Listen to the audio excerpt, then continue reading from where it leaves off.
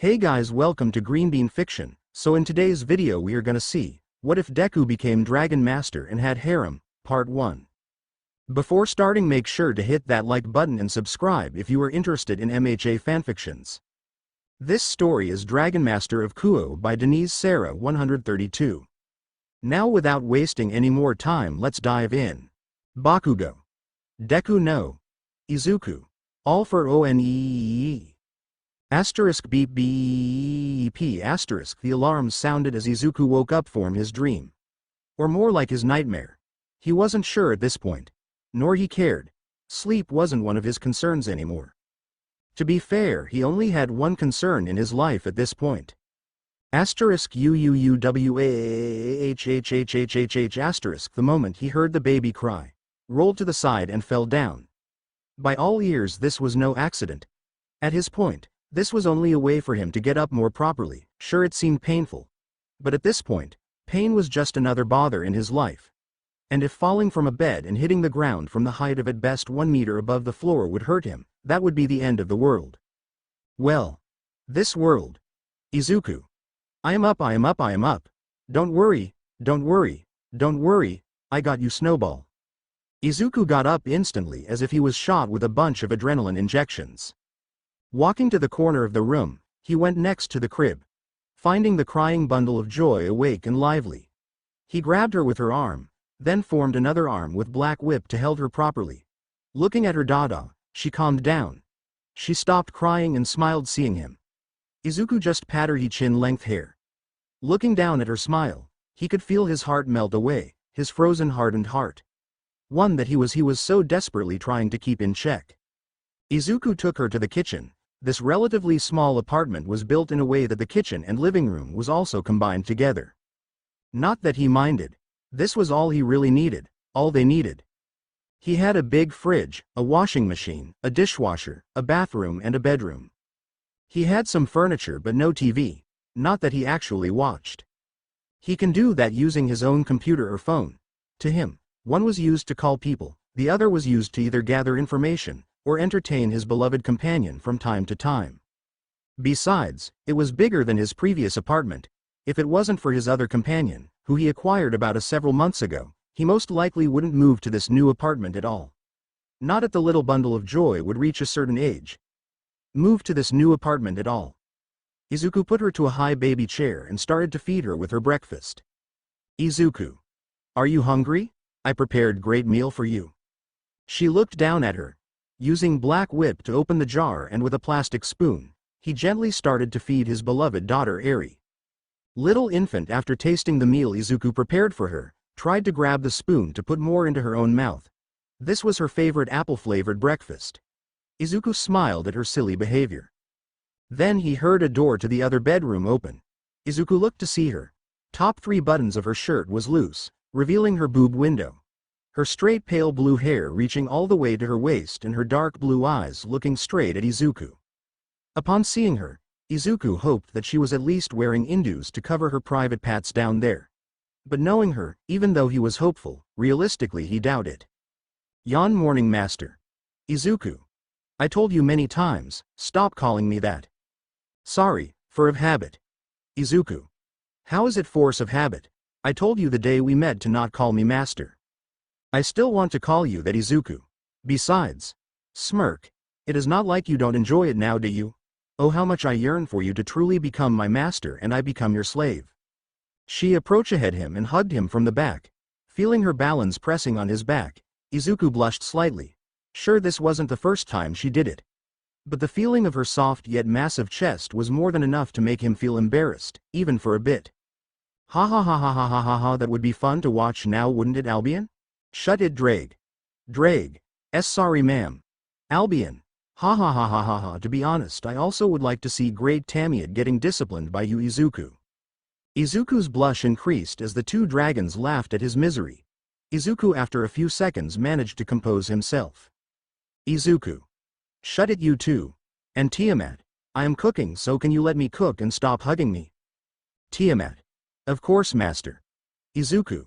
In the meantime, look after Eri. You know the drill. Tiamat. Of course. She approached to the infant who smiled upon looking at her. Tiamat. Morning Snowball, did you miss your mommy? I am sure you did. Ah, where is the good girl? There you are. Tiamat grabbed Eri, who was eating the meal Izuku prepared for her. She then sat down on the couch and unbuttoned her already loose shirt to pull out her large balance. Due to being a dragon and her own abilities, she was capable of lactating at will. She then fed Eri with her own milk. Izuku, seeing this, instantly turned his face away. Tiamat. Master, you should wake me up sooner, you know. That way I can feed Eri with my milk and you wouldn't have to prepare extra meals for her. Izuku. I still have to. Can't rely on you all the time. Hearing his words, Tiamat started to fake cry. Tiamat. Master, do you really think I am useless to you? Sniff, I am sorry for being a useless familiar to you. Izuku. Hey, I didn't mean. You know you are hard to handle sometimes, you know? Tiamat. Tee-hee, I aim to please. And if you are crying milk today, wink, then you know where to get it. Izuku. I am not going to comment on that. Tiamat. As usual. So today is the day you start attending this new school, right? Izuku. Yes. Kuoh Academy. I picked this one simply because it was the closest. I just want to get a diploma and be done with it. My former school already gave me college-level education anyways. Tiamat. I see. I am asking since I did a recon lately, about a few weeks ago, and I noticed that there are devils in this school. Izuku. So it is a devil territory. Tiamat. It is. From the mana I sensed, I say there are at least about 10 of them. But their mana wasn't too high. Well, 3 of them had decent mana, but nothing to be worried about. And it is not like they would mess with you given your reputation in the mythical world and the human world. Izuku. That reputation means nothing since no one knows my true identity. Quote. Tiamat. Still, all the factions are wary of you, especially the devils, knowing you last encounter with them. Quote. Izuku. Do you think these devils will hold a grudge against me for that? Or try to go after me? Tiamat. If they do, they are simply fools or suicidal, and no one ever tried to pursue you since that incident. Izuku. I will still keep my guard up. Drag. That partner would be wise. Quote. Albion. Even though you are extremely strong, without our help, it would be foolish to drop your guard. Izuku. Indeed. You of all people should know that I would not drop my guard down. I know what will happen if I do. Both. All right, partner. We are still going to be watching you. Izuku. Suit yourselves. Once Izuku was done eating, he went back to his room and wore his school uniform. Looking at the mirror, he felt weird, or more like he had a lot of mixed emotions. Seeing himself on a school uniform reminded him of the time he was spending in UA. Both the good times and the bad ones, but it is not like he needed that to reminded him of his past. His missing left arm and the scars left behind by the decaying of his own flesh was already big enough for him to always remind of what had happened to him in his own world. And that massive scar on his left eye, which was nearly as big as his palm, was already an irritating reminder. He didn't even want to count the other smaller scars on the other side of his face. They were more so on his neck though. Those nomus really did a number in him back then. Once he left the school, leaving Eri to Tiamat's care. Once leaving the school, he got on the train, and the moment he did, everyone were staring at him in awe, fear and lust. Awe in general. His was built, he was about 6 feet 5 inches after all. Fusing with those dragons really altered his body, in a great way. Some were in fear because calling him intimidating would be an understatement. He did look like he could rip them apart from the center with one hand or even with his fingers. Little did they know, he actually could. And lust, which was mostly felt by the women and the young girls. Because let's be real, he do look stunning. And the scars made him mysterious. Overall he looked like a war veteran dressed as a student. Izuku noticed the look of everyone around him, especially the girls. From the corner of his eye he saw a bunch of girls wearing a uniform same as his. They were looking at him with blushes.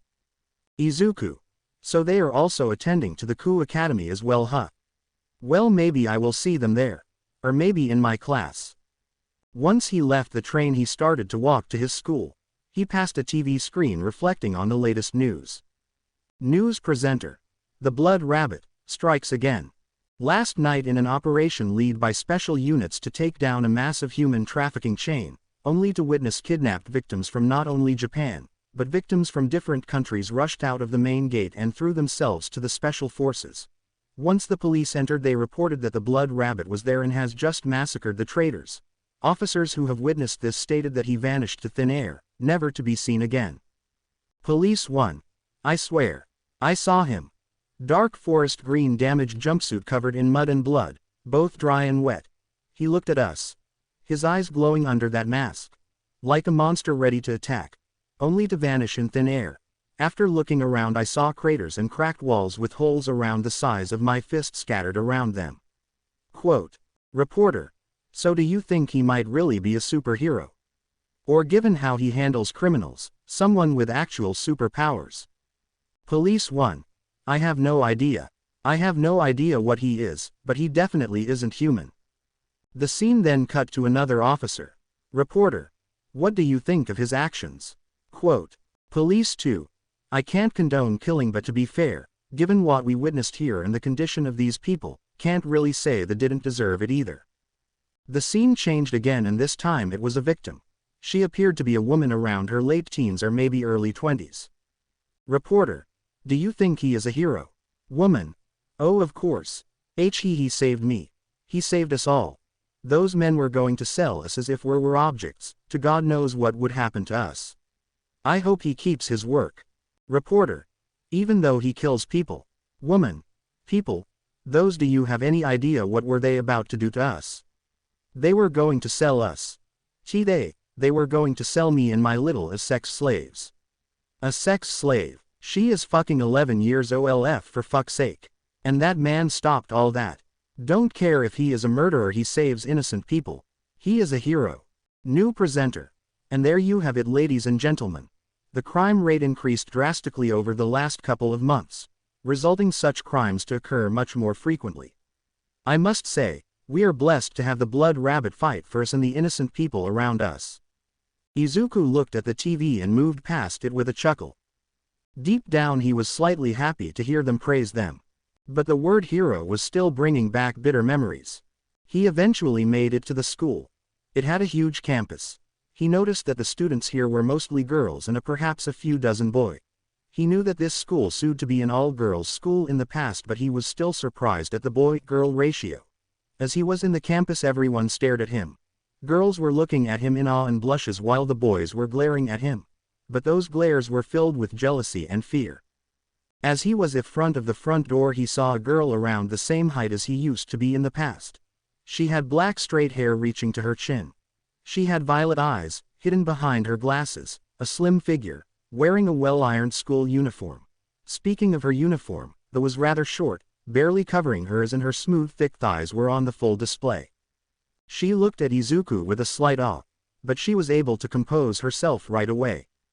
Oh my. You wasn't joking about that back in the phone call we had. Are you Izuku Midoriya? Izuku.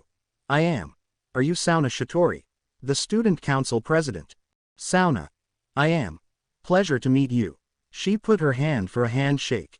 Izuku saw that and did the same.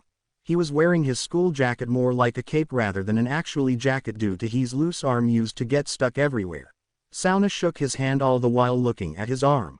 Her eyes widened at the sight. Sauna. His arm is covered with too many scars. Too many to be normal. And given how big some of those scars are, I don't think they are self-inflicted. His hand is extremely firm and hardened. And even from afar you can see he is really muscular. And yet. She blushed lightly but noticed what she was doing and composed herself right away. Sauna. So Midoriya would like to come to my office. Izuku. Sure. The two head to her office. On his way there, he was keep getting looks from everyone. The same looks from the people outside. The look of awe and lust from the girls, while the glare of envy and fear from the boys. He was able to hear them murmuring among themselves. Girl 1. Oh my god, he is hot. Guy 1. Who the hell is that? Guy 2. That dude looks like he can rip me in pieces. Girl 2. He is cute. Girl 3. He is so cute and handsome. Girl 4. Cute. Kiba is cute. That guy, he is hot. Girl 1. I wonder how he got those scars. Guy 3. Great, another obstacle between us boys and the girls. Guy 4. I actually dare you to say that to his face.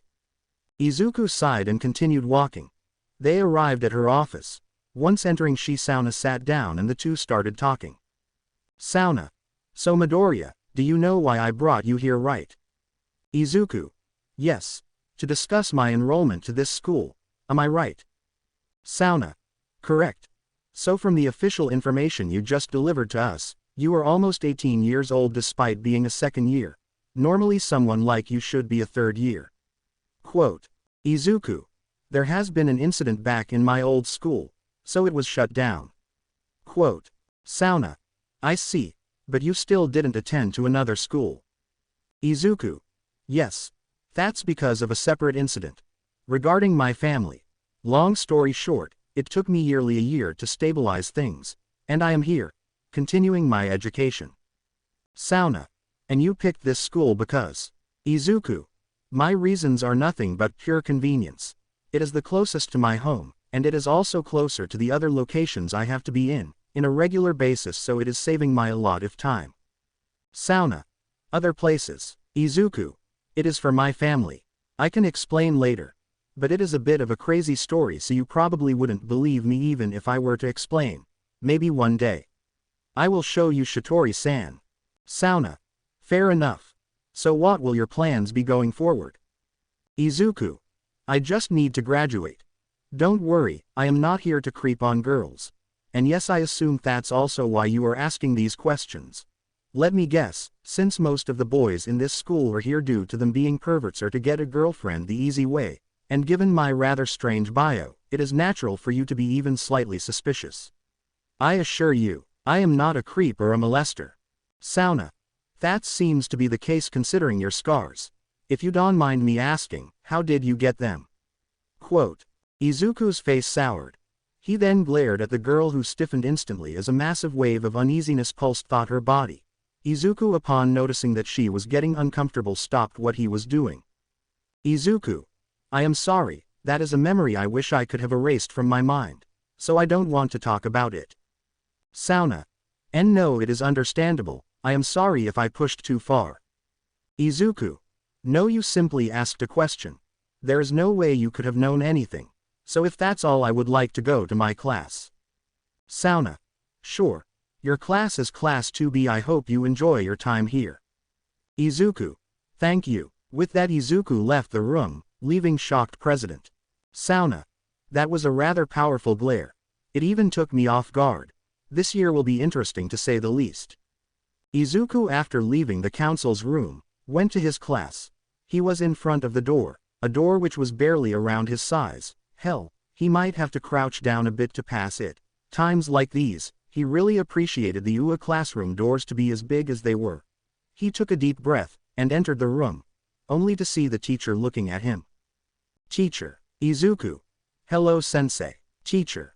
Izuku. Teacher. Izuku. Oh right, this is my first day in the academy. I apologize for that. I am Izuku Midoriya. The teacher just looked at him. Or more like she looked up to him.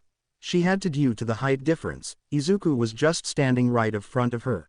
And right after he introduced himself, he gently bowed down to show his respect. Teacher. Oh right, why you are that new student. Class. This is Izuku Midoriya, he is the new student. Midoriya, can you introduce yourself? She was stuttering due to a lot of mixed feelings. For starters, she was scared. She knew there was going to be a new student, but she didn't expected that student to be like. Well, be like him. A 6'5" guy, possibly taller than the door frame itself. Not only that, he was not skinny to the slightest. If anything, he was jacked as shit, even if he were to try and hide it by wearing baggy clothes. Speaking of clothes, he was still wearing the school uniform. And due to it being summer, his top was a t-shirt, which revealed his terrifyingly scarred and muscular right arm. And since he didn't have a left arm, he was wearing the school jacket as if T was a cape. He was wearing it that way because the left sleeve would stuck to anything if he wasn't careful, and it was annoying as hell to him. But the teacher didn't know that. Nor she cared. She was too shocked to care. And that massive scar on his face wasn't making things any easier either. And quite disturbingly for her, she was also feeling lust. Looking up at him, this teacher couldn't see a student, no matter how much she tried. Izuku had quite well-tuned adult features after all. If she wasn't informed earlier, she would assume him to be an adult. Well, he was technically an adult given he was 18 years old, but she didn't know that either. But it wasn't like that would stop her now, would it? Izuku just walked to the middle of the board, he then bowed once again. Izuku. Good morning. I am Izuku Midoriya. I look forward to be your classmate. Please take care of me. The whole class was silent. And out of nowhere everyone cheered. Well, every girl at least. Girl 1. KKY he is so HOOOT. Girl 2. He looks so MAAAAANLY. Girl 3. Are you single? Girl 4. Please be single. Girl 5. He is so cute. Girl 6. Cute. He is not cute girl, he is hot. Izuku looked at them with a sweat drop. He then walked up to his desk. But on his way to his chair he heard a guy complain. Guy. Oh great, he will get in between us and the girls. Izuku. Will I really? The student looked up to see Izuku looking at him. Izuku. And exactly how am I supposed to do that? Guy. Why do you think? Because of handsome dudes like you and Kiba, we can't get girlfriends, damn it. Izuku. Wow, I feel bad for you. But that feeling is getting dominated by my idea of how pathetic you are. Guy. What? Izuku. You said I am an obstacle in your way to get a girlfriend, but am I really? Have you ever thought you might be the reason for that? Guy. Now everyone was looking at him. Especially the girls. You knew that this new guy was talking with one of the worst perverts in the school. Izuku. So let me get this straight. We are in Kuoh Academy. A school that used to be a formerly all-girls school. But despite that being not the case anymore, the boy-to-girl ratio is still really low. So low that there are quite a lot of people who still think this is an all-girls school. And yet my presence is enough for you to get cock-blocked. Everyone stared at him in awe, even the teacher. Izuku. So let's make the math. Even if you were to ignore the fact that Kuoh Academy has a college branch as well as a middle school, this school still has what, 600 students? I assume as such based to the number of classrooms and years. Sensei, exactly how many boys are there in this school? Teacher. 23, I including you Midoriya. Izuku. So out of 600 students, only 23 boys. So it is safe to say for every boy in this school, there are 29 to 30 girls. And yet, despite these odds, you are still unable to find a girlfriend. Why the girls are avoiding you? I doubt that they all have a boyfriend. Or they all actually swing the other way. That would be way too unrealistic. So what is it really? Quote. The boy was speechless. Everyone was. Izuku. Just because your game is shit, doesn't mean you can blame me for it. After all, if you are actually that desperate enough to score a girl for yourself that you are attending to an all-girls school, then you might want to look at yourself. And maybe then some of the girls would probably stop swinging the other way just to avoid you. Guy. Izuku. Earlier I talked with Sauna-senpai regarding why most of the boys attend here. She said that how nearly all of them were here because they were all perverted. And here is my personal opinion. If you really want to know what tuna dipped in milk tastes like and drink milk with it, there are other ways to do it. Guy was just standing there.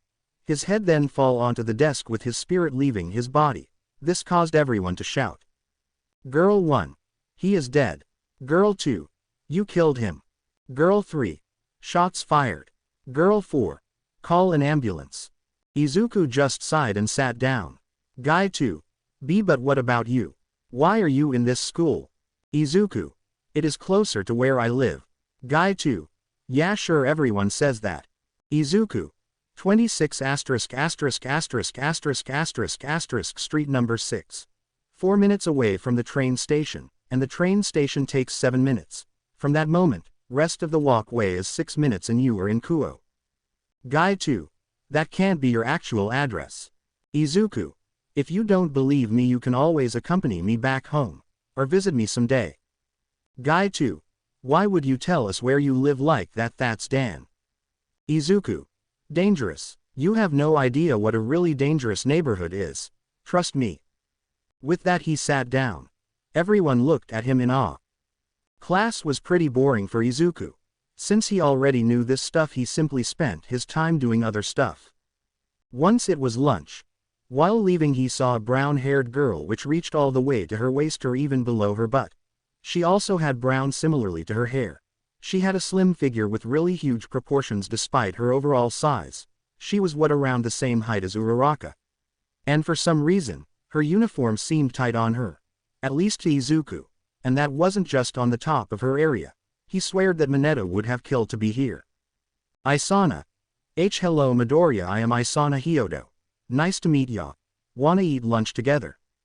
Izuku looked at her. She was blushing a lot. She looked like as if she was a tomato. Izuku just sighed. Izuku. Sure. Why not? Let's go. The two just leave the room, not noticing the shockwave they have just created, while waking to the cafeteria. Isana. So Midoriya, how did you got those scars? Quote. Izuku just looked at her with a straight face. Isana. Don't take it the wrong way, I think they are really cool and they look good on you. You look like a warrior. Izuku. I had quite the eventful life. That's all there is to it. Isana. Okay. So what do you like to do? Any hobbies? Izuku. I like to work out. Isana. Blushing, oh really? Can't say I am athletic, wink, but I would love to work out with you. Please God he works out shirtless, please God he works out shirtless, please God he works out shirtless. Quote. Izuku. What about you? What do you do in your free time? Isana. But before she could finish, both came to a scene where they saw a first year on the ground with a guy slightly shorter than Izuku standing over him.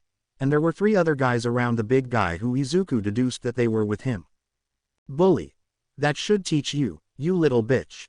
Izuku didn't know what were they talking about, but he didn't like it one bit. Isana. Oh shit, it is them. We should leave. Izuku. Who are they? Isana. That's Juzo. The toughest guy in the school. And his lackeys. Quote. Izuku. Is he a bully? Isana. Yeah. He is the worst. Come on, the cafeteria is just behind his door. Izuku just nodded. He noticed how hesitant her voice was. As if she wanted to do something but couldn't. Izuku just walked up to them and tapped the guy on the shoulder. Izuku. Hey there, what's the deal? Juzo just turned his face to him.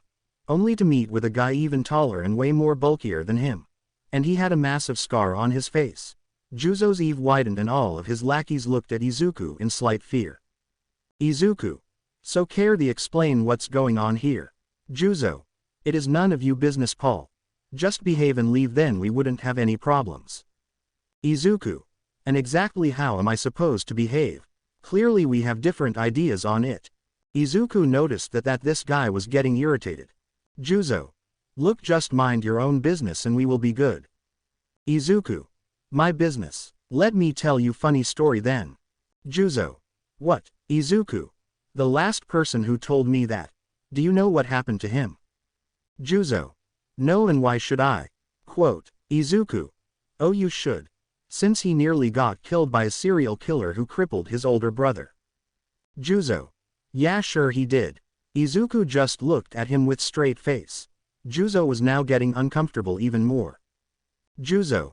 Okay, listen, I am not in a good mood, so just leave and we will forget everything that happened here.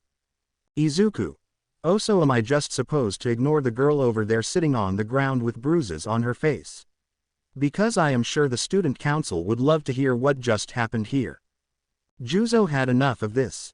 He wanted to scare he guy, so he shook his body as if he was going to attack. But Izuku was still staying there, motionless. Izuku. Oh, you want to fight me here, senpai? Sure. Anything to make this first day more fun. Juzo. And exactly how are you going to fight me with just one arm again? He then launched forwards again. But this time, the second he did, he was met by Izuku's overwhelming power. With his single arm he grabbed his head from the side only to bash it taught he lockers really hard. It was so hard that he broke the lockers and caused him to fall on the ground. Juzo's lackeys just launched at him. Izuku just sighed and decided to fight as well. Sauna Shitori was enjoying her lunch in the cafeteria. Right beside her was her childhood friend Rias Ramori, her friends, and members of the student council, enjoying a lunch. Rias. So Sona, I heard there is a new boy in the school.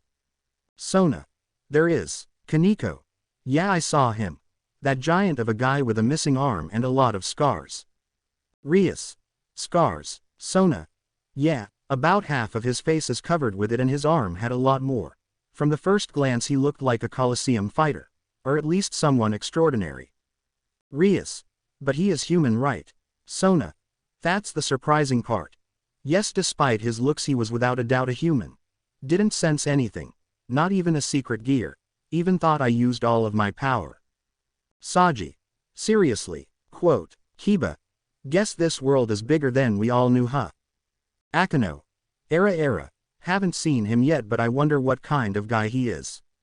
As they were talking they all heard a crash sound. Everyone, and literally everyone who were on the cafeteria at that moment turned their faces to see the main doors of the cafeteria as broken from the hinges and a third year rolled over it. He then rolled over even more and eventually stopped once he hit a table. He was completely unconscious and had saliva mixed with blood was coming out of his mouth. Everyone were shocked to see what just happened. Then a girl's yelled. Girl. It is one of Juzo's lackeys. Everyone looked even more shocked. But then they heard a scream coming from the hallway. Then they saw Isana run along with a third year and instantly took cover. This confused everyone a bit. But then they saw another student fly towards them. This was another lackey. He didn't land it as badly as the previous one, so he seemed fine. Physically at least. In his mind he was shitting himself. He got up and from his pocket he pulled out a knife. Ready to use it. Izuku. Really? A knife? You brought a knife to a fist fight. You need to have to do way more than that. Everyone turned to see Izuku was standing there. Approaching the guy. Those who didn't seen him before were shocked to say the least. Rias. Is that Sona? Yes, surprised. That's him. That's the new student. Akano. Biting her finger. Era.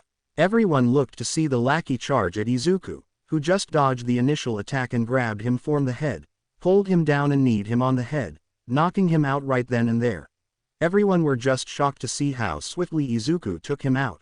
Then Isana started to cheer him on. Isana. Yeah, you rule, Izuku. Izuku. Just stay away, Hyodo. The moment he said that, he saw one of the guys sneak up on her to hit her. What was worse was the fact that he was holding a big fire extinguisher. And a big one at that. Girl. Watch out. She got confused, but she saw what was going on. She froze there. But right before he could strike at her and the other bullied first year, Izuku pushed them away and took the hit right on the head. This knocked him back a foot. And everyone looked at that in either shock or horror as they all heard the sound of Izuku's jaw got fractured and popped out of its socket. However, after a few seconds those feelings of horror has replaced itself with more shock and amazement. As everyone saw Izuku still standing, with his face turned away from the bully while holding his jaw. Izuku. You know, that's not a weapon. Bully. What? Izuku. That thing you are holding isn't meant to hurt people. It is to help them in a time of need. So drop it. The third bully was confused due to Izuku's voice was being a bit muffled. But his train of thoughts were cut short when Izuku uppercutted him so hard that he floated in the air for a second and landed on the ground out cold.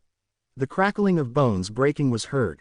Izuku then properly grabbed his dislocated jaw and placed it back on with an audible pop sound. Everyone who heard that collectively flinched. He then spit out blood and wiped his mouth clean with his hand. Juzo.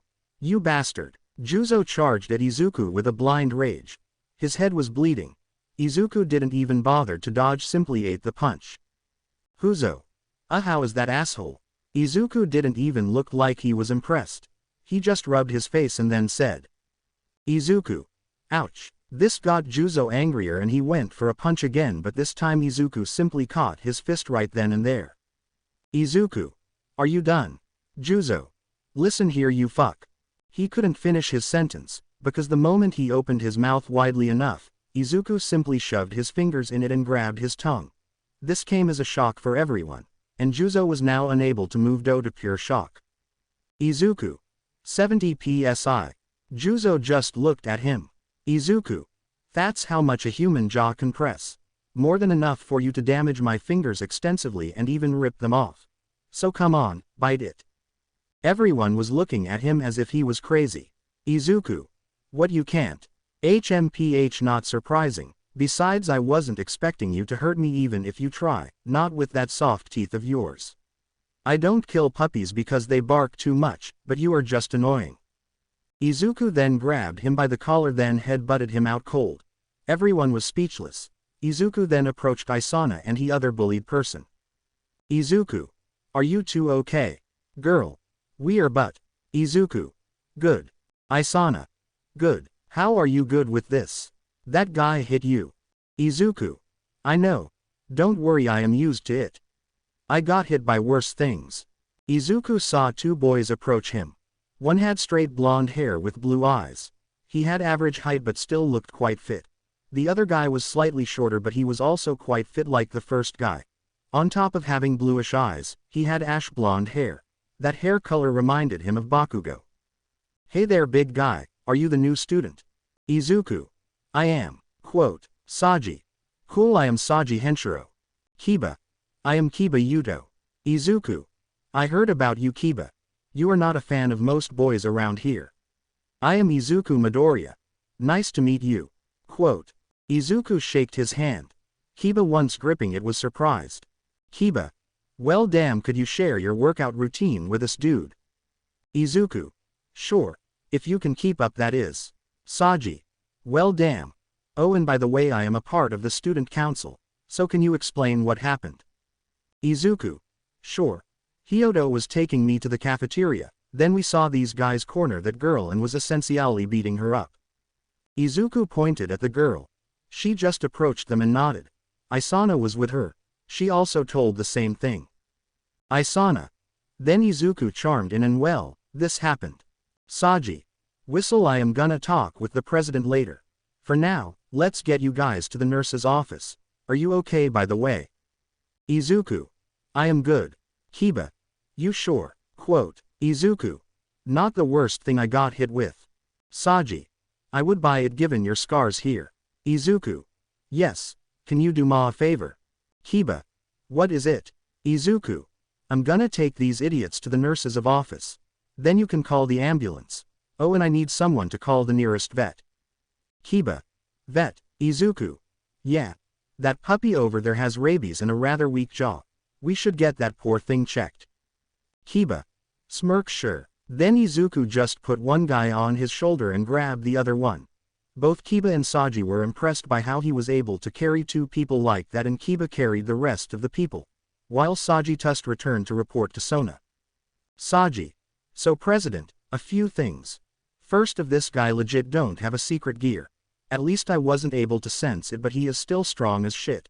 Secondly, he wasn't in the wrong here. Sona. I see. Well, that take care of things, but I still need to file reports then. Akano. Era. Didn't know humans can get that powerful. Wonder how his stamina is like. Kaneko. Do you think he is, you know? Sona.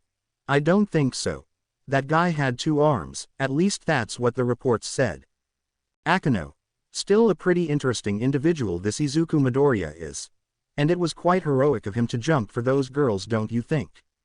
Fantasizing, I wonder he would take a bullet for me in my time of need. Or would he step up for you in your time of need, Rias? Rias.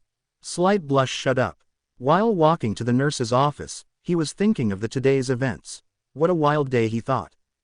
The first day was hectic for Izuku. Once it ended, he just left for home. Not waiting for anyone. On his way home he spoke with the dragons and the other vestiges. Izuku. Man, this was annoying. Drag Albion, have you two sensed any devils around in the school? Albion. A few, but don't worry, they didn't sense us. That cloak order you put on us with that quirk is useful. Kathleen. Indeed. Now I see why AFO really did feared my power. Not the power itself, but what happens if you mix OFA with it. Nana. Indeed. Now let's go back, Izuku. I am sure your daughter is missing you. Izuku. You bet. When Izuku come home, he was met a bunch of dragons crowding around Eri like house pets. And Eri was playing with them. And seeing the kitchen, Izuku saw Tiamat wearing an apron, cooking something for everyone. Izuku paused seeing her in that state, because that apron being the only thing she was wearing. Izuku. Tiamat, you are wearing apron again. Tiamat. So, can't I wear one while cooking? Izuku. It isn't, but the problem is, like the last time, you are wearing an apron and nothing else. Tiamat. It is more comfortable this way, and besides, wink, I need to be presentable for my master. Otherwise what kind of a familiar would I be? Izuku. Eri is here, you know. Tiamat. So, she is an infant. At best all she understands is that her mama is here. And now her papa is also back. Do you think she is aware of such things already? Izuku. Sigh, just don't do this when she is older then. Tiamat. Defy older. Izuku. You know that way too well, woman. Tiamat. Ha ha ha ha ha, I love to, master. Don't worry, dragons, take her to the other room. The dragons then grabbed her and went to the other room to play more. Eri was giggling the whole time. Izuku. Anyways, let's eat up. Quote. Tiamat. Sure, what do you wanna eat? We got rice with meat. What type of meat? That is up to you. Izuku. What we got? Tiamat. We got meat, pork, beef and fish. Izuku. Whatever, pick which one is the best for me. Tiamat. Smirk as you wish, master. Drag. You didn't heard her completely right, partner. Izuku. What, Banjo? Oh, you will find out. Nana. Ha ha ha ha ha ha ha ha ha ha ha ha. Izuku. What's so funny, Nana? Kathleen. Just wait, a ha ha ha ha ha ha. Izuku. You too, Kathleen. As Izuku was talking with the vestiges and the dragons, he suddenly felt white on his lap. He then saw a naked Tiamat, using one arm to lift her tits up, holding the pan with her tail, and putting rice on her own tits with her other hand, all the while looking at him with a seductive smirk on her face. Tiamat. Here you go, master. Your favorite juicy dragon buns topped with rice. I even have milk for you to drink. Izuku. Izuku just looked at her, blushing. And down there, he felt something get stiff. Tiamat. Blush, oh master. Smirk. You got something for me to eat as well. You are so kind. Wink, I was craving sausage for a while. Izuku was just internally screaming as the vestiges and the dragons were laughing at his misery and his luck, especially All Might, who was just giving him the thumbs up. Time skip. Several days has passed since Izuku enrolled the Kuoh. In those several days, people discovered that despite his looks, he was actually really kind and helpful towards others. And due to the stunt he pulled in the first day, he earned the nickname, the Guardian. He at least became pretty decent friends with Kiba and Saji, which made him even more popular among the girls, causing all the boys to collectively hate him even more so now, but they can't do shit since they all know they wouldn't get away with this. Now it was the first gym class for Izuku. That day, people discovered a few more things about him. That being the fact that he was absolutely jacked. They also learned that, or more specifically the gym teacher, Izuku should just be left for his own devices for training, since there was absolutely nothing they can do to help him get stronger or more athletic. Well, except for sitting on his chest or his abs anytime he has to do a bench press. Something that Isana was more than happy to do. After all, she likes to help people, right? Izuku was blushing a bit given a girl was sitting on his abs while leaning forward and pushing him down from his chest and basically feeling his chest with her hands, all the while having a nosebleed, a massive blush, and a giggle. But he was still doing his best to focus on the task at hand. And Isana wasn't helping. Turns out the greatest pervert in the school wasn't among the boys. It was actually Isana herself. And the rest of the girls crowding around him while glaring at Isana with envy and almost killing intent, all the while looking at him with lust in their eyes, was making things worse. Matsuda. You bastard. Motohama.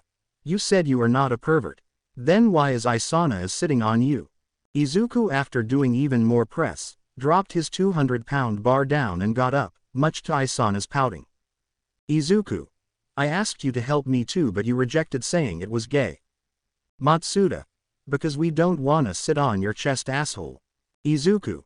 Who said you need to do that? That's simply what she is doing. Motohama. Shut up. But before they could whine more, they were beaten to near death by the rest of the girls. Izuku just sighed and went back to his training. Izuku. Okay, I am going back to training. Isana.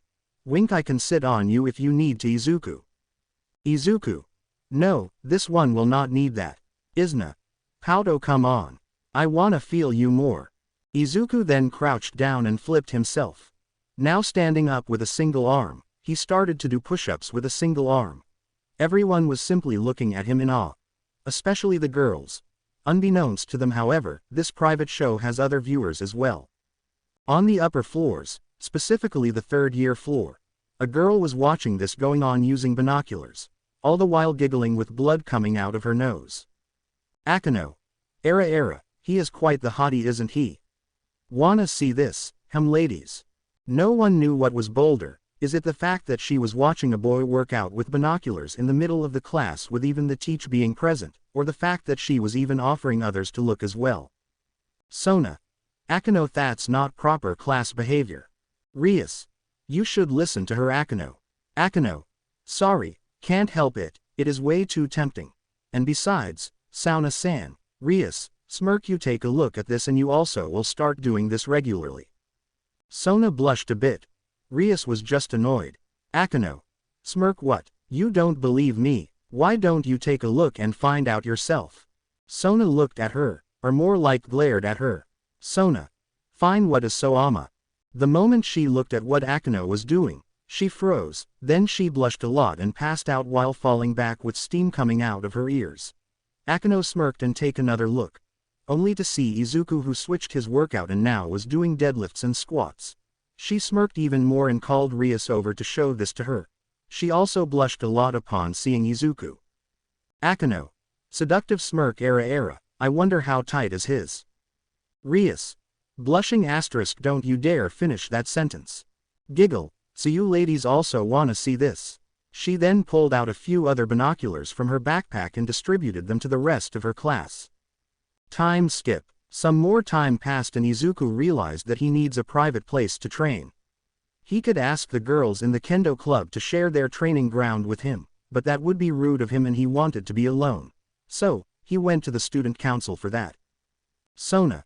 Come in. Once Izuku entered, Sona saw him and jumped back a bit with a slight blush. Sona. Midoriya, you surprised me. What can I do to help? Izuku. Well, Shitori-san, I have a question. Sona. What is it? Izuku. Is there an isolated spot in the campus that I can use to train in peace? Sona. Train in peace. Izuku. Unfortunately, the people in my class are getting a bit annoying. And I feel like they are falling behind me due to constantly watching me train. Sona, remembering that time when Akuno was spying on him in the middle of the class, blushed a bit. Sona. Sure. There is a place for that. Actually, it is a school facility that student council owns. Izuku. Really? Sona. Yes, it is the school pool. But it hasn't been cleaned for a year, so you will probably have to clean it up first. So here is a deal, you clean it up first and you get to use it any way you see fit. Izuku. I take you on that offer. Thank you. Once he was there, Izuku saw the rather bad shape of the pool. He just sighed and grabbed whatever he needed to clean it. He did clean it in a matter of minutes thanks to his abilities, but in order to not attract suspicion, he got rid of the trash as if it was taking him days to clean the whole place. Then he was simply training there, any way he saw fit. He even put up his custom-made punching bags and dummies. And that pool was great for stamina training, along with other items to train. Overall, this was a perfect place to train in peace. Or so he thought. One day, while training, he took off his t-shirt and decided to do it topless. Only for a high-pitched scream to be heard right behind the wall. Once Izuku got there, he saw Isana spying on him with a notebook containing a drawing of him. Izuku. What are you doing here? Isana. I was. She froze seeing Izuku so close to her. And shirtless, in fact. Now she was looking at him. No, she was drooling at him. The blood pouring from her nose mixing with the saliva coming out of her mouth were mixing together. A burst of steam erupted from her ears as she collapsed down. Next day, Izuku was in the class and every single girl in the class was looking at him with a blush. Something he found both annoying and embarrassing. And he could thank Isana for that, since the whole day, she was mumbling about his perfect 8 packs. But he was grateful for the fact she didn't reveal his secret training ground. But judging on how everyone was acting today, that was only going to be a matter of time. Izuku. My days here are even more chaotic than the beginning of the school year in UA. Banjo. Oh, so you would rather face expulsion on the first day than this? Fourth. Or breaking all of your arms during the first combat training. Yoichi. Or getting attacked by hundreds of villains, one of which being a bioengineered undead monster. All Might. Should we even talk about the entrance exam? N. Or the sports festival? Kathleen. What about Hosu? Nana. Nah, I am pretty sure training camp takes the cake. Third. You mean the Yakuza raid? Izuku. That was the second term. Third. Yes, which happened about a week after it started. Second. And remember that things didn't get better for you. One fucking word, war. Izuku. That happened in my second year. All Might. No, young Midoriya, it happened at the end of your first year and the start of the second year. But you only become a second year in paper, you never really had classes for reasons we all know, so you were still counted as a first year. Izuku. Point fucking made. Once he had Tome to train, we went to pool area to train. And this time, Isana was with him along with Kiba and Saji, he was trusting them at this point. And Isana more like followed him there. Izuku was just stretching. He then started to beat his punching bag. From punches to kicks. Isana was just watching this in awe. Isana. That's so cool. Izuku. Thanks. I train every day to keep myself into shape. Isana. Awesome. Hey, can you give me some tips and all? Izuku. Sure, why not? Kiba. As too, dude. Anytime I look at you, I feel insecure about my body, and they say that I was the fittest boy until you came. Saji. Me too, mate. My girlfriend is demanding me to get thicker biceps since she saw yours. Izuku looked at them while sweat dropping. But he nodded. After an hour of intense workout, they all laid on the ground. Saji and Kiba were tired as hell. Isana, she was beyond dead. Isana. I feel so dead. Saji. You do this every day. Izuku. I take my training very seriously. Kiba. Yeah, we can feel that. Man, I need to rest. Izuku. Do you need my help? Saji. Nah, I will be good if I rest a bit. Isana. I need help. Please. Izuku looked down at her. She was looking at him with an innocent blush and puppy eyes. Izuku just sighed and grabbed her with one arm and carried her on his shoulder. Isana was blushing with a smile. Izuku. Once you are fine I will drop you back down. Isana. Okay. After some time she felt better and was walking by herself. Quote. Isana. So, wanna walk home together? Izuku. Where do you live? Isana. Well, blush. I actually live close to you. Izuku raised an eyebrow. Izuku. Then how come I never see you on the way? Isana. Well, I take a slightly different route, you see. Izuku. Do you? Isana. Why yes. Izuku. And what route is that? Don't worry, it is nothing to be worried about. She says that, but in reality they walk the same path, she just gets distracted a lot and always stops to check the toy store in case they have any new Blood Rabbit merchandise which Izuku isn't aware of. Little did she knew, she was walking home with the guy himself.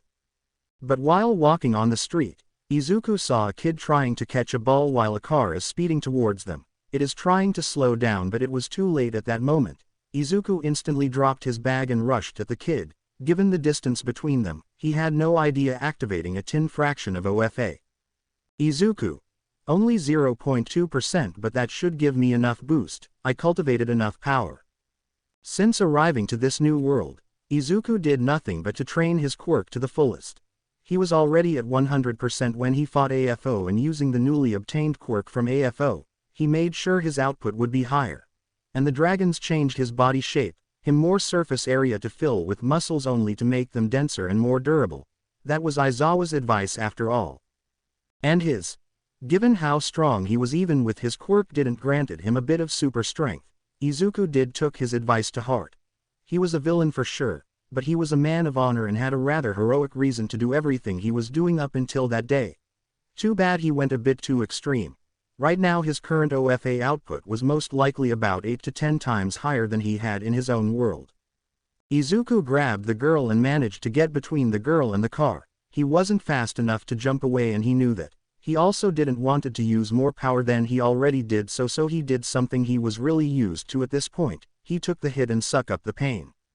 The car was a big one. Not a truck but a big one nonetheless, and Izuku played smart and looked himself to be rolled over the sure he smashed the window and got hit by his left side, and broke his ribs since he had to tank the hit with his ribs due to not having an arm. But hey, he got hit by worse things at this point. Izuku got his and he flew away over the back of the car with the kid in his hands. The two then landed on the ground and rolled over a few times. Izuku growled in pain. He felt like his ribs were broken or at least fractured. He looked down at the girl. She seemed fine, with only a few minor bruises. She had a terrified look on her face with tears in her eyes. She seemed young. Really young in fact. Maybe around 4 or 5 at best. He pushed himself up to examine the girl properly. Girl, he was holding blonde hair and hazel eyes. She was also wearing a white and red kimono, which Izuku assumed is just bought from a store. Or she was attending something traditional just now. And for some reason, she looked really familiar. Izuku. Are you okay? I am okay. Thank you, mister. Izuku. It is fine, don't worry about it. Izuku patted her head all the while blood was dripping out of his mouth. Isana. Izuku. Isana rushed at him. With tears in her eyes. Isana. Are you okay? Izuku. I am, fine. Isana. What do you mean fine? You just got hit by a car. Izuku. Well, spits blood to the opposite direction. Not the first time. Besides, the guy was slowing down and I hit the windshield. That softened things a lot for me. At best I got fractures. Still, got damage to my lungs, so, coughs a bit of blood. Isana was looking at him in horror. Izuku then slowly got up and out the girl down gently. Izuku. Now sit here, it will be all okay. Turning his head, he saw the car was nowhere to be seen. Izuku then frowned. Izuku. They ran off. Kuno. Izuku turned her face to see a woman was running up to them with a worried face. She had similar features with the girl, except she had way longer hair tied to a ponytail. She had a mature figure. She too was wearing a kimono, but hers was purple with a red cloth wrapped around it. Her shoulders were loose and were revealing her cleavage rather too well. And she probably had one of the biggest breasts Izuku had ever seen so far. Or will even see. Perhaps even bigger than Tiamat's. 1. At home. Tiamat was cutting the steak on the board when suddenly she felt a tingle that made her really mad or jealous. Tiamat. What was that feeling right now? But her train of thoughts were cut short when she heard Eri cry. Tiamat. Must be nothing. Mommy is coming, Snowball. Back. Oh, Izuku. Izuku. This woman. Izuku's eyes widened when he saw her. He knew this woman from Tokyo. She instantly hugged her daughter. Are you okay? Kuno. I am okay, mommy. Mister saved me. The woman, while hugging her daughter, suddenly started to smell something. A familiar scent. Causing her eyes to go wide. She then looked at Izuku in shock. Once she did, she noticed that Izuku was looking at her with a serious glare. He then sighed and smiled gently. Thank you for saving my daughter. You can call me Yasaka. I don't know how to thank you for this. Izuku. It is fine. I just did what anyone would. Isana. Anyone. You just got hit by a car. How are you fine? Izuku. Like I said, it did stop in time. Isana. Are you sure? Izuku. I am. Don't worry about it. Miss Yasaka, please take your daughter away. She has been through enough just now. Yasaka. Why, yes, we should go back. Sweetie, let's go back home. Kuno. Oh, okay, mama. She looked at Izuku and never really left the eye contact. Yasaka. Please, this is where I live. If you have free time, please have a visit. It would be my pleasure. Have you? She then gave Izuku a note. Izuku just put it in his pocket and left with Isana. The woman on the other hand was walking away while holding her daughter. But once she turned a corner, she teleported away to a safe place. Yasaka. His scent. Can't forget it even if I wanted to, ever since he came to us for a favor. And everything he pulled off afterwards, so that's what he looks like. But he had 2 arms back then. And he still seems to have 2 arms when he appears in the news. Maybe that's his ability. I didn't sense any malicious intent from him, and I was able to sense him use that ability even for a brief moment. Still, Fluster didn't think he was quite the fine young man.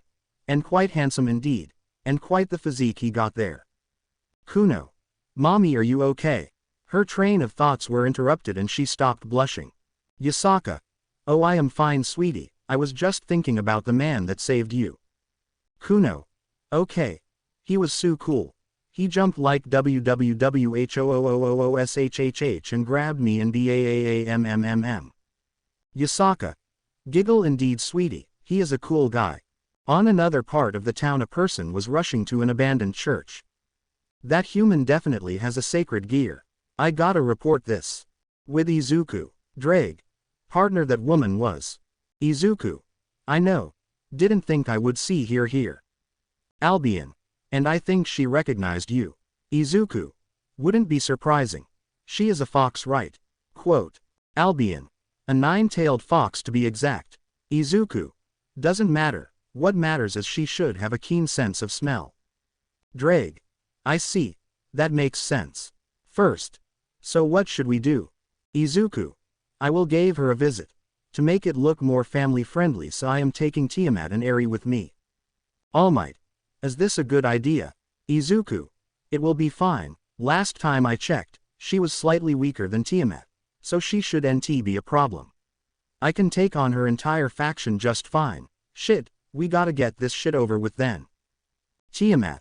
So, this is the address. Izuku. It is. Tiamat. It better is. Or they will have a problem. Izuku. Calm down, I saved her daughter.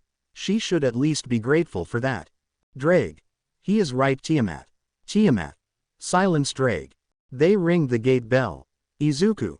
Hello, we are here to visit. The gate opened up and we walked inside while Tiamat was pushing Eri's stroll. They were greeted by a traditional Japanese home. It was quite big from the outside and Izuku assumed it would be even bigger on the inside. Yasaka. Welcome. They saw the fox woman right in the entrance wearing an apron with her daughter right next to her. This sight reminded Izuku the time he went to Todoroki's house with Bakugo during their second internship. Izuku looked away for a moment then chuckled. Secretly whipping away the tears that was threatening to leave his eyes, he looked at them and smiled. Izuku. Hello. Lovely house you got here. Yasaka. Thank you. It is a sanctuary here. Not where we really live, but we stay here anytime we live in this city. Tiamat. I see. Can we come in? Yasaka. Of course, come in. I personally prepared the dinner for you. Izuku. You are too kind. They entered the house as Izuku pulled Eri out. Seeing her, Yasaka smiled. Once entering, they were met by several maids and butlers. Yasaka then escorted her to a table full of food. Plates of sushi, fish, and other types of traditional Japanese cooking. And Izuku even saw katsudon. The moment he saw that, his eyes widened. Yasaka. Please have a seat. I made plenty. And Yasaka turned to one of her maids. Yasaka. Bring a chair for the little one here. And make some paste for her as well. Maid. Yes, ma'am. Izuku sat with Tiamat right next to her while Eri was on Tiamat's side. Yasaka and Kuno were sitting on the other side. Yasaka. So how was your day? Quote. Izuku. It was fine. This place isn't really that far away from where we live. Kuno. Mister, are you still hurt? Everyone looked at Kuno, who was bowing her head down a bit. Izuku chuckled. He got up, patted her. Izuku. No, I am fine. Don't worry about it. I am completely fine. It was just a light touch. And you don't have to call me mister. She just nodded. Kuno. Okay, big bro. They sat back down. Then Izuku decided to eat some katsudon. Once he took a bite, he felt a wave of warm feeling going down through his throat. With that feeling, memories floated. The time his mother cooked katsudon to him. He always ate them with great pleasure. And he always enjoyed them, without knowing that one katsudon she cooked for him would be her last. Tears creeped to exit his eyes, but he quickly wiped them out. Yasaka. Ah, is her cooking so great that you cried? He had a smile on his face now. Izuku. Sorry, memories. But I appreciate it. Katsudon is my favorite. Yasaka. Really, I am glad to hear that. And I am honored to know that you enjoyed my cooking. Tiamat. And trust me, Izuku eats a lot. They looked to see Izuku already finished his katsudon using a spoon and grabbed another bowl of it. In a matter of seconds he finished that one as well. Tiamat. Yeah, times like these I think his spirit animal is a horse. Yasaka. Is it because he eats like one? Tiamat. Yes, smirk and more.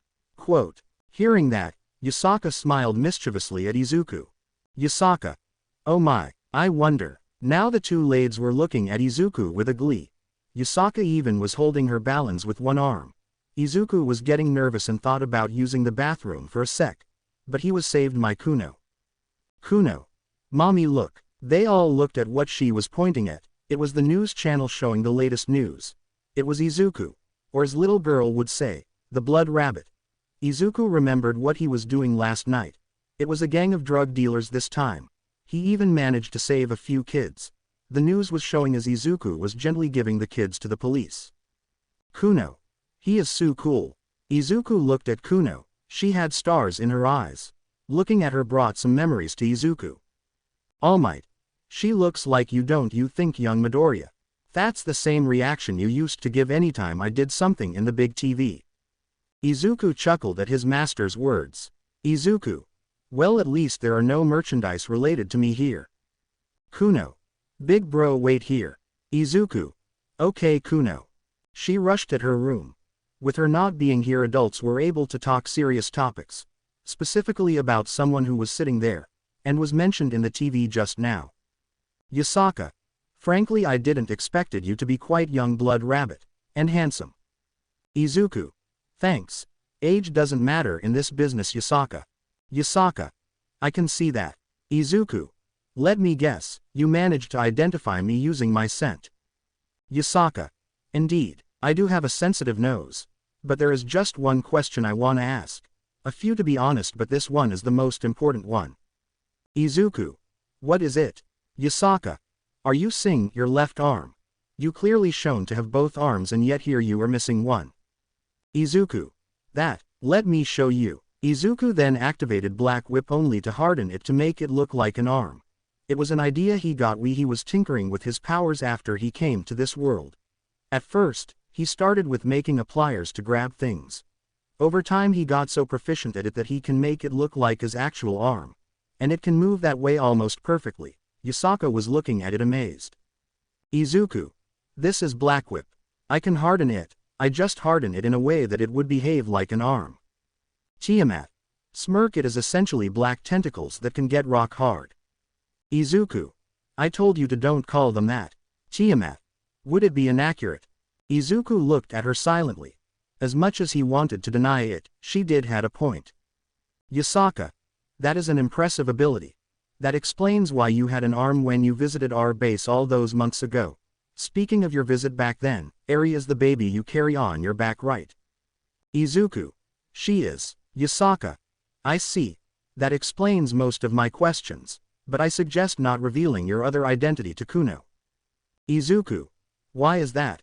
Yasaka. She is a fan of yours, so she would freak out given how she practically sleeps with your figurine. Hearing that, Izuku spit the water he was sipping. Izuku. My what? Tiamat. Oh, you don't know. Blood rabbit merchandise is the most selling stuff these days. Izuku. Izuku didn't know what to think. Sure, he was used to the idea of heroes having merchandise and all, but that was his old world. He didn't think that would also happen in this world. Yet alone he would have that kind of popularity given his rather brutal methods. While thinking about that, Kuno rushed down to see Izuku while carrying a figurine of him. Kuno. Mr. Look. Izuku looked at her full of joy expression while sweat dropping. But he still took the toy from her to examine it. And damn, he was impressed. To him, whoever made that made it well. All Might. Way to go, my boy. Nana. I am so proud. Kathleen. Already a plus since the kid likes you. Kuno. Do you know Rabbit Mister? He is so cool. He goes wooks and smaash. Banjo. H-A-H-A-H-A-H-A-H-A-H-A-H-A-H-A-H-A-H-A-H-A. Izuku just patted her head and sighed at all the commotion that was happening inside his head. He then started to play with Kuno, who was sitting between his legs. Then he heard a crawling noise. He turned his head to see Eri crawling towards him, seeking attention. Izuku just grabbed her with his arm. Izuku. Hey Kuno, wanna hold Eri? Kuno. Can I? Izuku. Sure, why not? While she was sitting between his legs, Izuku gently gave Eri to her. Now Kuno was holding Eri on her lap and she herself was sitting between Izuku's legs while the big guy was helping her hold Eri properly. While Izuku was dealing with the little girl and the infant, the other ladies were taking pictures as if their lives were dependent on it. Yasaka. He is really good with kids. Tiamat. He was raising a baby alone until I came to the picture, what do you expect? Yasaka. I wonder if he has energy to raise more. Tiamat. Oh, he is gonna raise a dozen more once I am done with him. Yasaka. Let's add another dozen to that list for me. Tiamat. Oh, he can all right. Certainly with that arm. Yasaka. Whisper, and that ass is quite inviting. Tiamat. Whisper, amen sister. The two girls moved to another corner far away from the man and the kids. Yasaka. So have you done it yet? Tiamat just looked at her while smirking. Yasaka. How big is he? Tiamat. Enough to make you use your powers to alter your body. Can't fit otherwise, well you can make it fit but that would loosen it too much. Not ideal if you catch my drift. Yasaka. Oh, I did.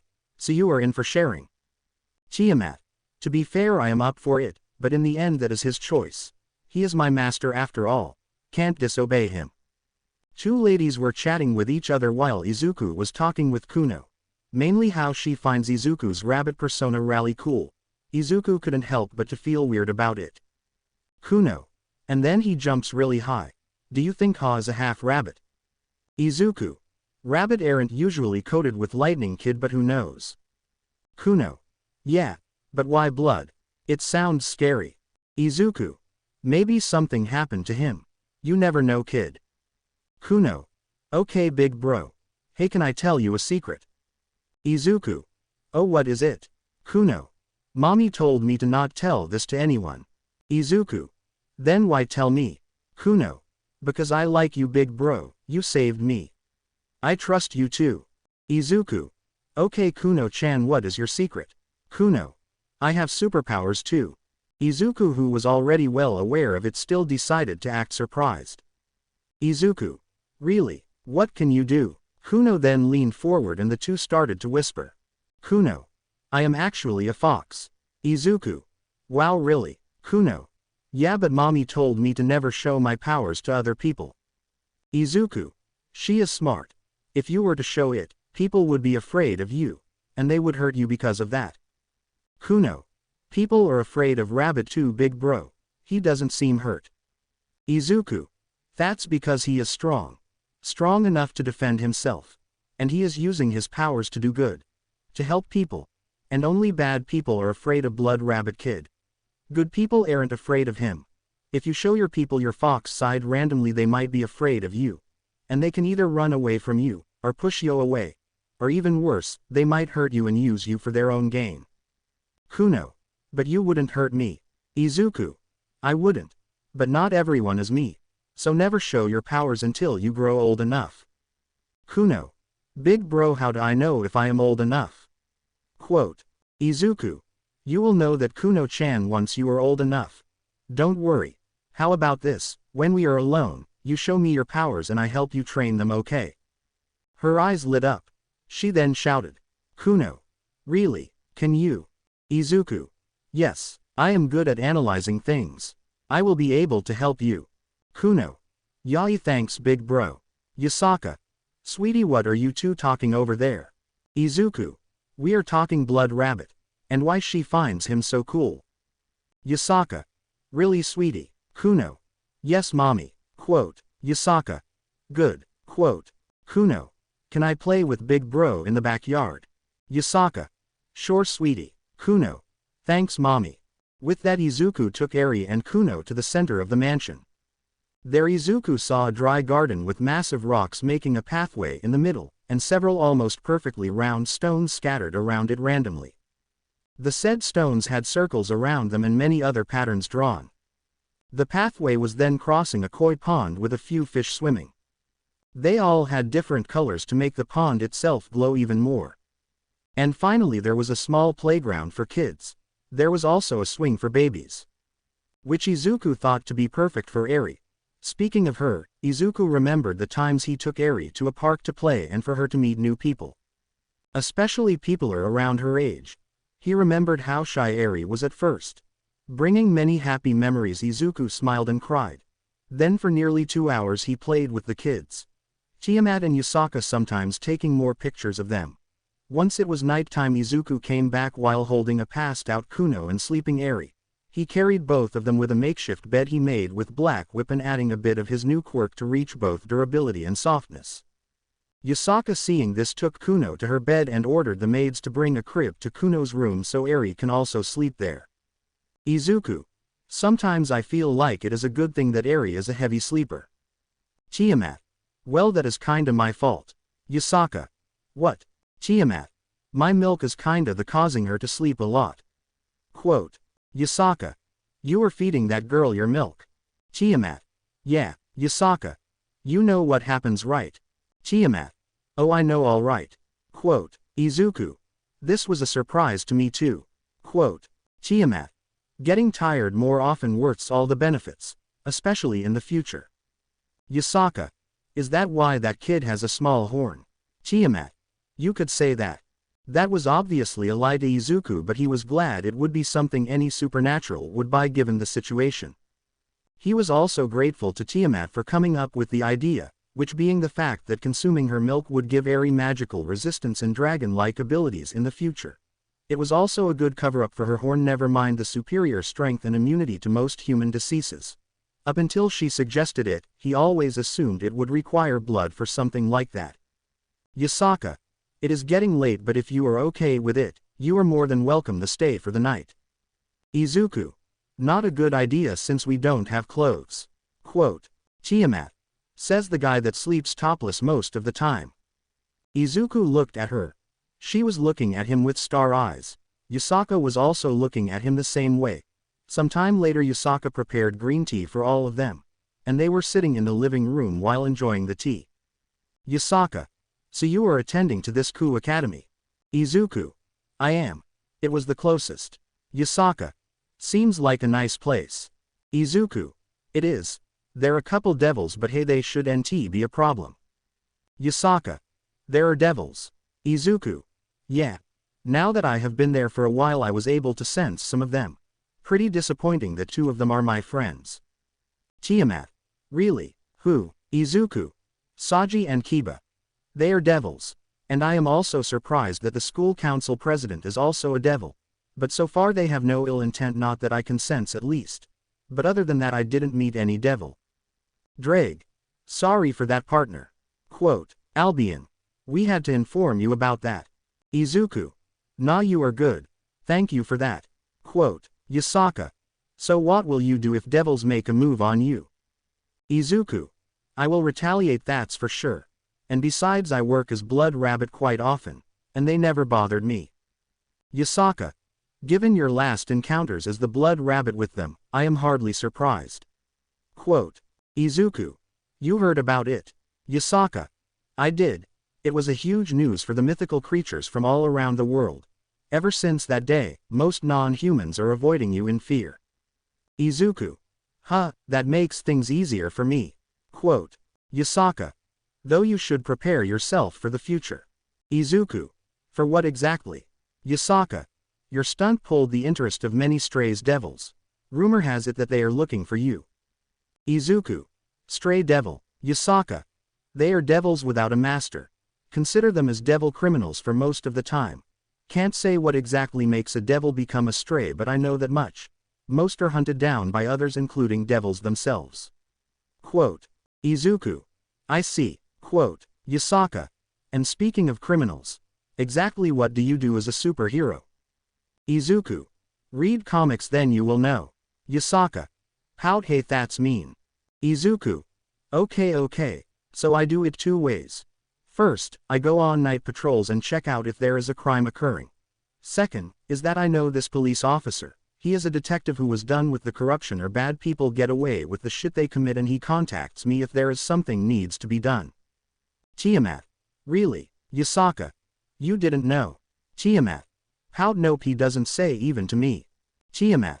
Pout Midoriya-san, you are a mean bunny. Izuku. I am not going to comment on that. Yasaka. How did you meet this police officer anyways? Izuku. You better not know. Yasaka. Ah, and here I thought I was about to learn more about the infamous Blood Rabbit himself. Izuku. Well, too bad. How about another time? Oh, and you don't mind if I take a shower before bed? At that moment Yasaka looked at him. Her stare only intensified as she blushed more and more. Yasaka. Sure. She then called a maid and they escorted Izuku to where the bathroom was. Once he was done taking a relaxing shower he decided to went to bed right of the bat. Izuku. This day is weirder than it should have been. AFO. HMPH too weak to save them, huh? Grin just like your mother. 5. Izuku. You bastard. Izuku woke up from the dream. He was sweating a bit. He looked to the ceiling and recognized that he wasn't in his room. Then he remembered that they were staying in Yasaka's place that night. Taking a deep breath he to get up. Or he would get up if it wasn't for the weight he felt on him. Or waits as he saw a naked Tiamat laying on his chest from the left while a naked Yasaka was laying him his chest from the right. His arm was also right under Yasaka's ass. But he didn't know that at that moment. So he clenched his hand a bit. Yasaka. Moan. Izuku, realizing what he was grabbing right now, blushed. He used float on them, then he wrapped both of them up with Black Whip and got up himself. However, that didn't prevent them from waking up themselves. Tiamat. MMHHHHMMMM Master. Quote. Yasaka. Morning handsome. Can't sleep. Izuku. You go back to bed, ladies. It is 2 a.m. in the morning. Yasaka. I should be saying that to you as well, Izuku-kun. Izuku. Well, too bad I don't require sleep that much. Yasaka. What, Tiamat? Oh, it is that time period still. Izuku. Yeah. In fact, I am even more charged now. Yasaka. I am not following. Tiamat. Master doesn't sleep like regular people. An hour per day is all he needs. And he can go 15 days without sleeping. Quote. Izuku. I just slept like 3 hours here. That works 3 days to me. So I don't have to sleep for the next 3 days. Yasaka. Interesting. And quite the ability you got there.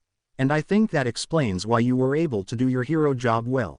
Speaking of which, is it what you are going to do? Izuku.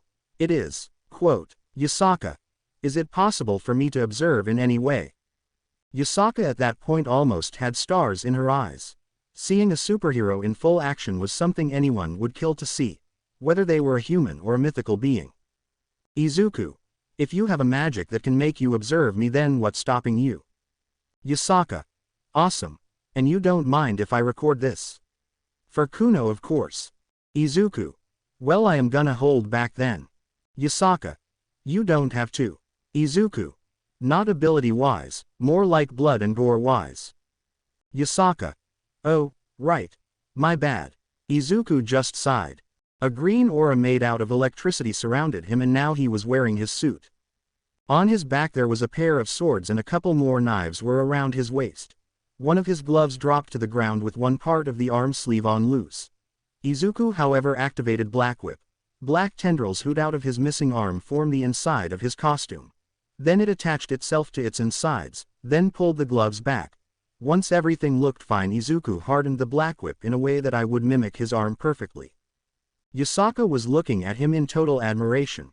Sure, the costume looked scary, but he was extremely amazed at the way he was able to use that tendril power of his. More specifically, how much he had mastered it. Yasaka. My goodness, you are good at using that power. Quote. Tiamat. Indeed he is. And skilled enough to fight even me while holding back. Trust me on that. Yasaka was amazed. Izuku. Alright, I am going. You record me or not. That's up to you. But if you want something for Kuno, just tell me, okay? I won't be too brutal depending on it. She knows that I kill people, right? Yasaka. Don't worry, I got that part covered. Izuku. You better.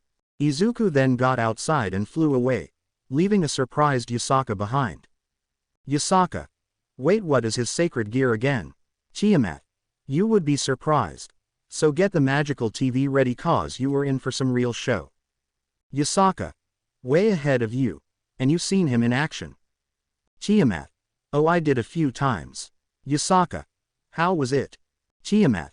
Just grab a popcorn already. Tiamat was smirking. Yasaka looked at him in shock, then she smirked herself. Izuku on the offhand was on a rooftop looking at his work phone.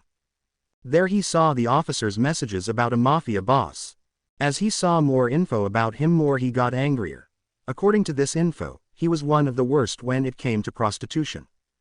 He was forcing people into take loans from him, drowning them into debt and forcing their young and innocent daughters into low-key slavery. And he had enough cash to get off the hook. As shitty as it sounded, Izuku wasn't the type of person who would believe anything blindly. No, he learned that every story has some untouched pages. And nothing is as it seems. A lesson he learned the hard way. So Izuku knew there is only one way to prove everything, and depends on what he discovered he would make his decision. Izuku arrived at the compound he was supposed to arrive. It was a large hotel with a group of bodyguards waiting at the entrance. He knew a direct attempt will be a waste. So he jumped on the rooftop. Once on the roof, he just crouched down and touched to the ground. Yasaka. What is he doing? Tiamat. Just wait. Izuku was a fool. And more than that, he was a blind fool. A foolish kid blinded by radiating sun because of looking at it too intently. All because he simply worshipped it. For quite a while, he let his own fears and insecurities get the better of him, and assuming he will never be able to radiate as brightly as that sun, he put stupid shackles on himself. Shackles he was too blind to see. OFA is a quirk that stockpiles power and lets the user use the said power. For years he thought that brute force is the only way to use the said power. But as he said, as the Izuku later said too, there is no point in having a godly power if you can only do so basic and little with it. Second. What a fool you used to be. Izuku. Indeed I was. Third. And now look at you. Izuku then activated OFA, but this time he channeled it through his ears. Izuku. OFA amplifies nearly every physical aspect of me. Everything but my intelligence. All I had to do was to channel the energy through any of my senses to make them stronger. And if I were to add amplified danger sense and new order to it. Hey honey, what would you like? This whiskey is the beest. Come on, the night just started, we got way more customers to serve. He was hearing it, every single conversation happening in the building, from the most insignificant sound of a fly to the every topic, every secret. He heard it all. Question mark, question mark, question mark. 1. P please, I don't wanna do this anymore. Quote. Guy 1. Shut up bitch, I paid a lot for this. Question mark, question mark, question mark. 2. P please, no more, it hurts. Guy 2. Well, too bad, I don't care. And that was his signal. He used Black Whip to take out the power generator, and with a single swoop, all the electric cables connected to the building was down. Once all the lights were out, Izuku blasted a car from the hotel's garage. It was an expensive-looking sports car. He assumed that it most likely belonged to a customer. So he wasn't giving a single shit about what would happen to the guy. For now at least. Once most of the guards were gone, he leapt on a balcony. He used Black Whip's fluid-like nature to let it slip between the gaps of the door and opened it from the inside. This is where the fun began. He activated smokescreen. In a matter of a minute the whole building was covered in smoke. Then he ran to where he hoped that he could get information out. With his senses as sharp as they can get, causally avoided every single obstacle on his way. On his way he saw a guard who was already alarmed with everything and was aiming his gun randomly at people. Izuku, deciding that neutralized the safety hazard in front of him, jumped up. Using float to defy gravity and Black Whip to stabilize himself, he was running upside down the ceiling. With a flip he instantly took out the guy. Once it was done, he finally got inside where the screams were. Guy. Huh, what the? But before the guy could finish his sentence, the guy was launched away and got knocked out. In front of the girl was now Izuku. She nearly screamed, but Izuku pressed against her mouth. He then got closer to her face. Then he put one finger on his mouth and hushed her down. Izuku. Shush, I am here to help. Girl looked at him for a few seconds, then she calmed down. Girl. Why you are? Izuku. How long have you been here? Girl. Few months. Izuku. Why did you join here? Girl. Because of depth. Izuku. Whose depth? Girl. My parents. Izuku. I see. Are you here on your free will? Girl. Why yes. Izuku looked at her eyes. He knew when he saw a liar, especially after everything that happened to him. Izuku. I know when I see a liar. Tell me the truth. Girl. Izuku. What is holding you back? Girl. Izuku. It is okay. I am here. You can tell me. Girl. He will hurt them if I talk. Izuku. No, he won't. Not when I am done with him. I promise. Girl. And no, I don't want to be I don't want to do this. Any of want to be here, please help us. Izuku. I will. Now is there a safe room for you and everyone else to hide? Girl. Why yeah, I know a safe room. Izuku. Good. It is smoky outside, but you can find your way there. Girl. I can. Izuku. Good. I also need you to lead everyone else there as well. Girl. Oh okay, but what about Izuku? Guards? I got them covered. Need someone high-ranking anyway. Girl. T, that will be the captain. H, he has orange beard and hair. Izuku. I see. Thank you. Izuku then vanished, leaving no trace. The girl also left the room to find other people working there. One by one he was taking down guards. Some were trying to grab the prostitutes away, only for Izuku to knock them down like a ghost. A phantom disappearing and reappearing formed the shadows. Once there were no one in the main compound, he sensed people in the garage. Upon arriving there he saw a man with orange hair and a beard. Izuku smirked. Izuku. Bingo. Izuku then jumped up and ran on the ceiling. Then he jumped on the van, smashing it and causing everyone to jump from the shock. Then Izuku used that opportunity to release more smokescreen. Once they were all encased in it, Izuku picked them up one by one. The captain was the only one left. He then grabbed the guy up and head-butted him out cold. A minute later he got on the roof again. The police wasn't there yet. This was good. Less the hassle the better. Izuku then shocked the guy awake with electricity. Izuku. Wakey wakey little birdie. The guy woke up only with a scream, only to find himself being hanged on the ledge by Izuku, who was holding him by his collar. Izuku. What is this organization? Thug. Why, you are real. Izuku. You had doubts before? Too bad, now speak. Izuku waved him a bit to scare him off, which partly worked. Thug. I don't know what you want from us, but listen, we are just an humble business in adult entertainment. Izuku. Oh really? Then what about the scars I saw on the girls? Or how they don't want to be here? Speak. Where did you get these girls? Izuku was crackling with more electricity now. That scared the guy shitless. Thug. T, they are. They owe us money. Izuku. Why do they owe you money? Thug. I don't know. Izuku. Oh really, and I am God. Thug. Please, I have bad memory. Izuku. Oh. Izuku then smiled. An innocent smile appeared out of his face with his eyes closed and head tilted. And that was even more terrifying for the guy. Izuku. Why didn't you say so? Let me fix that.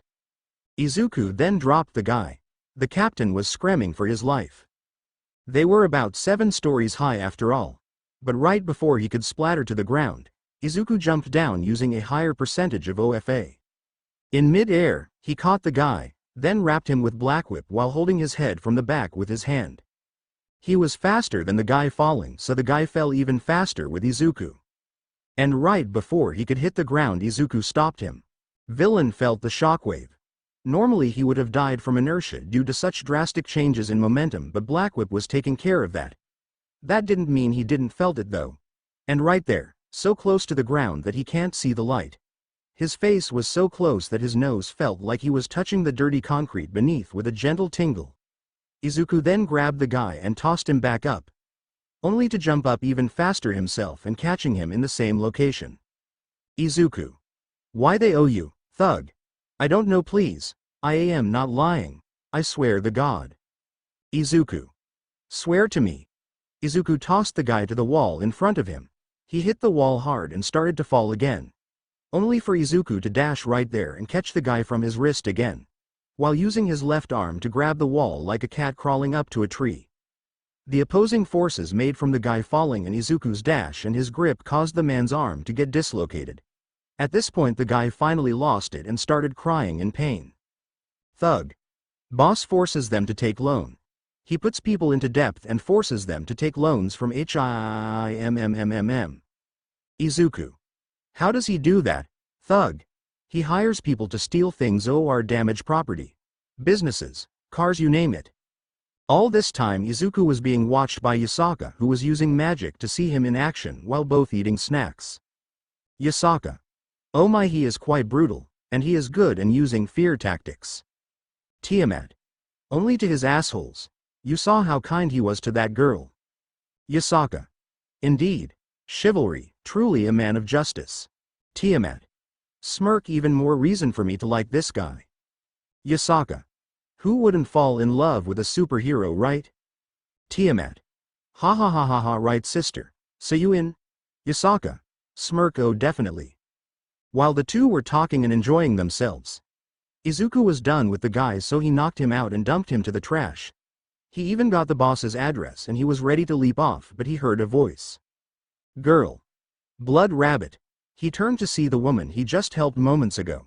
Looking at her face, he noticed that there was a problem. He leapt off to where he stands and looked at her dead in the eye. Izuku. What is it? Girl. Why, Yuka is. Izuku. Who and where? He got inside the room to see some other workers there with her, with almost all of them being women, and they were also shocked to see him. Girl 2. Holy shit, he is real. Girl 3. Oh my god, is he a demon? A girl looking at him straight up grabbed a cross and started to pray. And who to blame her? In front of everyone was a big demonic-looking armored green bunny covered in bloodstain and dirt. All the while emitting lightning and smoke and some sort of black substance. They were too afraid to ask what it was. Izuku then saw a girl laying on the floor. He instantly rushed at her to see what's going on. He looked at her. She had part of her skin pale and almost blue. He also saw a few blue veins on her. She was also bleeding in several places. And what disturbed him the most was that she seemed younger than most girls there. Girl. She. Girl 2. Most likely her customer. He is known to be sadistic. Please help her, we beg you, she is the youngest here. Izuku. I noticed. How old is she? Girl. She. The woman looked at her with face of grief. Girl. She is still a kid. A teenager. She is around mostly for those kind of pervs. Izuku looked at her in rage. Consent is one thing, but this. Was he wanted to beat up something. But he knew he had more important things to worry about. Luckily he knew just the right way to blow off some stress. Izuku. She is drugged. And abused. Severely. The drugging is recent. So are the beatings. Sick fucks. Girl. See, can you heal her, please do something. Izuku. What is her full name? Girl. What, why is that important? Izuku. Just tell me, now. Girl. Why, Yuka Shizumu? Izuku. I see, thanks. Girl. Why? Izuku. You just saved her life. Izuku then leaned forward while gently pressing his right hand to her stomach. He then whispered an order. His hand gloved it just a bit. Every saw the drugs leave her body from the wounds she got. Once it was fine, Izuku put another order that will stop her bleeding. He then pulled out a medic kit that and gave it to the girl. Izuku. Wrap her up, then call the police. He then left the building, leaving a shocked group of people. Minutes later he arrived at where the boss lived. Crawling inside slowly, he took out all the guards and he found him sleeping in his bed. Slowly crawling up to him, he smashed the wall next to make a sound and woke him up.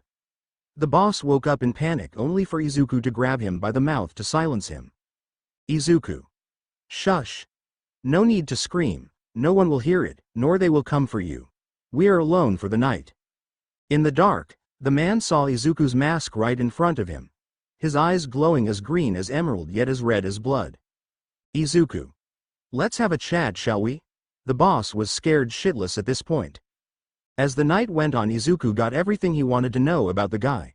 He then got his passcode to his bank accounts and emptied all of them in a blink of an eye. Either returning them to whoever all that really belongs to or just donating them. He even found hard cash stored in a safe. He loaded the money up and left the building, allowing police to find a naked and a beaten mafia boss tied up with a USB containing every information required to get the guy put out of commission for good. 5th. Welp, this was a fun night. 4th. You mean a usual night? 5th. All Saturday nights are fun, right? 6th. Can't disagree on that. Drake. Well, you are less brutal than usual, partner. Albion. One could say even more heroic than before. Nana. Who are you trying to impress, huh? Izuku. Shut up, all of you, and besides. You see me as a ruthless killer, but I never kill without a reason. Villain by definition is the antagonist of the hero in his story. Every villain is a hero in their own story, and whoever opposes them is the villain. The real question is, where do you see yourself in this story? Thinking about the past, Izuku chuckled. Izuku. Our world was truly fucked up, wasn't it? Second. It sure was. First, at least we did our best. Kathleen. We died trying. First, all of us. All Might. And now we got a new world to protect. Izuku. And we will be damned if we fail this time. Izuku. How did it even come to this? Izuku was sitting down at the cafeteria trying to eat his sandwich. And literally everyone was glaring at his direction. Boys were ready to gang up on him, and girls were either pouting, glaring, or smirking. Honestly, he was just sitting there eating his sandwich. That's all. Except there was a girl sitting on his lap eating high-protein chocolate bar he just made for her. And she was really enjoying it since she was kinda jiggling her legs in joy.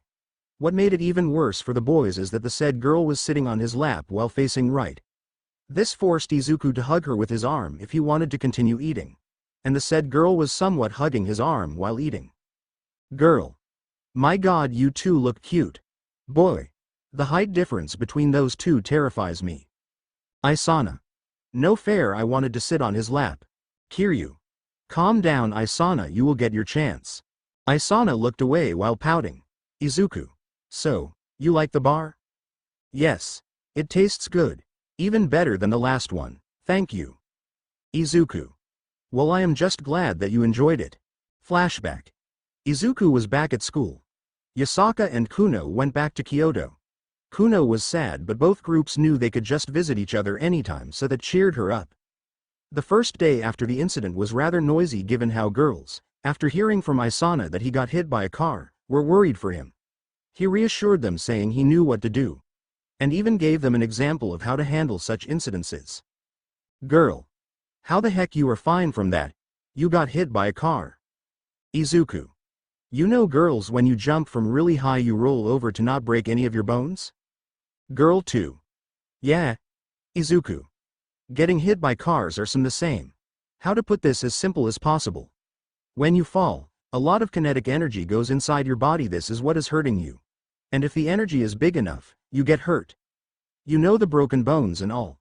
To avoid that you need to distribute that energy by rolling. That way you came out fine. Getting hit by a car is the same. You need a spot to roll and redirect the energy to make it less harmful. Girl 3. But how do you do it? Izuku. Simple. You just jump as high as possible, all the while curling up to a ball to roll easily. By doing this, unless you are getting by a truck, you should be able to jump over the engine and get hit by the windshield. All windshields are designed to be curvy, so if you get hit, you either break the windshield or roll over it. Both will reduce the impact damage you would receive otherwise. It will hurt but sure, but it will not kill you. Girls were looking at him in awe. Boys were jealous, but even they couldn't help but to feel awe. After all, they just learned a trick that could save their life at some point. Even more time passed, and once again Izuku was back at school, doing the usual. Train, study, beat up bullies from other schools who came to Kuoh to hit on or harass the girls, or thugs on occasion. Now he was sitting on his desk waiting for everyone to arrive. He finished the criminals quick last night, so he arrived to school early. And for some reason his mind went back to the time when he was with Yasaka. Izuku. Yasaka-san is a nice lady. All Might. You know, I always knew you had a thing for older women. Izuku. Shut up, All Might. Banjo. Are you denying it? Nana. Should we remind you back then? Izuku. Fuck you, Nana. Nana. Asterisk smirk, careful what you wish for, boy, I don't mind tasting the forbidden fruit myself. Especially one that grew as large and juicy. Kathleen. Wait, does it work like this? Here? Nana. Never tried, but only one way to find out. Question is, are you in? Kathleen. Smirk for a moment. Izuku panicked, but then he saw something that pulled him out of the vestige world. He saw some of his classmates getting harassed again. And the group was crowded this time. Izuku sighed. Izuku. I swear these people, what a nuisance. Girl. Guardian. He turned to see one of his classmates who had a rather worried expression. Girl. I think those guys have weapons. Izuku. What? Izuku took a closer look, only to notice that she was right. Some had baseball bats and all. Izuku at that moment climbed up to the window. Girl. Hey Guar. Izuku jumped from the window and rolled on the ground, then ran up to the girls. Upon closer look he noticed that they Kiryu, Miramaya and Kates. The latter two were planning on grabbing their practice swords, but they were also in fear given their smaller posture compared to the boys. While running up to them, Izuku saw a soccer ball and got an idea. He smirked and kicked the ball as hard as he could. The ball rocketed towards the students. It then hit the metal gate and bounced from it, hitting one of the guys from behind. And the said ball landed in front of the girls. Punk. Oh. Who the fuck did that? All turned to the direction of the ball but saw no one there. Punk 2. What the foo? Izuku. Hey. One guy turned his head only to receive the full force of Izuku's bitch slap. He bitch slapped the guy on the ground with bruise shaped like his hand and knocked him down. Punk 3. What the? Before the second guy could finish that sentence, Izuku curled his hand to a fist and hit him with the back of his hand, knocking him down as well. And possible breaking his nose. Now everyone were looking at him. Girls with relief and smile and the guys in fear and rage. Izuku, not waiting for anything, just kicked the ball laying on the ground again as hard as he could right at the guy who he assumed to be the leader. Hitting him the groin. It hit him so hard it bounced back just enough for Izuku to catch the ball. Right when he caught the ball, a guy from the right tried to hit him with a baseball bat, but Izuku put the ball between them, causing the bat to bounce back and hit another thug. The guy looked at his hit friend and panicked. Izuku on the other hand tossed the ball to another guy sudden but also gently. Using the confusion it caused, Izuku Spartan kicked one guy from the stomach with his left leg.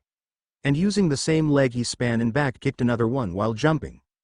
Looking as half of the guys on the ground, he glared at the other half. Punk 4. It's the demon of Kuoh. Punk 5. He really is a menace. Izuku. So, are you next?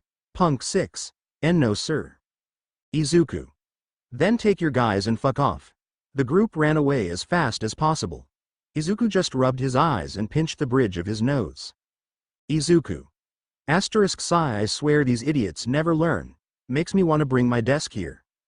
Miramaya. Thanks Guardian. Izuku. It is fine. Just go to the classroom. Kates. Yeah. Thanks again, you are our hero.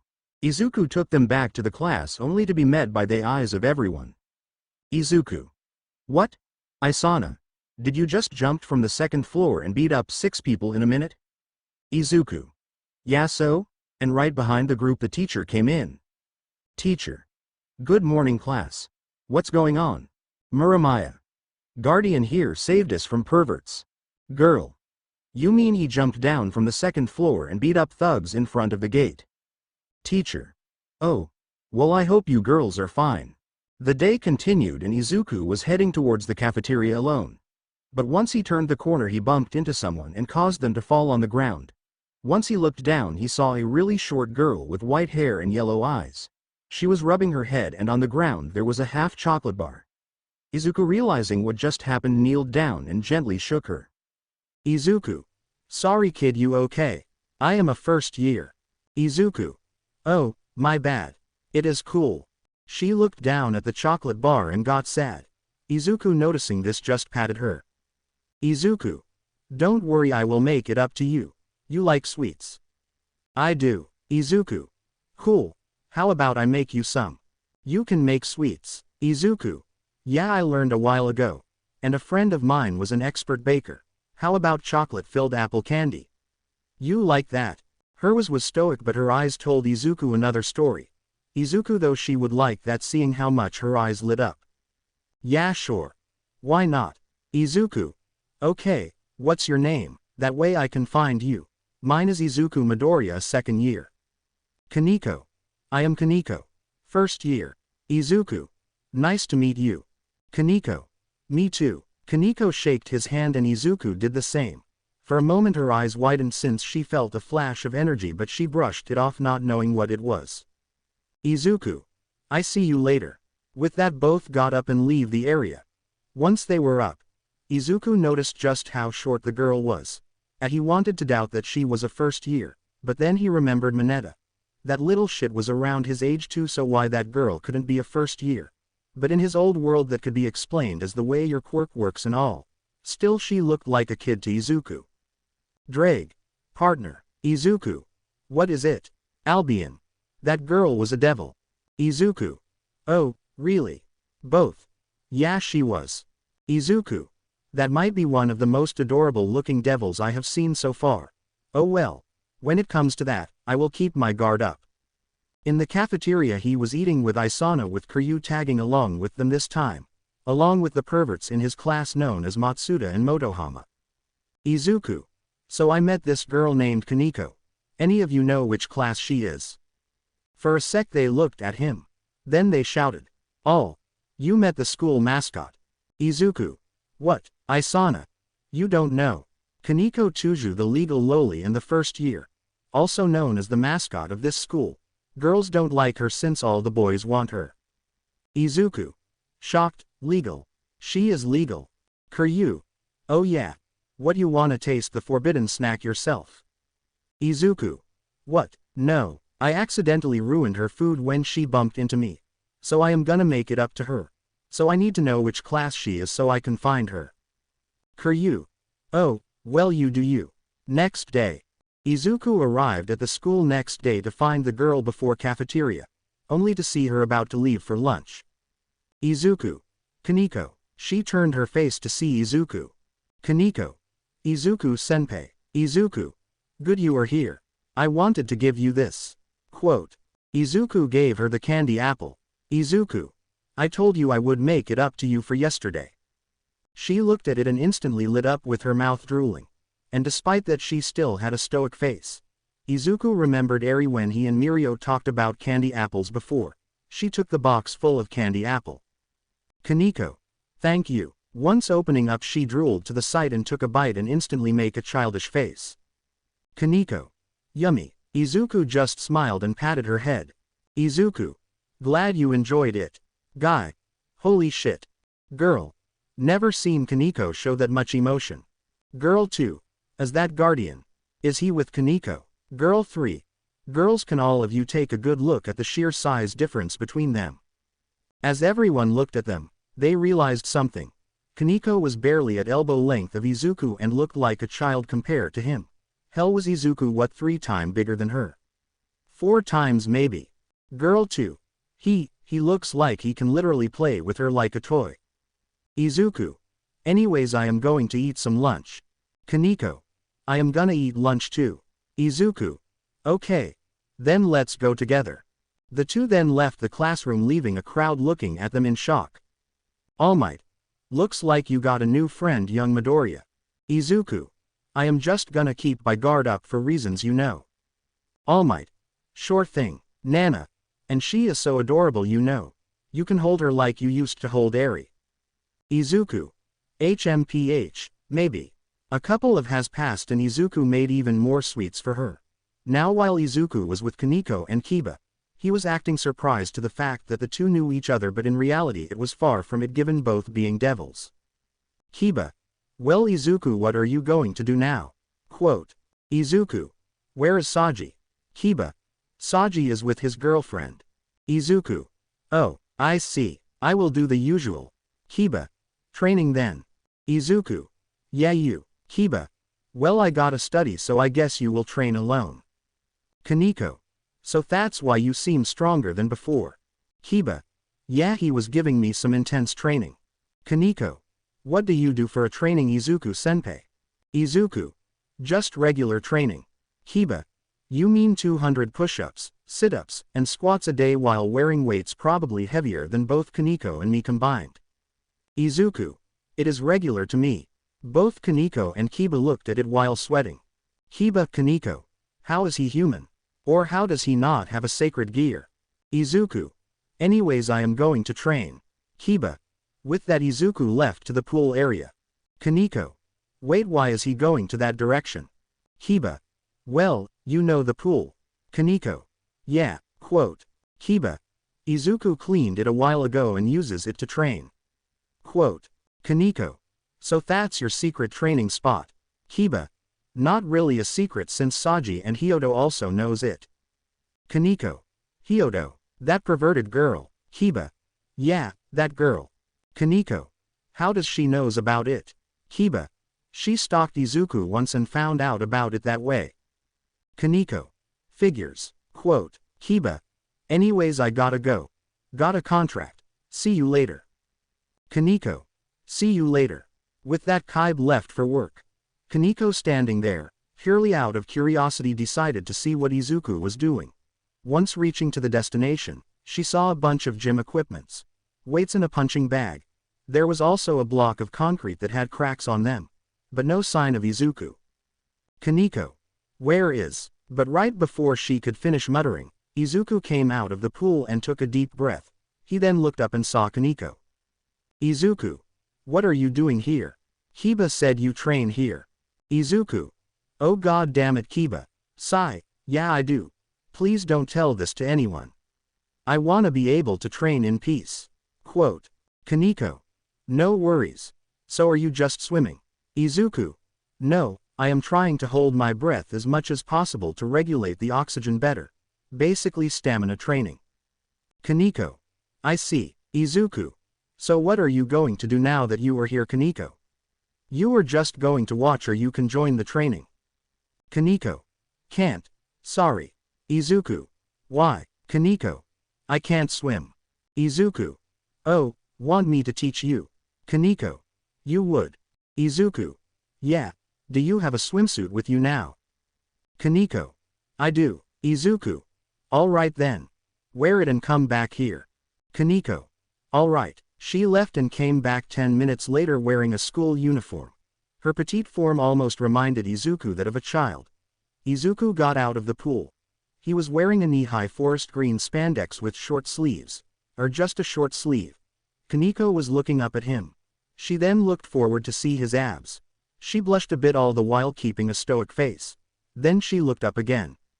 Kaneko. How is the weather up there? Izuku. A bit rainy. But will be sunny soon. Now come with me. I will grab you and we will go in the water together. Kaneko. Okay. Izuku then grabbed her like a child. Kaneko was also hugging him like a child. But she was also blushing. Once in the center, Izuku lowered her down. Izuku.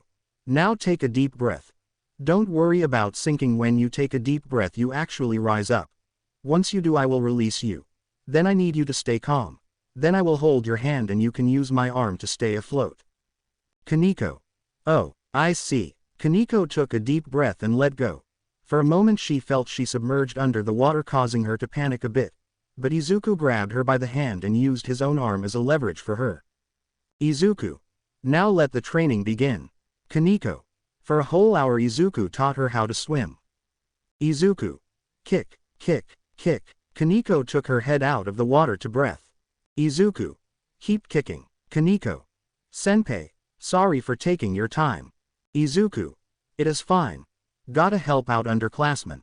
At some point they decided to take a break. They were still in the pool and Izuku was leaning against a wall while holding Kaneko. Kaneko. You are nicer than you look, Izuku-senpai. Izuku. Was that an insult or compliment? Kaneko. Your scars make you look a lot meaner than you are. Izuku. Oh, are they now? Giggle. Well, they are useful to scare off jerks. Kaneko. That's a perk, I guess. And that's how they become friends. Flashback ends. Izuku. This is getting awkward. And you are okay like this, Kaneko? Kaneko. HMPH. Your lap is nice. Izuku. Okay. Once they both finished their meal, Kaneko got up to go back to class. Kaneko. Wait, senpai. Izuku. What is it? Kaneko then grabbed his hand and put it on her head. Kaneko. I want my daily head pat. Izuku. Oh, right.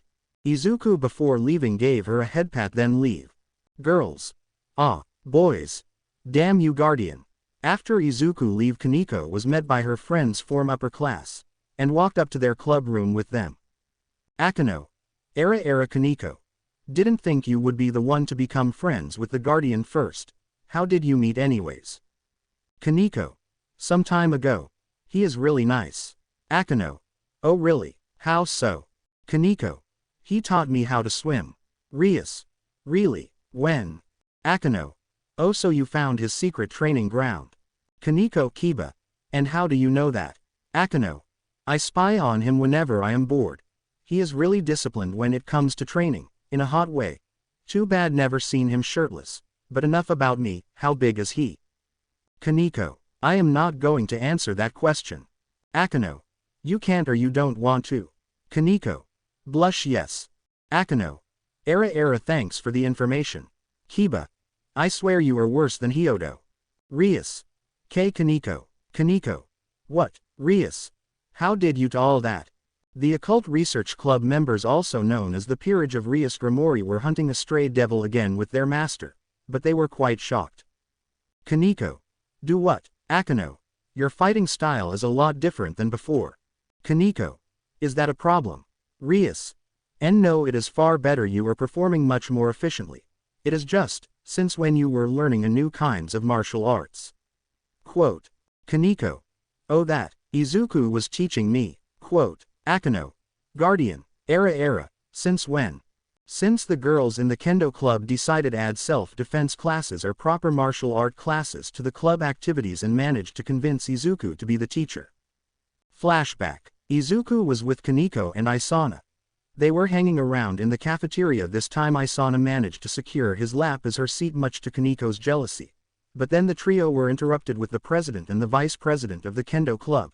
They asked him if he can train them. Izuku. So let me get this straight. You girls want to turn the Kendo Club into a self-defense dojo and need my help doing it. Murayama. You are the strongest person we know and clearly know martial arts better than us. So Guardian, please help us. Izuku chuckled at the girls' request, remembering the first time meeting them officially. Back then he was in the campus forest, violating training dummies and wooden logs with his bare hand. He had his earphones plugged to his ears so wasn't hearing anything. Also he was too focused on the bags to see the group of girls dressed in kimonos gathering up and watching him in shock.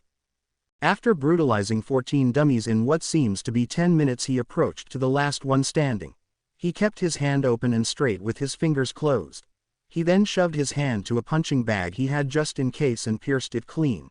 He then ripped off everything in the bag as if he was ripping the guts of a person with his hands. Sand was pouring down from the bag. He took off his headphones and turned around only to see the girls of the Kendo Club looking at him in awe. Izuku looked at the girls.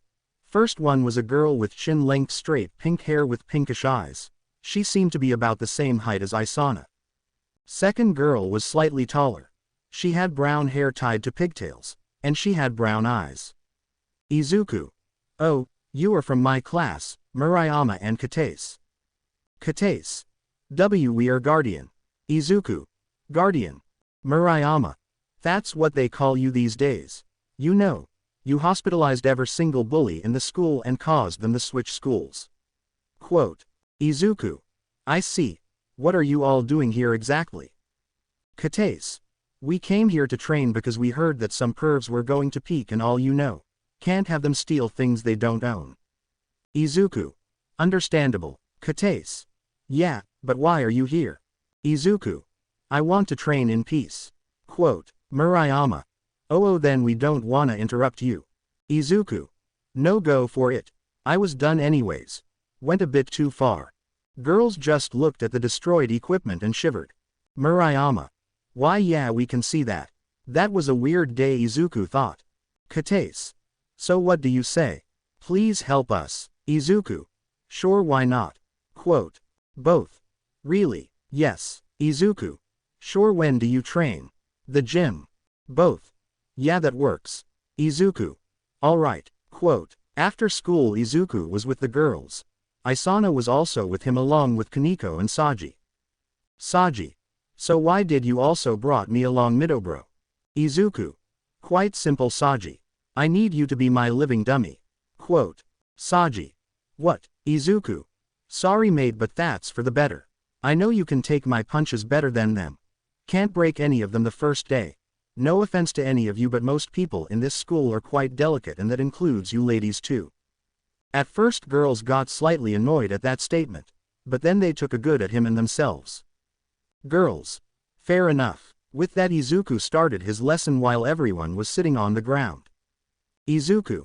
Now when you are closer than arm length towards you opponent, you either use you elbows or knees to hurt them, or if you don't trust you strength at that moment, you need to find a way to control your opponent. One such way to do is to control your opponent's sense of balance. You can achieve that by controlling or disorienting their ear canals. Ideally you would like to do this by just one hand, that way you will have a free hand that will allow you to do either extra damage or defend yourself from someone else if there are more than one person. Girl 1. With just one arm. Girl 2. But how do we do that? Izuku. Simple really. Saji. Izuku then moved his hand beyond his left ear. His palm was facing upwards and his arm was relaxed. He then bent his hand sideways where it was pointing the direction of Saji's other ear. He then pushed his arm as if he was trying to shove his hand to Saji's other ear. This applied pressure to his head, pushing it downwards and towards Izuku. Izuku then stopped. Izuku. This is the slow demonstration. When you do it fast enough. Izuku did it again, but much faster. So fast in fact Saji's head twisted counterclockwise for nearly 180 degrees with his body following suit. He was now holding Saji by gripping his mouth and nose and pressing him to his chest. Everyone looked at him in awe. Izuku. From this point you can do a few things. 1. Slam him to the ground. 2. You grab him with both hands and knee him in the back, which will most likely break his spine, depends on how hard you knee him or which angle. 3. You elbow him straight in the face and knock him out. Or more, that kinda depends on you. He let Saji go. Izuku. Now you try. Katase. Katase. Okay. She got up. She then tried to do the same move but failed to unbalance Saji. Izuku. Stop. Katase. What is it? Izuku. You got it about 50%. Now. Izuku grab her arm. Izuku. Your pawn is pointing sideways. It must point upwards. That way you would apply pressure with your bone instead of your flesh. Really? Izuku. Yes. Now point it upwards and relax your arm. Then twist his head. And she did just that. Now they was able to hold Saji locked. Izuku. Good work. From this point everything you will do to him, it is up to you. Isana. Now that's just awesome. Murayama. Guardian, I have a question. With 2 hands, it is easier to control the head, right? Izuku. Of course. But even then you need to grab their hair the right way. Murayama. That's what I was going to ask. Izuku. I see. For that you need to hold them the right way. Use the torque to your advantage. Then you will have control. Murayama. I see. Thanks. Then they heard noises. Once they turned their faces, they saw Kaneko beating up a punching bag rather intensely. Girl. Holy shit. You know boxing. Saji. She knows some martial arts from what I heard. What do you say, Izubro? Izuku was just looking at her emotionlessly. He then sighed and approached her. Right before Kaneko could hit one more blow, Izuku jumped in and caught her blow effortlessly. Kaneko looked at him with a shocked face. Saji was also feeling that way. Everyone else were not that surprised though. Izuku. Stop that, Kaneko. What? Izuku. Kaneko. I am going to be blunt about this. But you are not doing this right. Keep this up and you will lose eventually. Kaneko. How so? Isana. Yeah, I don't see any problem in her fighting style. If anything, she is badass. Izuku. That's Isana is because you re quite inexperienced in fighting. You all are. Now then, Kaneko. Your way of fighting is much more suited for someone of your size. You might be strong for your level, but this won't work for higher level opponents. You are also trying to rely on strength too much. Again, that won't work for someone of your size. Girl 3. Guardian, that's kinda mean, you know. Izuku. I know. But I have to say it. And if you don't believe me, we can spar and figure it out. Quote. Kaneko. Are you sure about this? Izuku. Are you? Kaneko. You know what, Izuku, let's go for it. But don't underestimate me. Izuku. Underestimating your opponent always leads to defeat. I seen that enough. Kaneko. Alright. With that, Kaneko and Izuku charged at each other. Kaneko went for a right hook. Izuku used the size difference and kneed her in the face. He didn't even back down. In fact, he actually rushed further even faster. This caused Kaneko to not only got parried by Izuku, but she received a serious hit. Kaneko stumbled backwards while holding her head. She then went for another hook, but that was proven to be even worse decision for her. Izuku, seeing this, went to punch her in her bicep, causing her punch to a halt. She felt a lot of pain from that. But she didn't even have time to think. Since Izuku didn't pull his punch back after hitting her arm. No, he was actually aiming beyond her arm. Once that was done, Izuku grabbed her head and kneed her in the stomach. Kaneko coughed a lot of air from that. Kaneko. What the? I am a devil. I know he is strong, but while she was thinking, Izuku used the same move he was just demonstrating. Once Kaneko was flipped 180 degrees, Izuku pushed her towards the ceiling using his legs and slammed her to the ground with full force. He was no pressing her by her head. Izuku. Stand down, Kaneko. You lost this fight. Kaneko gritted her teeth and used a grappling move and tried to put Izuku to a lock by holding down his only arm. Izuku, however, didn't budge from that. If anything, he got up and smashed her to the wall. He then smashed her to the ground headfirst. The second hit caused her to let it go. Kaneko. He is overpowering me. Sure, I am not using my powers, but I am a rook, damn it. Just how? Izuku. Do you want to continue, Kaneko? She got up and attacked Izuku. Izuku was literally parrying her attacks and hitting her at the same time. After a minute, she fell down exhausted and bruised. Izuku. This is my win. Second. Not bad. Drag. She seemed like a tough opponent partner. Third. But she clearly lacked a few things. Izuku. She seems to have a bit of experience. That grab was a good one. However, that doesn't mean instant victory for her. She still has a lot to learn. Still, she was somewhat better than some of the devils I killed back then. Izuku just picked Kaneko up gently and laid her next to the other. Izuku. You are a brave opponent, Kaneko. But having a strength contest with someone stronger than you is a bad idea. Kaneko. Izuku. And I don't know who taught you how to fight, but they were clearly doing it wrong. The fighting style you use. You lack muscle, so you need to adjust your fighting style for that. Katase. Guardian. Maybe you should have hold back a bit. Izuku. I was. What? Flashback ends. Kaneko. And that's when he started teaching me how to parry and attack at the same time. Quote. Rias. I see. Morning. Izuku was once again in the dojo teaching people how to fight better. Or giving them tips for how to properly defend themselves in certain situations. And now he had even more students than before. He felt like they mostly here to see him train or not, but he didn't really care. However, one time he saw Isana practice and couldn't help but to help her out. Izuku. Hold it, Isana. Isana. Izuku. Izuku. Your stance is bad. Quote. Isana. Is it? It looked like yours. Izuku. You and I have a lot of differences. Quote. Izuku, after coming closer to her, crouched down and grabbed her thighs. Isana yelped with a blush. Isana. Izuku W. What are you? Izuku. Fixing your posture. You are putting too much weight here. You need to relax.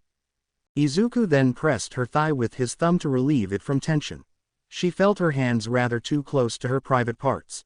Even though they were not in contact, Isana was feeling like his hand was rubbing her lips from the vibrations alone. She was already a blushing mess, and now she was covering her mouth to hide her moan. Isana. Shit, I am sensitive there. Izuku then grabbed her knee and repositioned her leg. Then he continued squeezing her thigh, fixing her posture. Once that's done, Izuku moved to the other leg. Izuku. Women and men have different muscle structure. Your legs are naturally more flexible than ours, so you need a stance that will utilize that. Once Izuku was also done with that leg, he got up and asked her to perform a kick. Izuku. Now kick and you will feel the difference. Isana was looking away while blushing, sweating and breathing heavily. She was also covering her chest. She then did a quick kick that was easily better than before.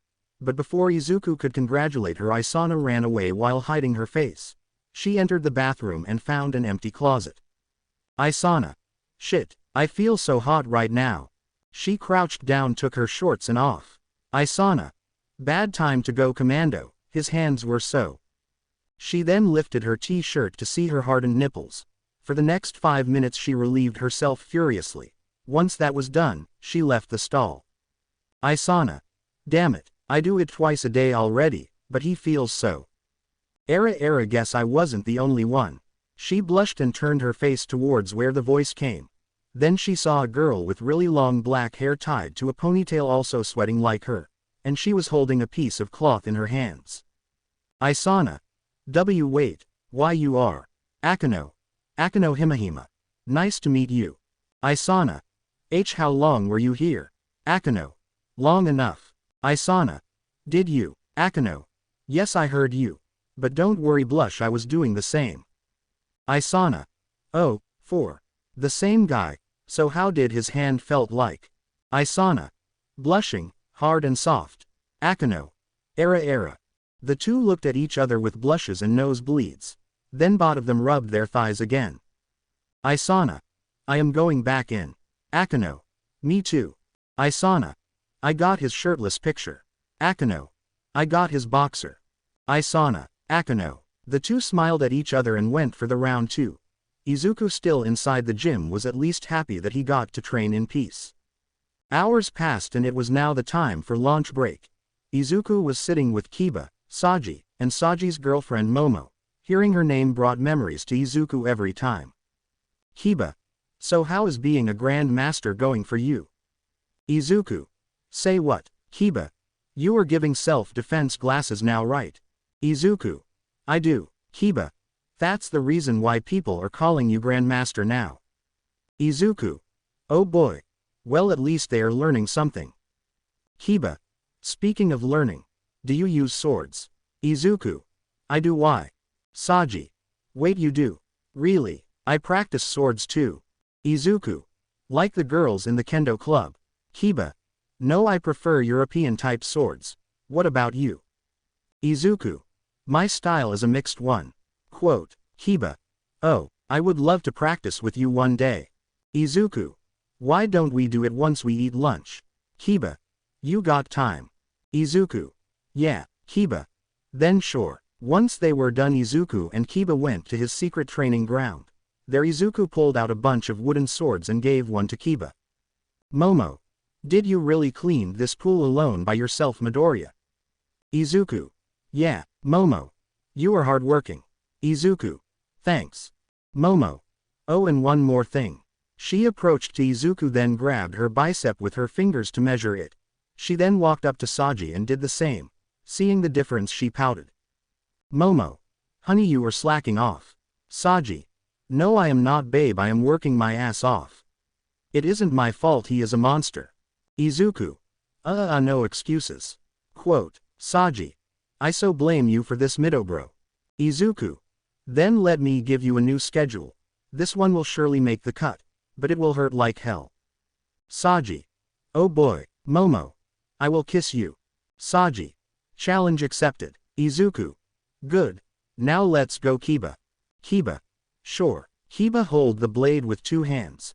His posture was elegant but advanced. Izuku noticed that he clearly had training right away. He then smiled and grabbed the sword with a reverse grip, surprising Kiba. Kiba. Oh, Izuku. Let's go for it. Kiba. Interested, alright. Kiba charged at him. From the side. Izuku, while holding the sword, softened his grip and put the hilt between his middle finger and index finger. The blade was parallel to his arm. So when Kiba went for swing, he blocked it like the sword wasn't a sword but it was a shield. Kiba got off guard by this. Then Izuku moved his arm to the right while blocking and caused Kiba to fall forward with the blade. In a flash, Izuku did an elbow move and hit Kiba's head with the sword. Kiba tried to dodge but failed due to the trajectory of the blade wasn't allowing him to move backwards and towards left. He got hit right on the jaw, causing his head to tilt away. And right after that hit, Izuku span clockwise and attacked him with a backwards thrust. Kiba got it in his stomach and lost his wind.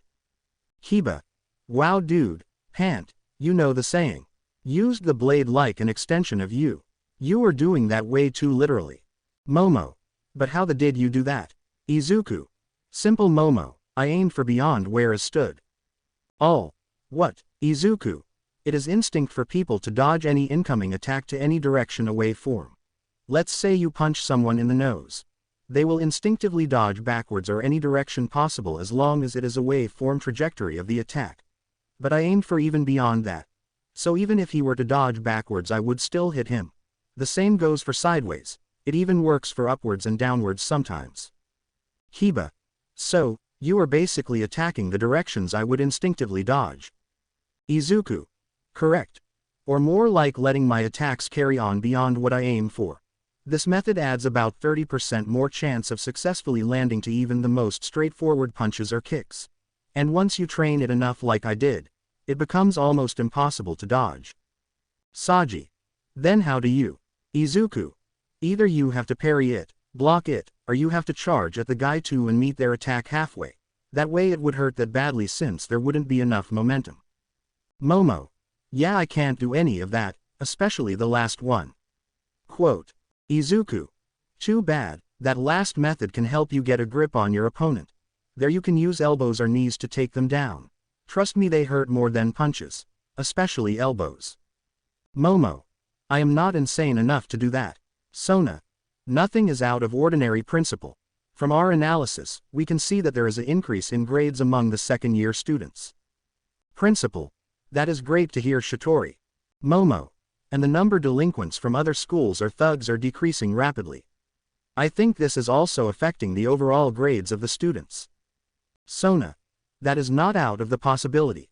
If they themselves feel more safe, they can indeed focus on their energy for studying rather other activities. Quote. Saji. And let's not forget one of the reasons why the students are feeling safe. Saji grinned, causing Sona to blush. Principal.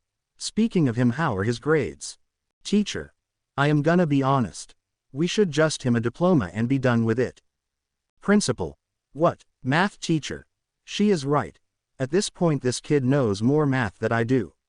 I asked some professors in college section to bring the final exams or other difficult tests and this kid is still scoring at least 80%. Quote. Teacher 2. Same with my class. Teacher 2. Also mine. Principal. What about his athletics? Saji.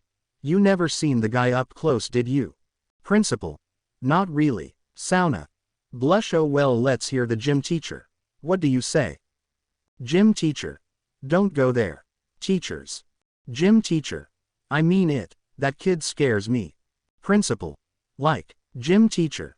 One time I asked friend of mine to examine him. He is a drill instructor in the Japanese Special Forces. Principal. And, Sona. What did he say? Gym teacher. He said that the shit this kid does regularly is even harder than what they do in Special Forces as punishment. Everyone looked at the teacher in shock. Principal then sighed. Principal. Anyways. Let's end the meeting here. It is almost time for the lunch. They dispersed. Principal along with the student council was walking towards the cafeteria. And they were passing the gym where Izuku was training the students. But right at that moment they heard something breaking in the room. Thinking they need to investigate, Sona opened the room. Sona. What's going on?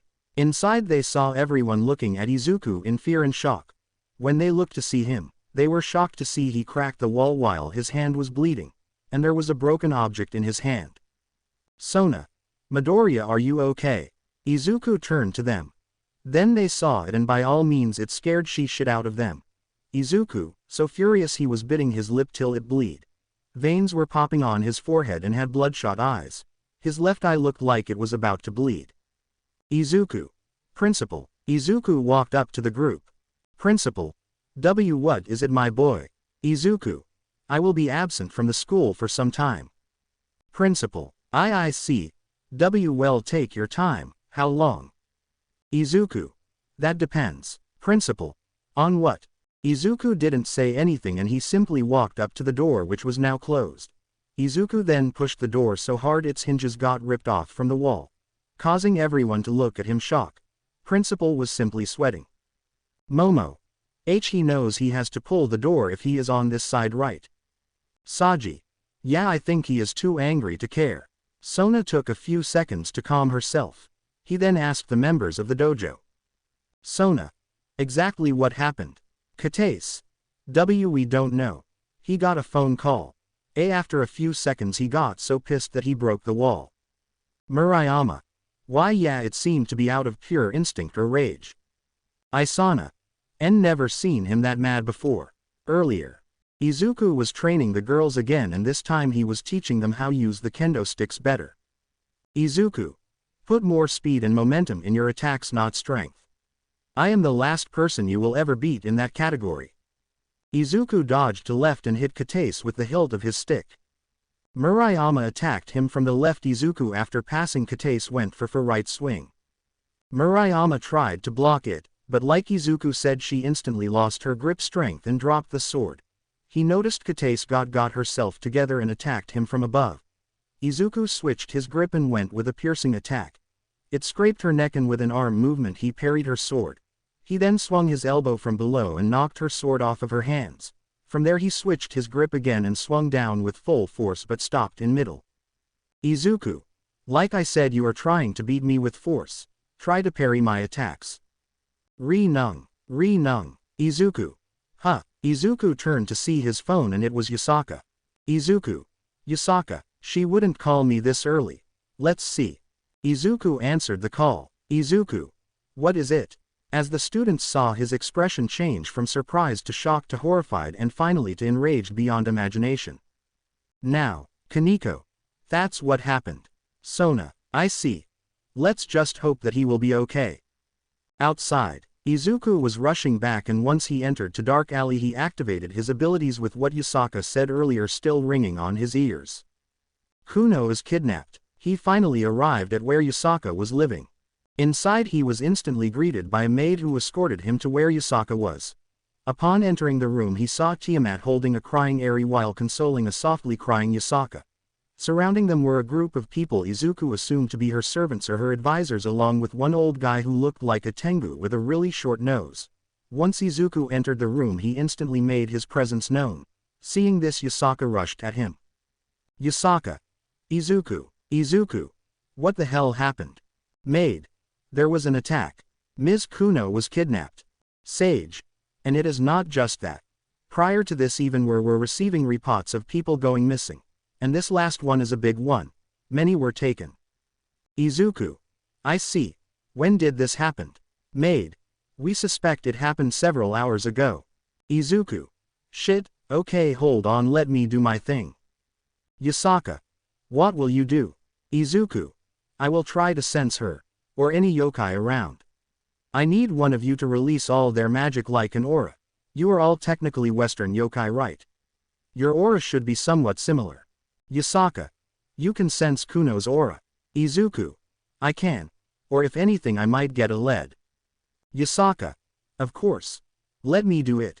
As the leader of the Western yokai, my presence is the strongest and purest here. Izuku. I see. That will work, thank you. Yasaka. Don't thank me, Izuku-kun, just bring my daughter and my people back. Izuku. I will do my best. Yasaka then powered up. Just as Izuku expected, she was weaker than Tiamat but still extremely strong. Izuku sensed her magic until he got a taste of familiarity. Izuku. That's enough. Thank you. Yasaka. Do what you must. Izuku. All right. Now stand back, all of you. And if possible hide behind a wall. Tiamat at that point released her wings and covered Eri as best as she could, getting ready. Izuku then activated OFA to 100%, then he activated Danger Sense Awakening. Adding enhanced hearing into the mix, no matter how painful it might get, Izuku was ready to endure the pain. Izuku. Off a 100% Danger Sense Awakening, observation. Drag. Wait partner, what are you doing? Albion. Weren't you listening when we first met him and he was explaining his quirks and their awakenings, you moron? Drag. Oh, right. Wait, I forgot, what were they again? Albion. You idiot. Quote, All Might. Drag-san, those are the peak evolutions of the quirks young Midoriya wields. Danger Sense. Quirk of the fourth user. It allows its user to sense any incoming danger towards the user within a certain range. It also allows the user to sense the intention of others towards him. Side effect is that the user receives painful headaches upon the quirk triggering. The bigger the danger is, worse the headache is. At its peak the user starts bleeding from their eyes. Awakening. Greater than observation. This awakening allows Izuku to sense the presence of all thing within a certain radius. He can sense what they are, where they are, how many there are, how powerful are they, what their next move will be, and what are their intentions. The user will see the world as a pitch-black void with every living being will be different colored auras. Further training can increase its capabilities. Observation hockey from One Piece. However, the side effects are still in effect. With the 100% Izuku was able to sense anything within the 10 kilometers radius. He searched for any presence that was a yokai or had a similar aura. While sensing he felt a bunch of yokai in the edge of the town. It felt like they were injured since their aura was faint. He would have used his enhanced hearing, but given how crowded the city was, it would be difficult to concentrate, something he would train to do later in life. Opening his eyes, Izuku looked at Tiamat and Yasaka. Yasaka. You found them. Izuku. I sensed a presence. They were faint. Must likely injured. Yasaka. Then let's go there to see for ourselves. Izuku. Yes. Tiamat, Yumi and Yasaka will go. Yasaka, can I leave Eri here? Yasaka. Of course. Turning to her servants, protect her with your lives, do you understand? Servants. Yes ma'am. Tiamat. Then. Tiamat glowed blue and changed her dress and overall look. With half of her body was covered in blue scales, including her arms, her shoulders, her back, and the both sides of her body. She had 2 blue horns growing from her head, with some more scales covering her face like the frames of a picture. Her wings along with her tail were exposed. She was wearing a white bikini top, a white skirt, and thigh-high boots with long thick heels. She also had a sword on her waist attached to her golden belt. Overall she had a sexy, elegant and yet powerful look. Tiamat. Master, I am ready. Quote, Izuku. Let's go. With that they left. Izuku was flying towards the direction with full speed while holding Yasaka up and Tiamat following them behind. Literally after several seconds they arrived at the location. A small construction site on the mountain area. There Izuku saw a bunch of armed guys holding a yokai family hostage. And the criminal was beating the man with his rifle. All the while the woman and the kid were looking at them in horror. Thug. This is what you get for trying to escape. But don't worry, you will go with the others soon. And that was exactly what Izuku needed to hear. He and Tiamat quickly jumped in and killed the other men and Yasaka was consoling the family. Izuku. Tiamat, you take them back, I will have a chat with the guy. Yasaka, stay here. Tiamat. Yes master. Izuku grabbed the guy from his throat. Izuku. They yokai you kidnapped. Where are they? Thug. I don't know. Izuku. Bullshit. I heard you saying that you will take to 2 others. Now. Izuku then flew up and started to dangle the guy from 150 meters above. Izuku. Where are they? Thug. Gee, they are. Izuku then dropped the guy and flew down to catch him again. Izuku. Where? Thug. They are in the Mayuri docks. A ship is planning to take them to China.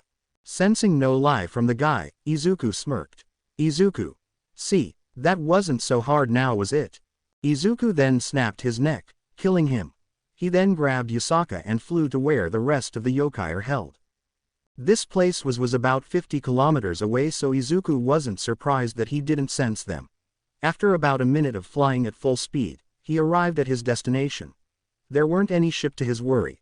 And there he saw only a few guards. He knew that they were thugs since they didn't have any uniform and they were armed too heavily.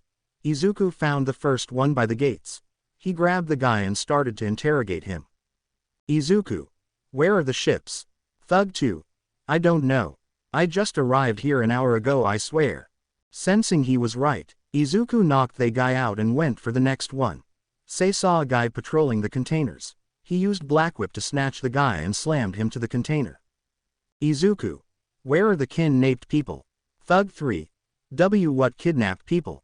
Izuku. Don't play dumb with me. I know you fuckers kidnapped a lot of innocent people. Thug 3. What? No, I have nothing to do with that, I swear. My job is to protect the cargo. I have no idea what's in the containers most of the time. Please, I am telling the truth. If I knew that's the cargo, I would call the police, I swear. Izuku was annoyed. But he was able to tell that this guy was telling the truth. So he knocked him out a bit more gently. Yasaka was also doing the same form the other side of the docks. But she was a lot more brutal. Eventually they both meet up. Yasaka. No good, the boat left hours ago. Izuku. Still, they must not be too far. Now hang on. Quote. Iuzku grabbed her and flew towards the sea. For a whole hour they searched for the boat. Eventually they found a massive cargo ship sailing towards China. Izuku, upon getting closer, sensed a shitload of yokai aura in there. Izuku. Found it. That's the ship. Yasaka. Perfect. I will sink it to the depths of hell with all the scum in it. Izuku. Sure. But first we need to get the people out of here. Yasaka. Of course. I will follow your lead. Yasaka. Good. First we need to get to the control room. Quote. Once landing, however, Yasaka began to feel dizzy. Izuku. Are you okay? Yasaka.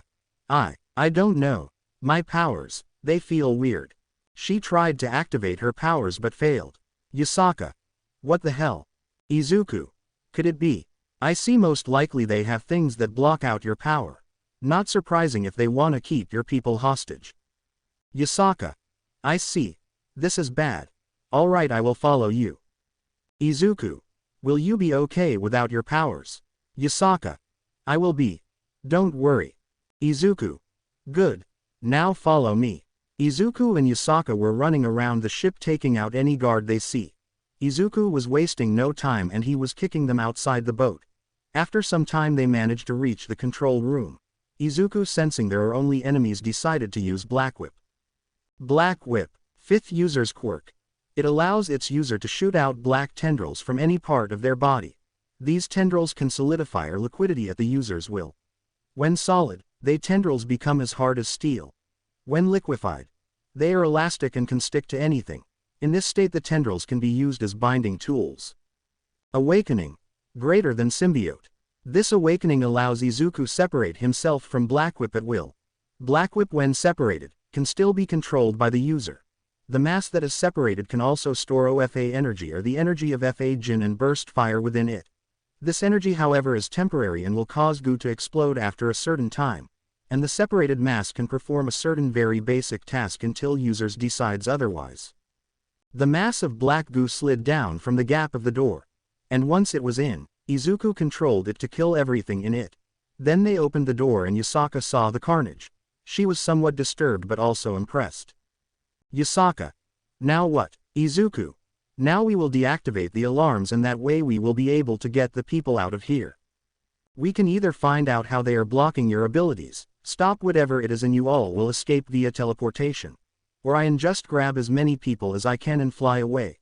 And since I know where this ship is right now, it should be a problem for me to return.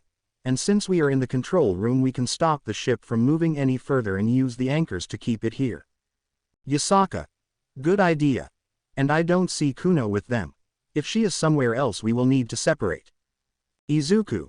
And I am not good with casting magic. And since you are out of power right now, it is not wise for you to that either. Quote. Yasaka. Then what do we do? Izuku. First off, we help your people and ensure that they are safe for now.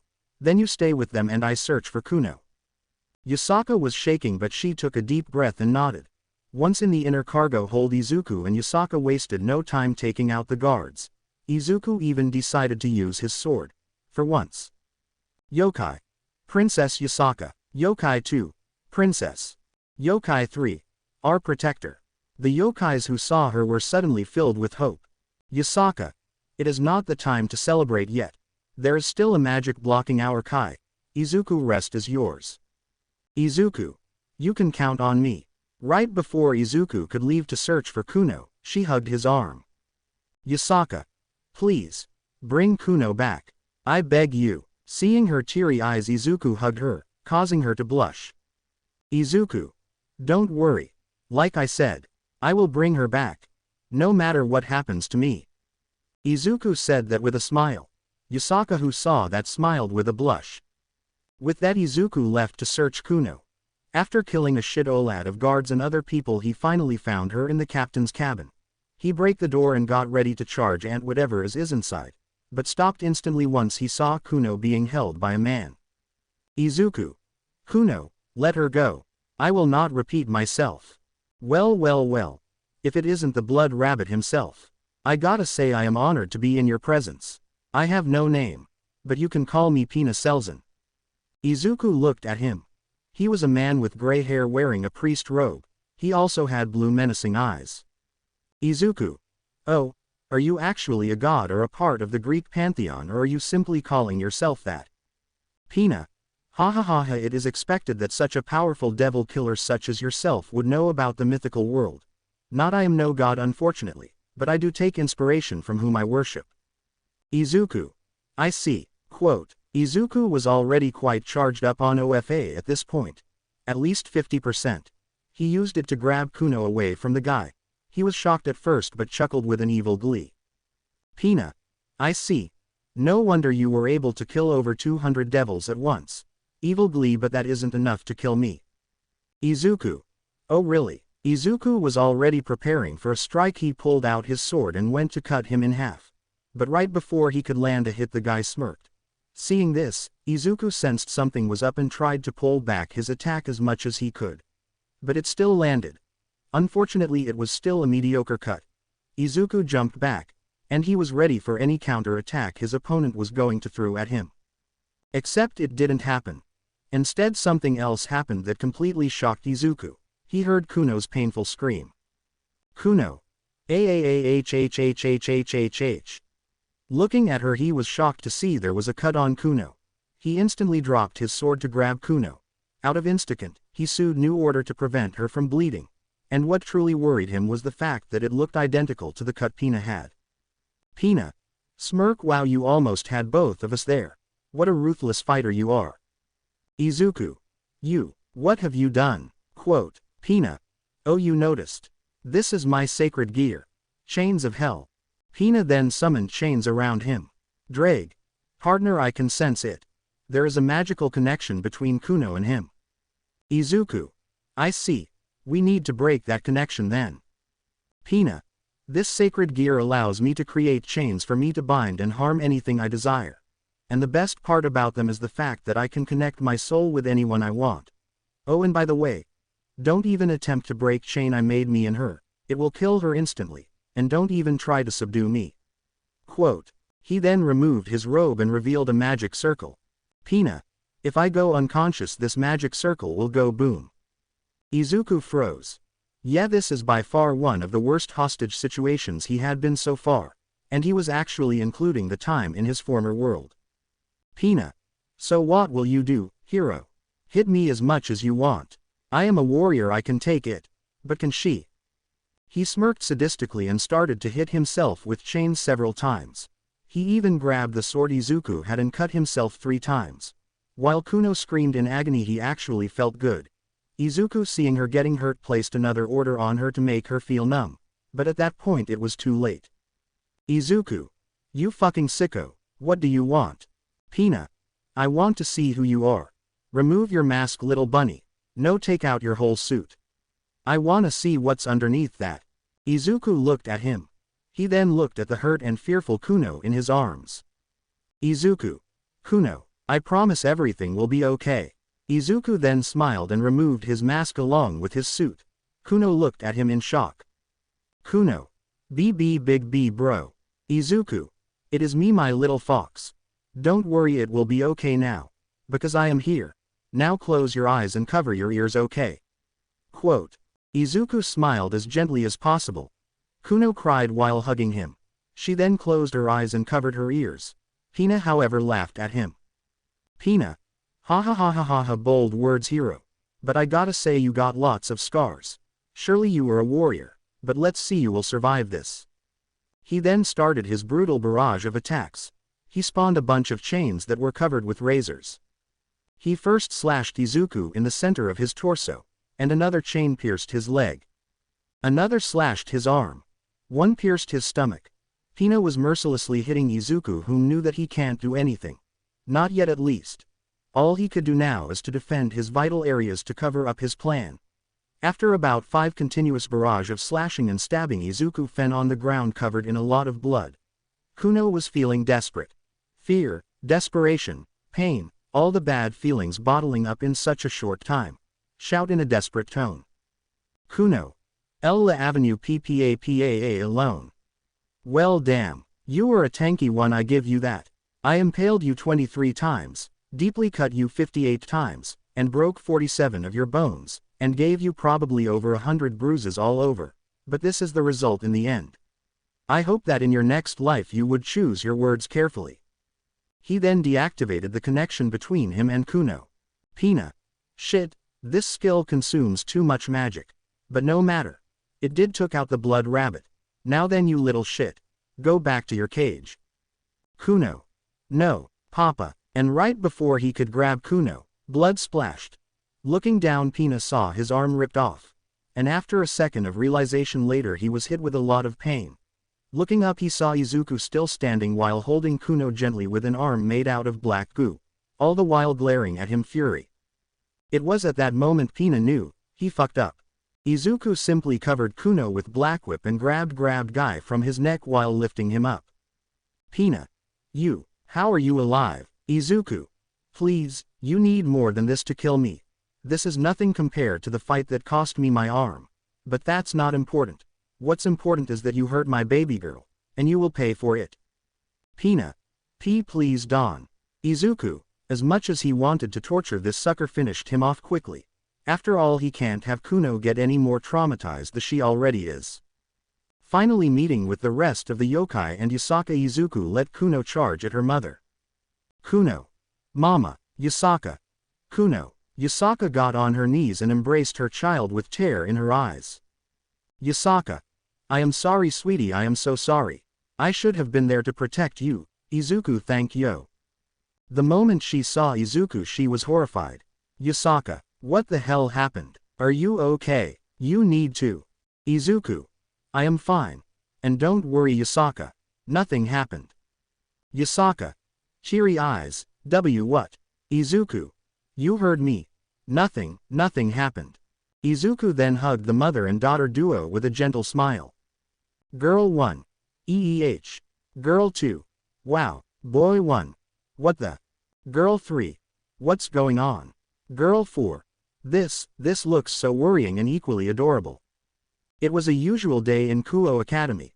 Girls coming in chatting, making jokes, boys trying to act pervy and all. But right now, literally everyone's attention, including teachers, were pointed towards one very specific green-haired student. Izuku was back in school. He took a break from school for a few days due to an urgent development with his late-night passion, which he does professionally, and once again he was his usual self. Except he was covered with a shitload of bandages, with the only visible part of his face being his mouth and eyes. But to everyone that wasn't the most shocking part about him. There was another reason for why everyone was looking at him in shock, awe, confusion and many different feelings. Izuku. We're here, my little pup. Kuno. Okay, Papa. There was Kuno, between him and his backpack, using the latter as a makeshift strap. With Izuku gently patting her. Not listening or giving a shit about the completely awestruck and pale faces of everyone around him. Students. EEEEHHHHH. And as for why Kuno was here, is because she was still traumatized from the incident and somewhat started to jump away in fear when she saw a human. And she was also attached to Izuku even more, and now she was seeing him as her dad or father figure. But it is not like Izuku had any problems with that. In fact, he would brought Eri with him too had it not for Tiamat's disagreement. After all, there is nothing more fun for Izuku than having a father-daughter bonding time. It does not matter where, even if it inside his school. Once inside, it was also similar. Everyone was looking at the father-daughter duo in shock and confusion. Once arriving at the student council's office, he knocked the door. Once he was allowed in, he was bet by the teachers and the council. Sona. Oh, my door. Shock. Everyone. Izuku. Good morning, Sauna-san. And principal, glad you are here. I have a request. Everyone. Izuku. Is there something you want to say? Saji.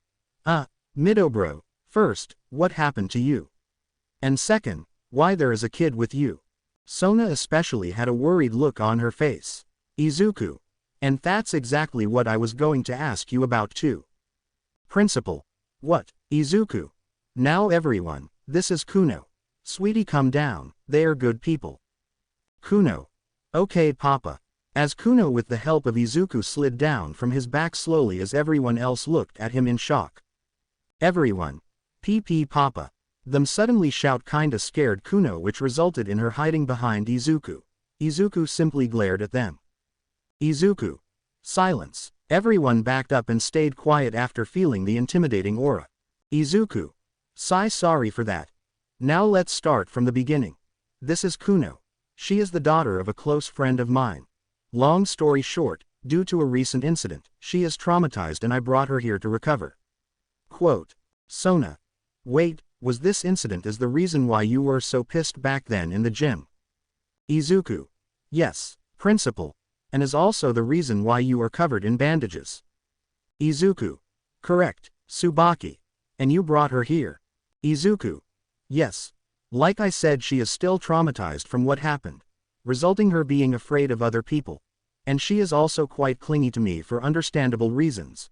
So I brought her here to help her heal. Quote. Saji. So she is not your real daughter. Quote. Izuku. We are not blood related. Kuno hearing this got sad a bit, but Izuku then crouched down and hugged her. Izuku. But that means nothing to me. She is my daughter and I am her papa. Right, my little pup. Izuku then started to rub his bandaged face to hers, causing her to giggle a bit. Everyone were surprised at his change in personality, especially Sona. She was blushing unlike the rest of them. Teacher. He is good with kids. Momo. And he is being surprisingly adorable. Sona. Blush. Once that was done, Izuku got back up looking at the principal and the student council. Izuku. Ahem, anyways, I would like have you permission to have her stay in the school for the time being. She will be at my side at all times and rest assured that she will behave well. So please. Izuku then got on his knees and bowed down in front of them, surprising them all. Sona then spoke up. Sona. Well, I think it will be okay. Right, principal? Principal. You know what? The management was actually planning on building a preschool section for the academy for some time. So how about we turn this into a test run of sorts? Quote. Izuku. Preschool. Principal. Yeah, they wanted this for a while but weren't sure since they were worried that some students might be a bad influence to the kids. You know. Izuku. I see. Principal. Just let me make a few announcements. Just wait here. But will you really be fine given you are still injured? Quote. Izuku. Don't worry, sir. Pain doesn't bother me that much anymore. Quote. Saji. Yeah, some of us figured that much already. But out of curiosity, bro, will this really work? Izuku. It will. This isn't my first rodeo. What? Izuku. I have a soft spot for traumatized kids. Sona. What will you even do in class? Izuku. Nothing too fancy or difficult. Sit down, have her study some material for her level, study myself, beat up anyone that gets too loud and scare her. Rinse and repeat. Quote. All right. Izuku sat down and put Kuno to his lap while hugging her while the principal made an announcement. Principal. That will be all. Have a good day. Oh, Midoriya, you want to add a few things? Izuku. Yes, sir, my fellow schoolmates. I want to tell you all that I will not tolerate anything that will affect my pup in a negative way, and that will be all, thanks, principal. Quote. With that, Izuku left the room with Kuno, leaving a rather scared staff and a council of students. Hen eventually arrived at his classroom. Opening the door, he saw his class and his teacher looking at him in shock. Especially Isana after remembering her form back then when Izuku was hit by the car. Izuku. Morning everyone, what did I miss? All. Izuku. Nothing. Good. I am sure you all heard the announcement. This is Kuno. She will be in my care for some time. Okay, little pup, introduce yourself. Kuno. Okay, Papa. Kuno looked at the people shyly. She then bowed. At that moment the class, more specifically the girls, bursted out. Girls. So cute. Their sudden shout scared Kuno, so Izuku glared at them. Izuku. Quiet down. All the girls sat back down while covering their mouths. Izuku. Good. He then went to his desk and sat down with Kuno on his lap. He then pulled out some elementary school material for her to study while he himself was tutoring her. Girls were looking at him with blushed and cooed faces. Class ended quickly with no one daring to make any more noise than necessary, which the teacher greatly appreciated. Teacher. Midoriya. Izuku. Yes sir. Teacher. Are you gonna bring her here more often? Izuku. Until she recovers from her trauma. Why? Teacher. This was the smoothest class one have ever had. Frankly, I was going to ask you to bring her here more often. And you are good with kids. Ever thought about being a teacher yourself? Izuku. Not really. But who knows? With that, the teacher leave. And right after he left, Isana rushed at him. Isana. Izuku. Izuku. Oh hey Isana. Isana. This kid. Izuku. Oh right, you were there too back then. Kuno sweetie, this is Isana. Do you remember her? Kuno looked at her. She then nodded. Izuku.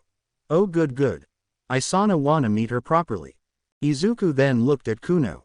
Izuku. Don't worry, she won't hurt you. She might be the worst pervert in the school, but she means well.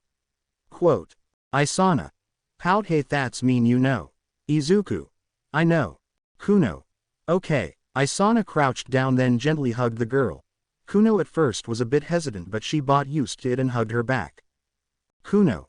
Ah, you are so adorable. Kiryu. Can I be next? Katace. Same. Murayama. Me too. Rest of the girls. Yeah. Within seconds all the girls got around Izuku and Kuno. They all had stars in their eyes. Izuku simply sighed at this. Izuku. Okay, but do it carefully. I am here to help her, not be afraid of people. Quote. Girls cheered as Izuku handed Kuno to them one by one. Kuno was a bit scared, but over time she got used to it and now she was welcoming their embrace. Girls only cooed more after noticing this. Lunchtime came and Izuku was preparing to take Kuno with him. As he got up for the lunch, he walked through the cafeteria and once he turned to the corner he was met with Kiba and Kaneko. Kiba. Geez, you really brought a kid here. Kaneko. And you look like grounded meat tied together with a loose rope. Izuku. Yeah. As for why, that would be a long story. Anyways, let's go eat. Are hungry, Kuno? Her tummy rumbled. And she blushed a bit. Izuku smiled and patted her head. Izuku. I take that as a yes. Kaneko. Izuku-senpai. He turned to see Kaneko looking at him with a pout. Kaneko. You owe me a couple head pats. Izuku. Right. Izuku patted her the same way. And now they were inside the cafeteria with Izuku holding Kuno's hand. Nearly everyone were looking at them again. Izuku simply sat down, put Kuno on his lap, and pulled out a bag full of sandwiches. He then gave a small one to Kuno and started eating a large one. Kaneko was sitting on his left while Isana was sitting on his right and Kiba was sitting in front of him with Kiryu on his right. Katace and Murayama were also on his left while blushing. The group then soon be visited by the student council members. More specifically Saji, Sona, Momo and Tsubaki. Saji. Midobro. Izuku. Saji, President, good to see all of you. Momo. Good to see you too. Quote. Tsubaki. So we had a word with your teachers earlier about you managing your kid. Izuku. Looking at them dead in the eye, and Saji. Oh no bro, don't get the wrong idea, they just said how fatherly you were. I gotta say, principal might ask you to be a caretaker if they really open a preschool here. Sona. Yeah. Blush, like he said. Kuno was eating her sandwich happily. Izuku. Oh, you like it, little pup? Kuno. I do, papa. Mama said that yo made it right. Izuku. Yeah. Lot my edge a bit since I am missing an arm, but that is not stopping me. Mariyama. So he cooks as well? Katace. He is like a real father. Kiryu. Well, at least now we know that we no longer have to worry about protection, right? Kiba giggled and Saji laughed his ass off while Isana, Kaneko, Sona, Murayama and Katace were blushing hard. Kuno looked up with a bit of sauce on her cheek. Kuno. What does she mean, papa? Hearing this, Izuku glared at Kiryu and bonked her in the head. Kiryu. OWW. Crying like a child, so we. Izuku. It is an adult thing, sweetie, you don't have to worry about it. Kuno. Okay. Izuku was done with his meal. He started to talk with the group. Kuno, not really understanding the topics, got bored, and adding all the studying she had, fell asleep. Izuku noticed that and smiled. He then kissed her head. Girls blushed even more seeing this. He then grabbed his stiff and prepared to leave. Izuku. This place is way too loud for her to rest. I will take her outside so that she can get some fresh air. He left the cafeteria with Wiley carrying a sleeping Kuno. Literally every single girl in the school looked at him with small blushes. On the other hand, Sona reached for her bag and in secret pulled out a sheet with a list on it. Reasons to marry Midoriya: smart greater than check, beat me in chess greater than check, strong greater than check, good looking greater than check, kind greater than check, responsible greater than check, good with kids greater than triple check, cooks greater than check. Outside, Izuku went to the forest side and found an old mansion. Seeing that sun was shadowed by the trees, Izuku thought that it was the perfect spot. He then sat down and laid his back to a wall. He then put Kuno on his lap while using his jacket as a blanket. Drag. Partner. Izuku. Devils. Drag. Yes, two of them. They are powerful than the others, except that one girl with short black hair and that other girl with long spiky long black hair. Quote. Izuku. Suna and Tsubaki. Really? Albion. But one of them feels strange. Izuku. Ooh, era, this is unexpected. Turning his head, Izuku looked to see a girl with really long black hair tied to a ponytail. In fact, her hair was so long that it was reaching all the way to her knee. She had dark eyes lightly shaded with some of her hair. She seemed to be about 5'6" and she was really developed in the chest area, kinda like how Isana was. She was bowing down to her while smiling innocently and blushing lightly. Akano. If it isn't the guardian himself. What brings you here to this corner of the campus? Izuku. And you are? Akano. My name is Akano Hamejima. I am a third year. Nice to meet you, Izuku Midoriya. Izuku. You know my name. Akano. Oh please, who doesn't know the name of the king of this school? Izuku. Nice mansion. Who lives here? Akano. No one. This is our club, the Occult Research Club. Izuku. Oh, so this is where Kiba and Kaneko comes to do club activities. Akano. Correct. You are good friends with them, right? Izuku. You could say that. Akano. So what brings you here? Izuku. Kuno fell asleep and I need a quiet and a dim place for her to rest well. Cafeteria is neither. Akano. And this place is? Izuku. There is no noise other than us, and the trees are blocking the sun just enough. And there is fresh air. It is perfect for her. Akano. Era, you really take being a daddy seriously, ne Izuku-kun? Izuku looked at her. But then he felt that Kuno was moving a bit. Izuku smiled and helped her get a more comfortable position. But then noticed that she was waking up. Kuno. Papa? Izuku. You fell asleep, sweetie. So I brought you here to take a good rest. Kuno. Okay, Papa. She then got straight while sitting on Izuku's lap. She then looked at his arm. Kuno. You have lots of scars, Papa. Izuku. I know, little pup. And I have even more underneath my clothes. Kuno. I think they are pretty neat, Papa. Izuku. Oh, you think so? Kuno. Yeah. Quote. She then hugged Izuku's arm. Kuno. They make your arm softer. Izuku. Really? Thank you, little pup. Izuku then kissed the top of her head. Akano only looked at their interaction with wide eyes. And she couldn't help but remember memories from her past. Izuku. As for your question, Akano, it is only natural for a parent to care for their child, is it not? He looked at her, but was surprised to see her looking away while covering her mouth. Izuku. Are you okay? Her train of thoughts broke after hearing Izuku as her that. She then composed herself and replied with her usual smile. Akano. I am. Thanks for worrying about me. You didn't had to really smirk, but that's exactly what I would expect from a man of your reputation in this school, right? Izuku looked at her in the eye. But then he sensed that someone else was looking at him. He looked up to see a girl with spiky red hair and blue eyes looking at them curiously. She was also somewhat surprised to see Akino's reaction. Taking a good look, Izuku noticed that she was probably the tallest girl he saw in the campus so far. And it is also worth mention that her chest was nearly as big as Akino's too. Izuku and the girl looked at each other. Akano. Era. That's Rias Gremory, the club president. Izuku. I see, Akano. Well, I gotta go back. Club activities. Have a good day, Guardian. Izuku. I will leave too. Nice to meet you. Oh, and by the way. Akeno. What is it? Izuku. Please don't steal any more of my boxers. I would appreciate that. And you don't need to take a peek on me. Akeno froze and her face got redder than Ria's hair. However, she was still smiling, trying to maintain her composure. Akeno. I can explain that. Izuku. If you want to just watch me, then just do it. I don't care regardless as long as nothing bothers my training. Akeno. Oh. Okay. With that, Izuku left the place. Akeno got back inside and was met with Rias smirking smugly. Rias. Looks like someone is busted. Akeno. Shut up. Rias. Smirk. Oh, who are you to shout at your master? Eventually the day ended and Izuku took Kuno back home. Her home to be EAXCT.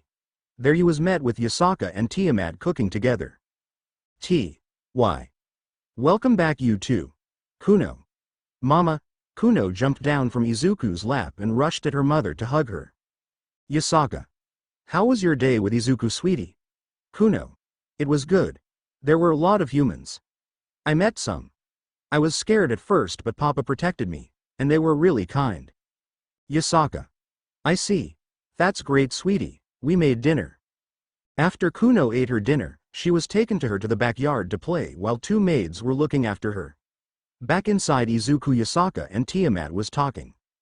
Yasaka. I gotta say that New Order sacred gear of yours is really handful. Izuku. That one's a quirk, Yasaka. Yasaka. Right. I am still trying to differentiate them. It was a bombshell to discover that you are from another world. Flashback. Yasaka was looking at Izuku in complete shock as he was spreading his wings that were made out of white metallic bones and blue energy. And his arm was covered with a red gauntlet with yellow spikes and a green orb on the hand section. It was also reaching all the way to his elbow. Yasaka. So let me get this straight. You are from a world where 80% of the population has superpowers you call quirks.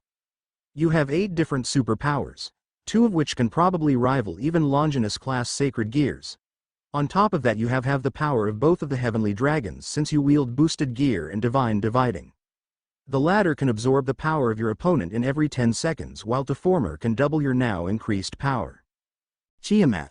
And since he is already powerful enough to blow up a city in a single blow, doubling that kind of strength in every 10 seconds is big deal. Way more than double since he can absorb the power of his opponents too. Quote. Then Izuku Gem along with his wings started to glow as Drag and Albion decided to talk. Drag. Correct. Albion. And there is more to that. Drag.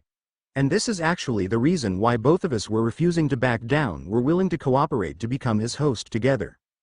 Yasaka. And that is? Albion. His main quirk OFA. The stockpiling aspect of the quirk at least. It is actually negating drawbacks of our powers, making us stronger in return. Yasaka. Seriously? Drag. Yes. Because of this, and because of how strong Izuku already is, he is downright the strongest wielder we ever had.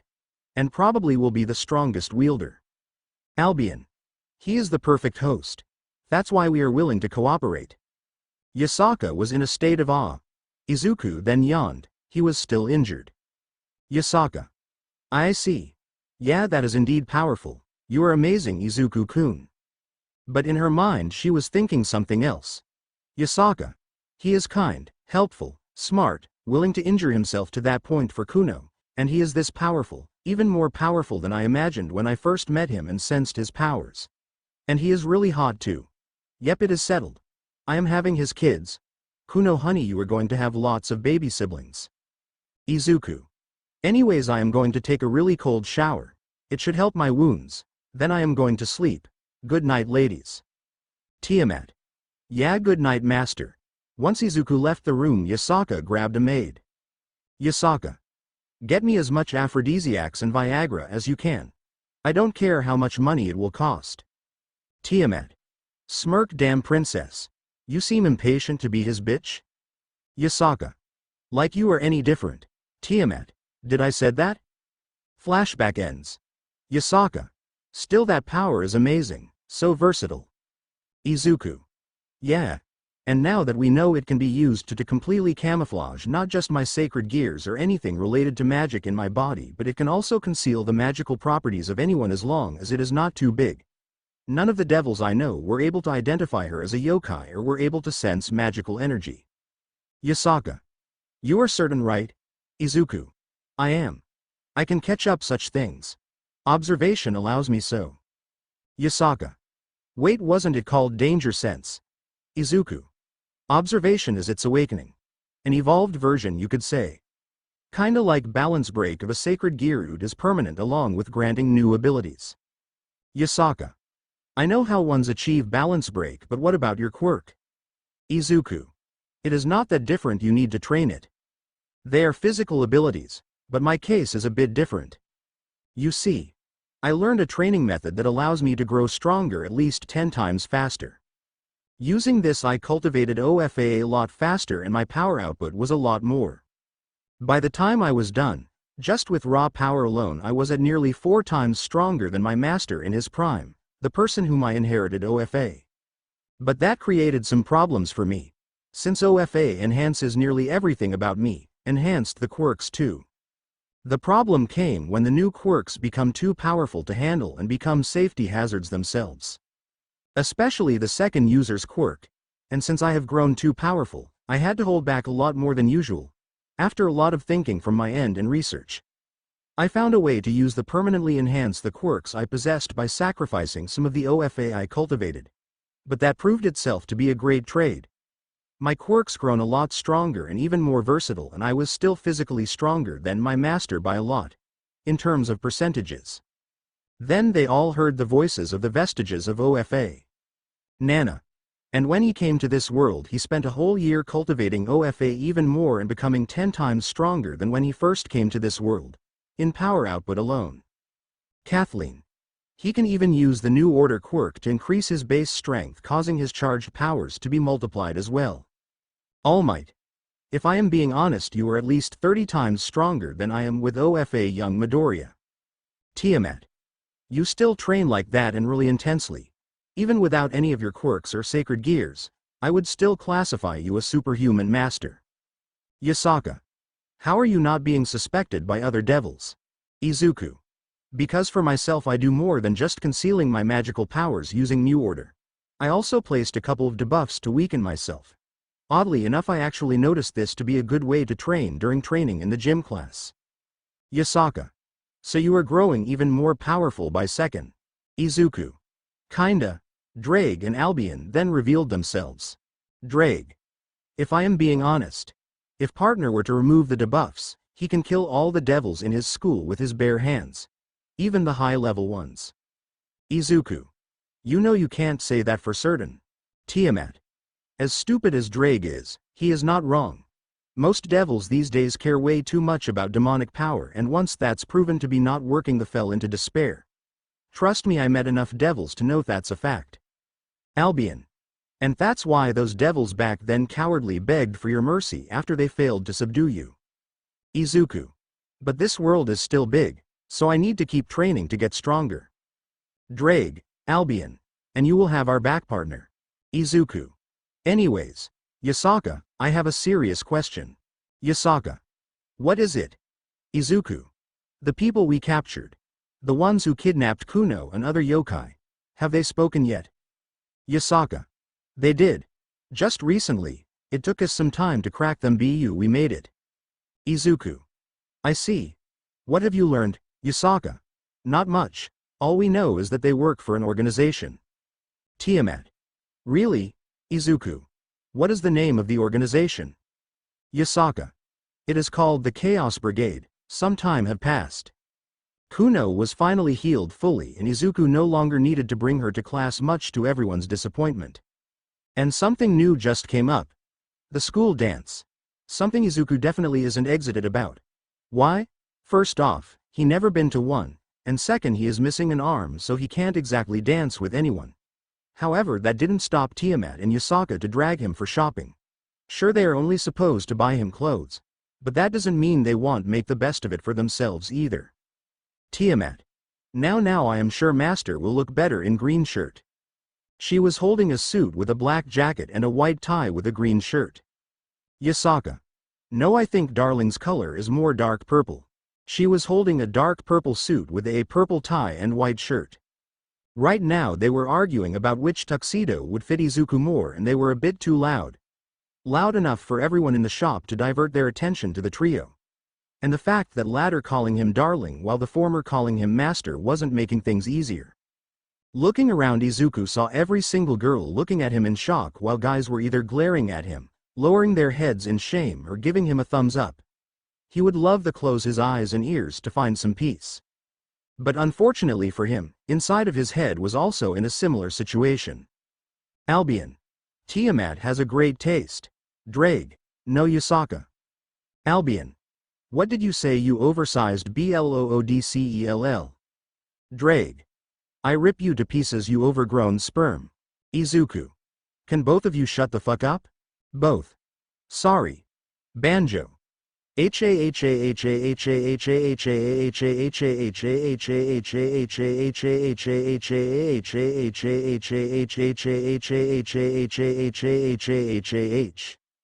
Yoichi. Where did you even get the popcorn? Sixth. Don't question, just roll with it. Second, third, and fourth users were straight up cut their connections temporarily to avoid this shit altogether. Nana. Still, the one with the green shirt does match with his hair, eyes, and black kinda gives him a mysterious look. Kathleen. While the purple one makes him more handsome looking, green and purple mixes well in my opinion. All Might. Thank God you two are not arguing like the rest. Nana. Speaking of suits, Toshi, what do you think? All Might. Me master. Nana. I want to know your opinion too. What don't you want your surrogate son to look dazzling? All Might. That last statement sounds creepily familiar. Kathleen.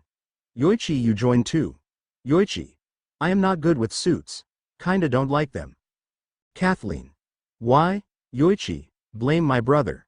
Kathleen. Oh. Sorry. Yoichi. No, it is fine. Izuku.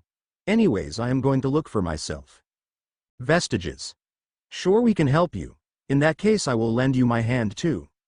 Izuku. Vestiges and the dragons turned to see a woman with long silky blonde hair, blue eyes, while wearing a shoulder-less purple dress with long purple sleeves and white heels. She had a crown-like hat, or at least that what Izuku thought it was. Her breasts were also rather big, maybe even bigger than Midnight's. And her clothes, making them somewhat loose, didn't hide it at all. Drag. Oh, Elsha. Izuku. Who? Drag. She is one the previous wielders of boosted gear. Izuku. Wait, I can communicate with them too? Albion. Yeah, you can. Izuku. And why am I hearing this now? Drag. Cause you never asked, partner, but don't worry, most of them don't talk regardless. Nana. Elsha-san, good to see you. Elsha. Nana. Kathleen. How are you two? Kathleen. We're good. Izuku. Wait, you know her? Nana. We chat every now and then. Elsha. So this is the infamous Izuku Midoriya. I am honored to finally meet you. I am Elsha, nice to meet you. And I gotta say, lick lips, you are a fine piece of meat. Kathleen. Smirk, I know, right? Nana. I call this a glow up. You should have seen what Sued to look like. Don't get me wrong, he was really adorable back then. Now he is just hot. Elsha. Anyways, let me help you pick a good set. Izuku. Alright. Back in the real world, Izuku was walking around the shop until Elsha pointed a gray tuxedo for him. Seen it, Nana and Kathleen also smirked and agreed with her. Izuku then grabbed the same suit and went to change. Izuku. This looks not bad. Nana. Not bad? Are you kidding? You look stunning. All Might. They are right, my boy. Elsha. Told you can trust my taste, girls. Nana. Well done, Elsha. Kathleen. Yeah. Izuku came out of the changing room and found Tiamat and Yasaka still arguing, albeit lightly, but then they saw Izuku and they froze. At that point, every single guy either gave him a thumbs up or fell into depression, while the girls looked at him with lust in their eyes. Izuku. So what do you say? I don't really do suits. They both raised their thumbs up with hearts in their eyes and blushes. Izuku. Alright, let's go back then. Izuku bought the suit and the three left the shop. But the fun for Yasaka and Tiamat wasn't over. They decided to shop for more stuff. Mainly swimsuits and underwear just to tease him a bit more. Nighttime. It was a hectic day, especially for Izuku. What's even worse is that he needed to find a way to keep his primal urges in check. Now he was going back home for his daily patrol. And upon entering his home he was met with no one. Understandable given kids are sleeping. He then went to bathroom to take a quick shower and got rid of all the blood and dust he built up for the night. Once leaving the bathroom he was met with a trail of roses. Banjo. Oh hell yes. Nana. You know what time this is, right kid? Banjo. Some quality time with a pair of gorgeous women. Drake. Partner. Izuku. Yes Drake. Drake. Dominate Tiamat. Make her you bitch, your slave. Banjo. And one more thing. Izuku. What Banjo? Banjo. Thumbs up, use my quirk. Izuku. Nana. Pervert. Izuku took a deep breath and entered his room. There he saw Yasaka and Tiamat laying on his bed as seductively as possible while groping themselves. Tiamat was in her hybrid form while wearing her battle dress, while Yasaka was wearing a loose kimono covered with some light armor gloves and thigh-high boots with heels. Both of them looked like heroes, which greatly aroused Izuku. Tiamat. See, I told you he will like it. Albion. Looks like they found out his fetish. Nana. Everyone grab popcorn, the boy is becoming a real Chad. Banjo. Use my quirk. Yasaka. Welcome back hero. You must be tired from protecting the world. Allow us your humble sidekicks to help you relax. Izuku was looking at them with a blush. Izuku. Was this your idea, Tiamat? Tiama. I only want the best for my master, is it wrong? Lemon time. Izuku. You know what? I have had enough of you. Izuku had a sadistic look that got Tiamat both scared and aroused. He then approached the two of them. Then he activated Black Whip to bind her. Then he laid her to his lap facing down. Tiamat. Master. Izuku. You have been a naughty familiar. As your master I will punish you. Izuku then slapped her butt cheek. Tiamat yelped for that. He then smacked her again, with this time she moaned. Yasaka. Someone's enjoying themselves, but I am not gonna be left behind. The night of the school dance came. A lot quicker than Izuku wished. In fact, he was still not used to this. And once he arrived he was met with Kiba. Kiba. Oh Izuku, good to see you, and you look good. Izuku. Thanks. I had help. Kiba. Really? Oh well, let's go inside. The two went inside to see Saji just about to enter to the gym. Saji. Kiba. Izuku, good to see you, and bro you look good. Izuku. Thanks, you look good too. Kiba. Where is Momo? Saji. Just got a message saying that she was inside. Izuku. I see. Then let's go inside. Saji. Sure. The trio entered the gym where they held the party. Once entered they heard a girl screaming. Girl. Kuoh. They turned to see she was looking at them with heart-shaped eyes. Then everyone looked at the trio. Izuku was wearing a gray tuxedo with a black shirt and a gray-pink tie. Saji on his left was wearing red suit with a white shirt and a purple tie. And Kiba on his left was wearing a black suit with a pink shirt and black tie. Girls immediately blushed seeing the three, or more specifically Kiba and Izuku. Girl 1. Kuoh, Prince looks so handsome. Girl 2. Guardian. Girl 3. Gray is my new favorite color. As the girls were screaming to them, getting all this attention, Izuku simply sighed as Kiba just waved his hand. Saji laughed. Saji. Sometimes I both envy you and pity you. Welp, you gotta go without me. I am gonna find my girl. Then he went to find his girlfriend, Isana. Izuku. Izuku heard a familiar voice. He turned to see Isana there. She was wearing a shoulder-less dress that was barely passing her thighs. She also had a thick golden choker and white gloves.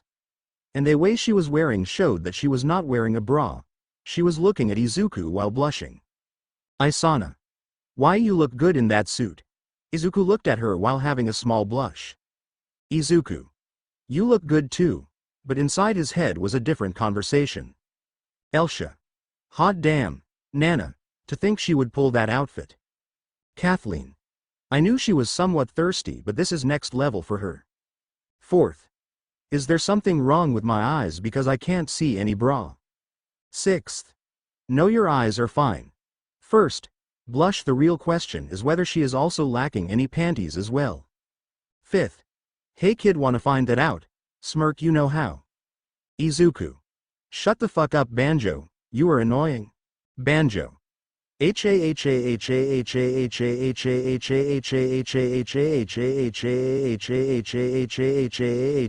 Oh, come on, we all know you love me.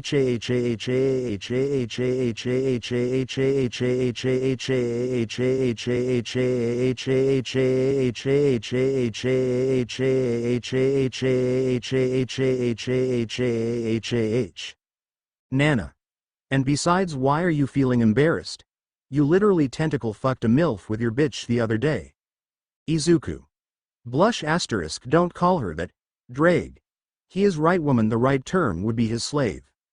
Izuku. Blush, you are not helping Drag. All Might. Could it be that the old young Midoriya still lingers around? Isana. So you made it to the dance. Izuku. Why yeah. Can't say I am a fan of it though. Isana. Why not? Izuku. First off, never been to a dance like this before. Isana. You haven't? Izuku. Yeah. Shit happens sometimes. Oh well, I am gonna find a good corner to wait it out. Isana. Really, that's all you are going to do? No dancing? Izuku. I can't really dance. If anything, I will embarrass myself, and whoever I dance with can handle the former, the latter is the problem. Isana. Please, I am sure you will be fine. Besides, have you ever really tried? Izuku thought about at least one time he ever danced with someone. He couldn't find any. And frankly, for him, the last time he ever wore a tuxedo like this was when he was attending to the gala in Island. Perhaps he would have danced with Ochako or Melissa if it wasn't for the attack. Izuku. Yeah, I admit I never really danced before. Isana. Alright. Why, you know there is always a way for you to figure it out, right? Izuku. By dancing with someone? Isana. Blush. Yeah. Izuku. I doubt that anyone would want to dance with me though. Isana was confused on why he would even think that. After all, a chance to dance with him or Kiba was why 90% of the girls were there to begin with. Sona. Midoriya. Izuku turned his face to see Sona standing there while blushing a lot. She was wearing a black dress hanging from her shoulders while wearing long black sleeves. Sona. Glad to see you made it to the party. Izuku. Thanks. What is this for exactly? Sona. It is yearly tradition, really. Any more detail is unnecessary. Izuku. Really? So if I were to miss this party, would I still be able to attend next year? Sona. Well, you could, but it wouldn't be the same. Izuku. Oh, how so, Sona? Let's say you have friends in upper class. They wouldn't be there with you. She said that with a hint of sadness. She thought that if she were to miss this chance, she may never be able to dance with him. After all, she has to return to the underworld at some time in her life for her dreams. That is, if she didn't reincarnate him as a devil in her peerage and marry him afterwards, he would be a good rook. Izuku. I see your point. Yeah, not seeing some upperclassmen that I consider as my friends would be sad. Izuku thought about the Big3. Thinking even if any of the shit that happened didn't happen, they would still graduate and leave the city to be sidekicks. Or move to different parts of the country to work as heroes.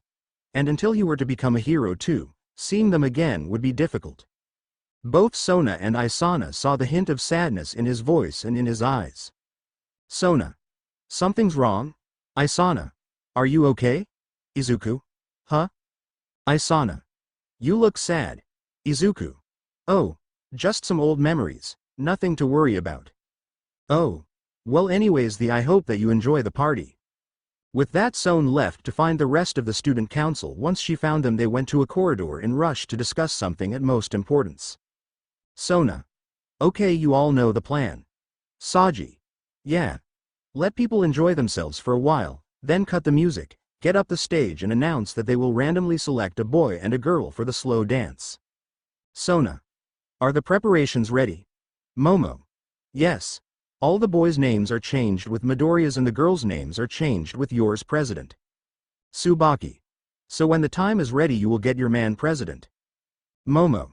Still. Having a one arm might make things difficult to dance. Saji. But who gives a shit?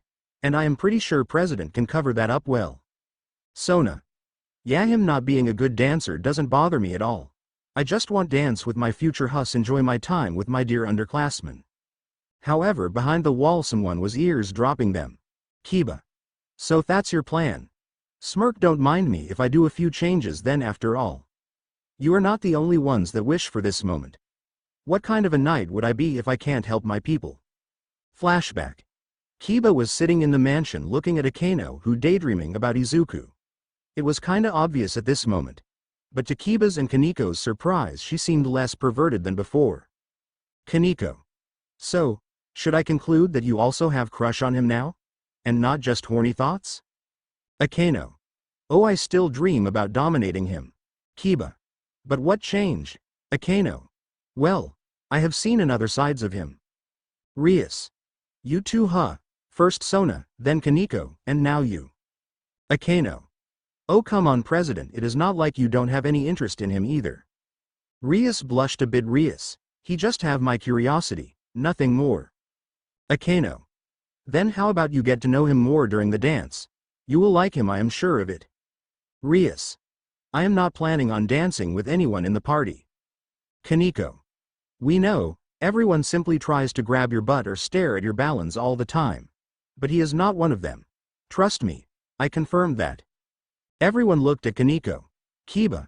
And exactly how did you do that? Kaniko. One time the perverts were peeking on us, so we had no other option but to use the boys' locker room to avoid them. They out of nowhere Izuku barged inside, walked up to a corner, placed his bag and went for the exit. Girls at first screamed and asked him why he would barge in like that. He then reminded them this was the boys' locker room and what were we doing here. He then just put his bag inside a locker and left. Some girls even tried to flash on him, but he just left. Akeno. Era, so he denied the dream of most boys in the school? Kaniko. Yeah. Rias. Asterisk blush, fine, I will see what kind of a person he really is. Looking away, pouting, I also want to see what made Sona fell for him. Flashback end. Kiba swiftly followed to group to see they were preparing for the event. He simply smirked as he saw a whole bundle of sheets near them. Back at the main area, Izuku was simply leaning to a corner while watching everyone enjoying themselves. Then he saw Momo and Saji got on the stage to make an announcement. Kiba. Ladies and gentlemen, welcome to the annual Kuoh Academy dance. The next song will be a slow music. And you will need a partner for that. And for today we prepared a special lottery for you. We will pick a girl and a boy to dance in the center of the room. Everyone, especially they boys, cheered. And the girls either looked at him or Kiba with stars in their eyes. Izuku simply sighed. All Might. You know you should pay attention, Izuku. And why is that? All Might. Because you could be picked, you know. Vestiges. Don't you dare jinx it. Momo. Now as for the boy we got. Oh, it is our favorite. Izuku Midoriya. Izuku's eyes shot up high as he looked shocked. Izuku. Huuuh. Vestiges. You jinxed it. Kiba. Guardian, you lucky bastard. Get in the center, bro. Izuku looked at Saji, who had a smirk plastered all over his face. Momo. Now for the girl we got. Momo froze with a shocked face. She then started to stutter. Momo. RREIASGGGREE Mori. Everyone. EHHHHH. Boy 1. Lucky bastard. Boy 2. No. Boy 3. Not the Crimson Princess. Girl.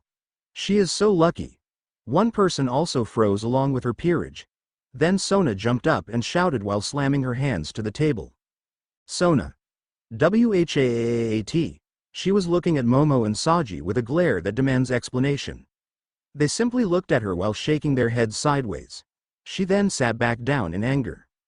Sona. Who the hell d? She then looked to see something odd.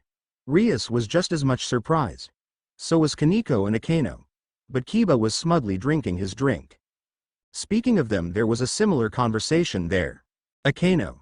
Era president, you are a lucky lady. Rias. How did this even happen? Kiba. Smug grin. Yeah, I wonder that too. Kaneko.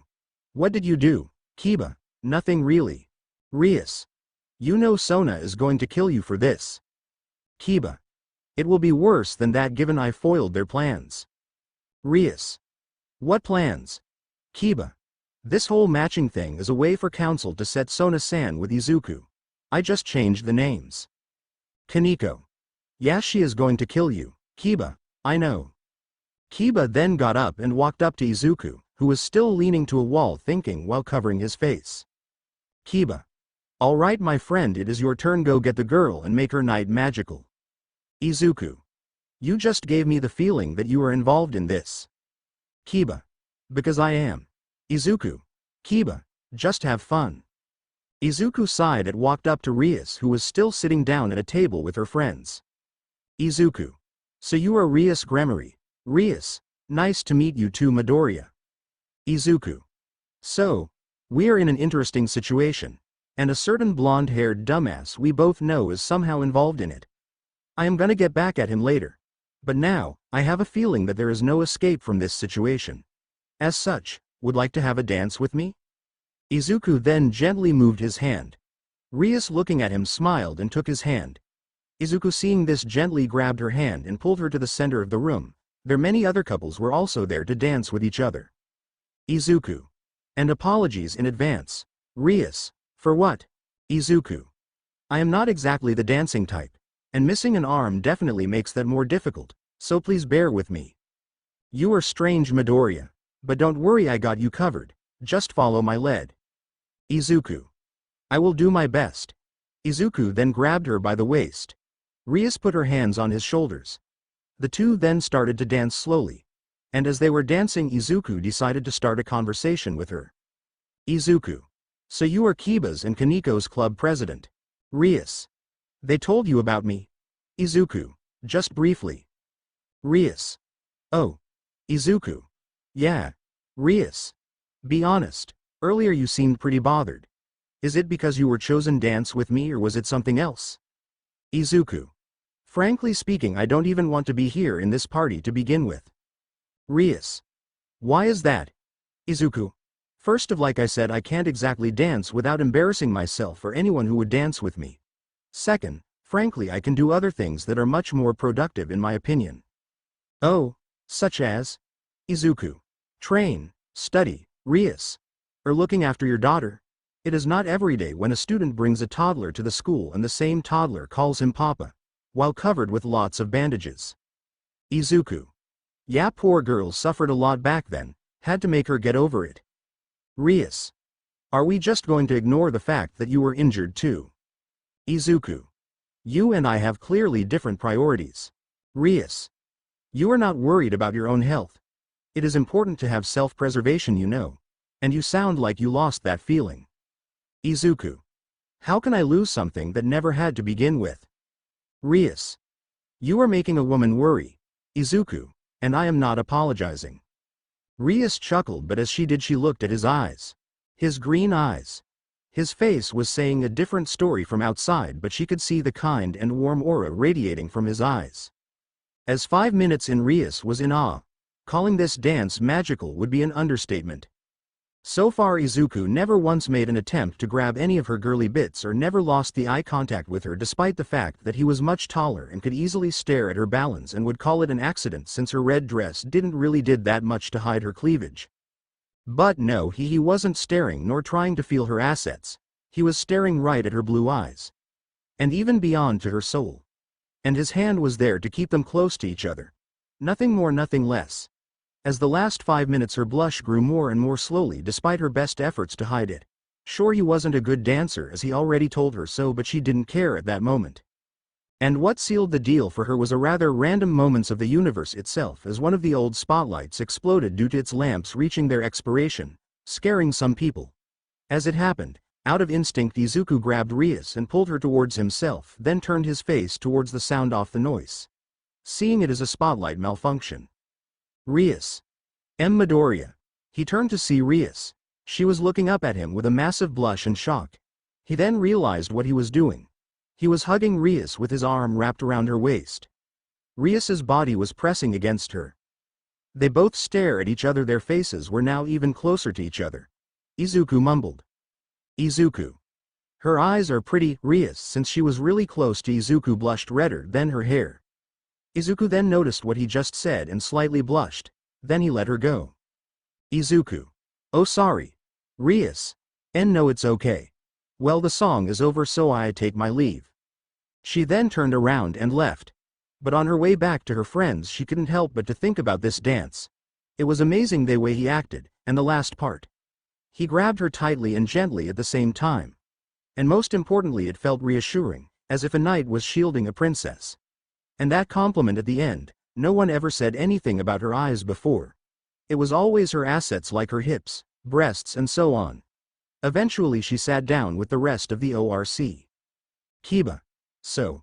I take it that something's went right? Akano. Era, you seem so flustered. Rias. Kaneko. And I can hear your heart pounding all the way from here. Rias wasn't answering to any of them. She was simply thinking about Izuku and the moment they just shared together. From the distance, Sona was glaring at them. She was feeling so intense she shattered the glass she was holding. She knew that look of Rias way too well. She was fallen for him. Sona. Student council, listen up. Gramaries are entering my territory and their king dares to steal my man. She might be my childhood friend, but I refuse to lose to her in this matter. Momo. From his attitude, it is clear that it was Kiba that ruined our plans. Saji. But that's okay. We can try again, the night is long and we will have other chances. Tsubaki, this time you are in charge of the draws. Tsubaki. Roger that. Rias turned to see Sona was glaring at her. Seeing her childhood friend jealous, Rias smirked. And that was the last straw for Sona. Sona. You want war, woman? You will get it. After about 30 minutes later, it was the time for another slow dance. This time Tsubaki got on the stage and announced it. Tsubaki. Hello again, ladies and gentlemen. It is time again for another dance. And once again we will be picking the lucky man and the woman. Now let's see. She picked a letter that had Sona's name of it. Tsubaki. For the girl, it is our student council Prez. Sounashitori. Most boys got exited that they had a chance to dance with her. Tsubaki. As for the boy we got. Oh my, what a coincidence, it is once again Izuku Midoriya. Izuku, who was drinking a glass of soda, spat all over the floor and looked up to see this in shock. Izuku. What? Boy 1. No way. Boy 2. Not him again. Boy 3. I smell bullshit. Boy 4. He must be cheating. Boy 5. Cheater. Boys were losing their shit, but Izuku glared at them and the shut up. But wasn't only them. Isana was also jealous. Izuku sighed and went to pick Sona up. Sona. Hello Izuku, would you like to have a dance with me? Izuku. Sure, but I am warning, I am not a good dancer. Quote. Don't worry, I got you covered. Just follow my lead. For the next 5 minutes Izuku danced with Sona. It was quite similar to how Izuku danced with Rias, except Sona was shorter. But in the end, to Sona, it was also magical. After the music was over, she also left with a blush on her face. She turned to see Rias glaring at her. And it wasn't just Rias, Kaneko and Akano were also staring at her. This time she smirked and waved them off. Rias. Oh, you wanna go at it, Sona? You are on. No, the dance was reaching its end, so the host decided for one last slow dance to end it. Both Sona and Rias glared at each other. They were both willing to have this one final dance with the guy, and neither were going to stand down. However, both girls were beaten by a really impatient-looking Isana dragging him to the center of the dancing floor. This resulted in both of them to glare at the girl.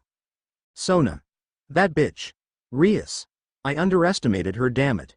But as their glare intensified, they suddenly felt something from within her. Sona. Rias. Yeah. I felt it too. Sona. It is small, but it is there. To think she has one. Sona. How surprising. Indeed.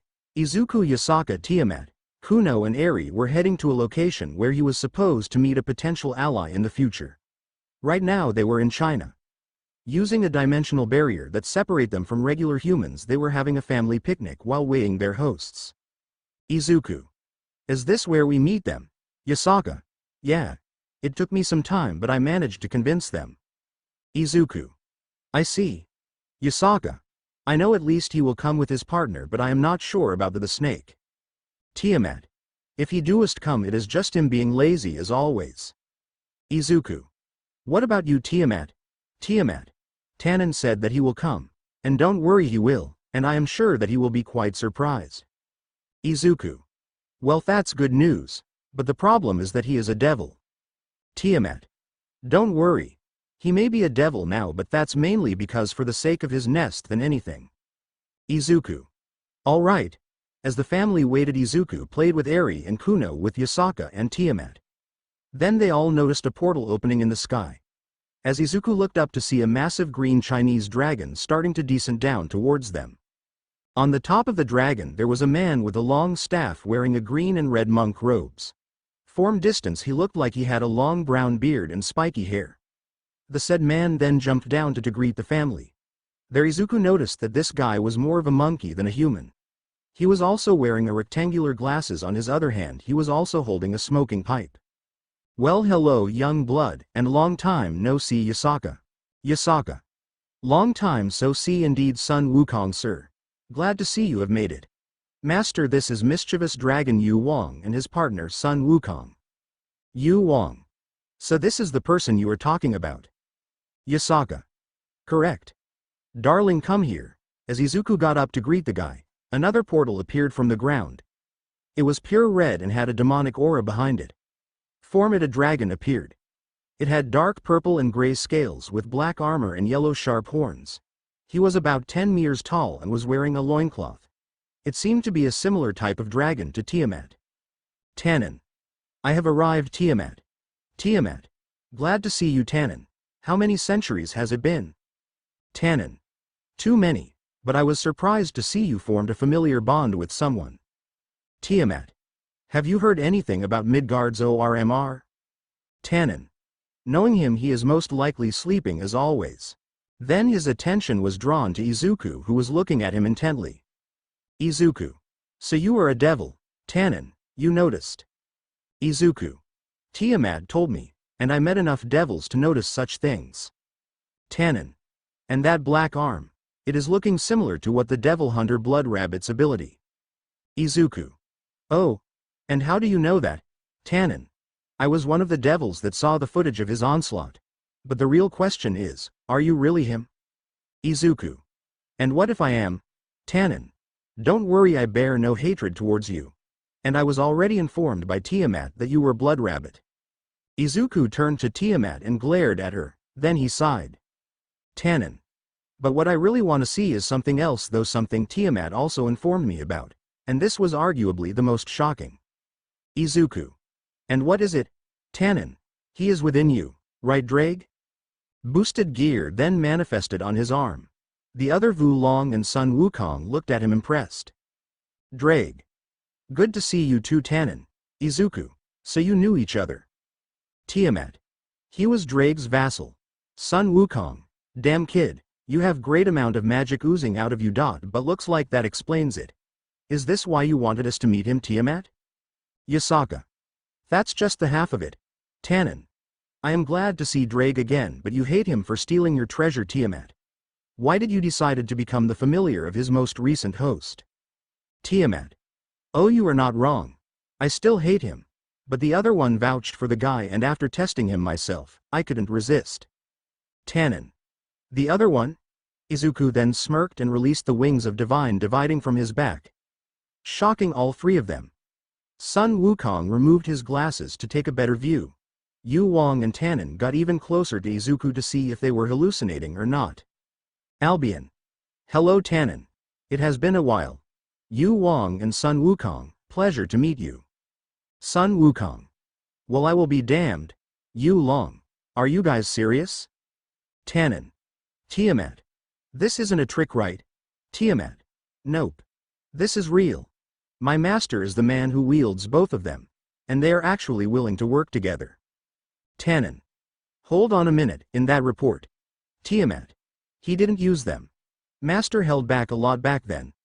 Heck, he killed some low-ranking pawns and devil soldiers without using any magic at all. Tannen. What? Tiamat. It is exactly how it sounds. Do you understand why I was okay with becoming his familiar?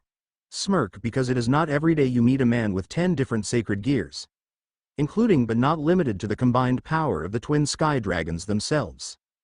As they were all shocked, another portal opened up right next to them. Then large snake appeared. It looked like a sea serpent with greenish-gray scales.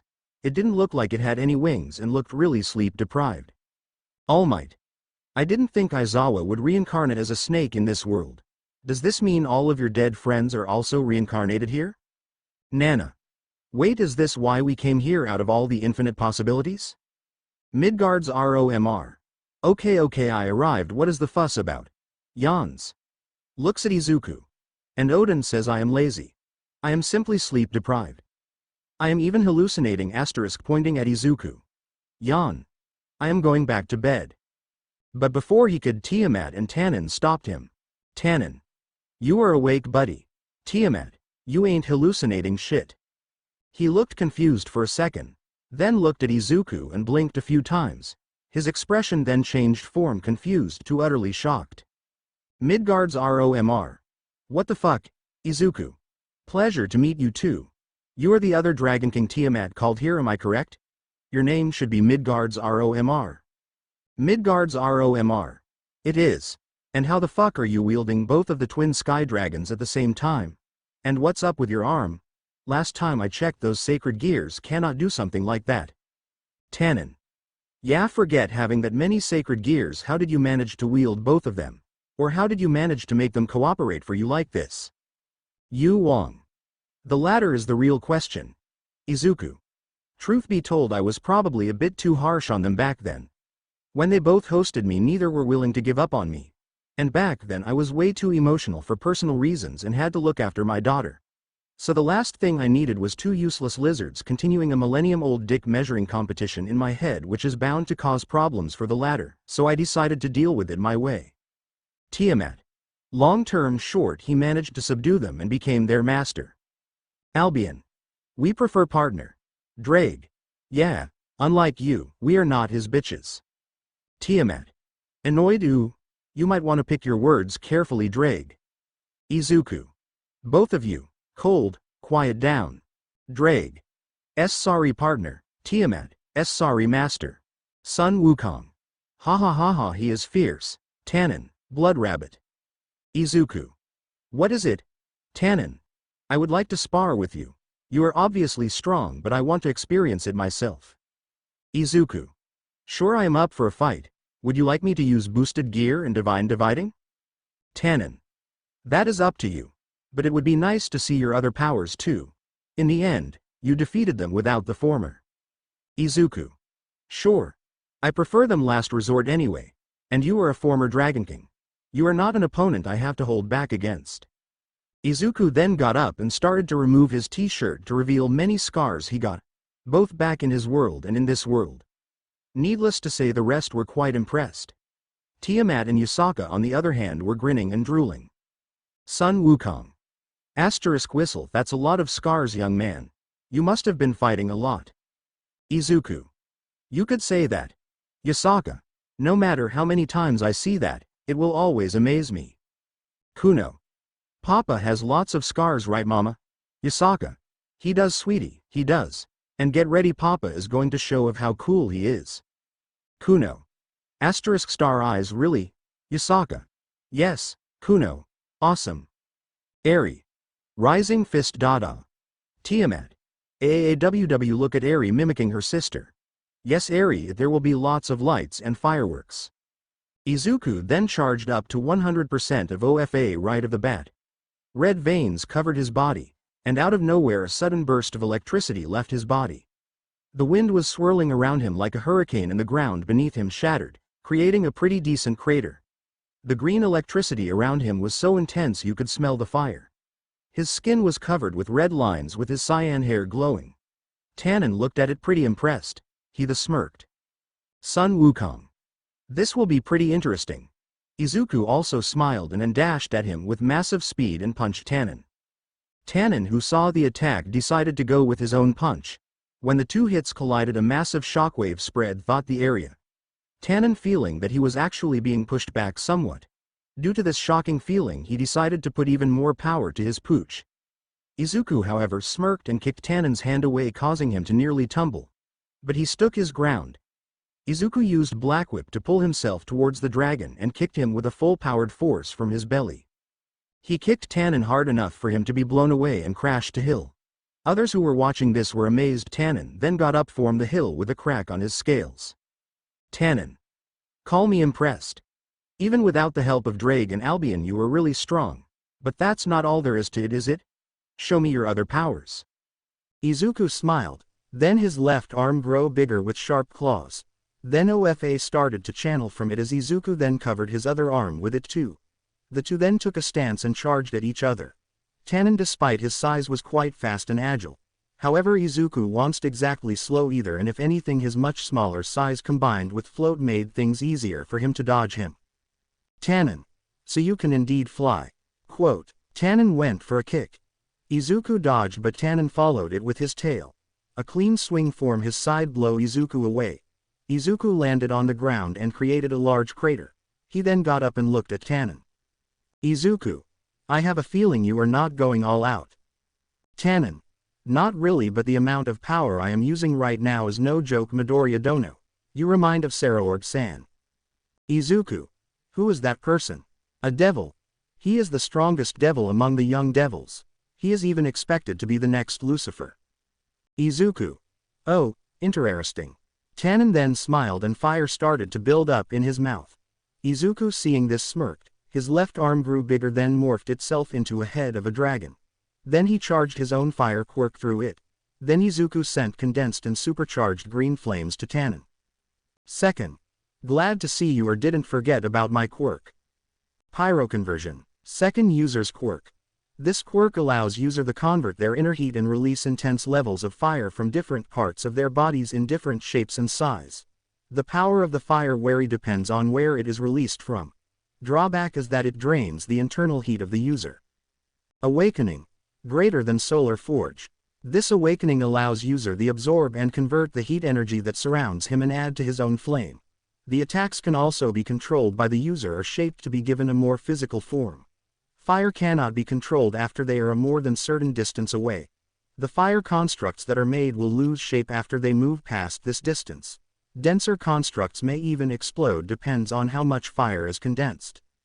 The two attacks hit, creating massive shockwave that quickly turned into a massive firestorm made out of red and green fire.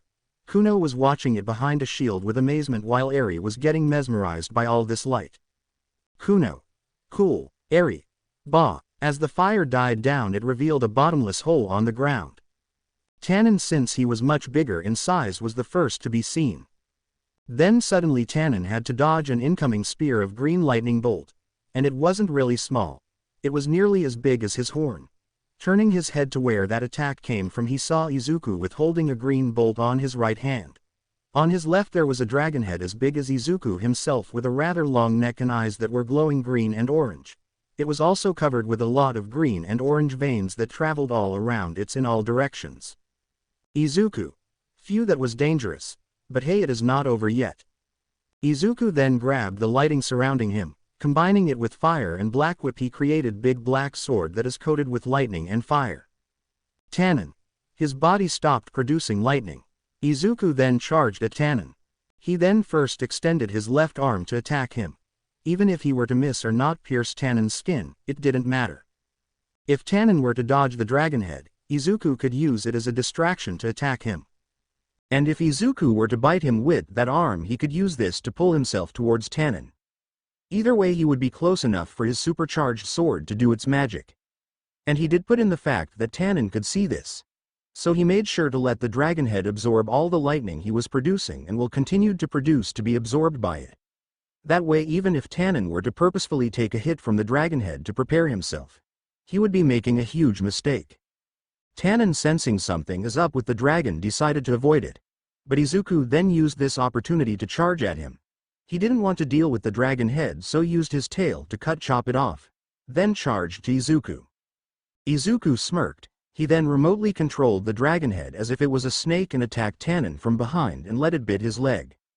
Tannen tried to grab it, but before it could, the dragon head exploded, releasing a massive surge of electricity and fire. It penetrated Tannen's scales and wounded him. Caught off guard by this attack, Tannen was also stunned, giving Izuku a great chance. He then cut Tannen using his sword. This slash was a big one. So big, in fact, it covered his entire torso from shoulder to waist. Tannen. Quadruple AR.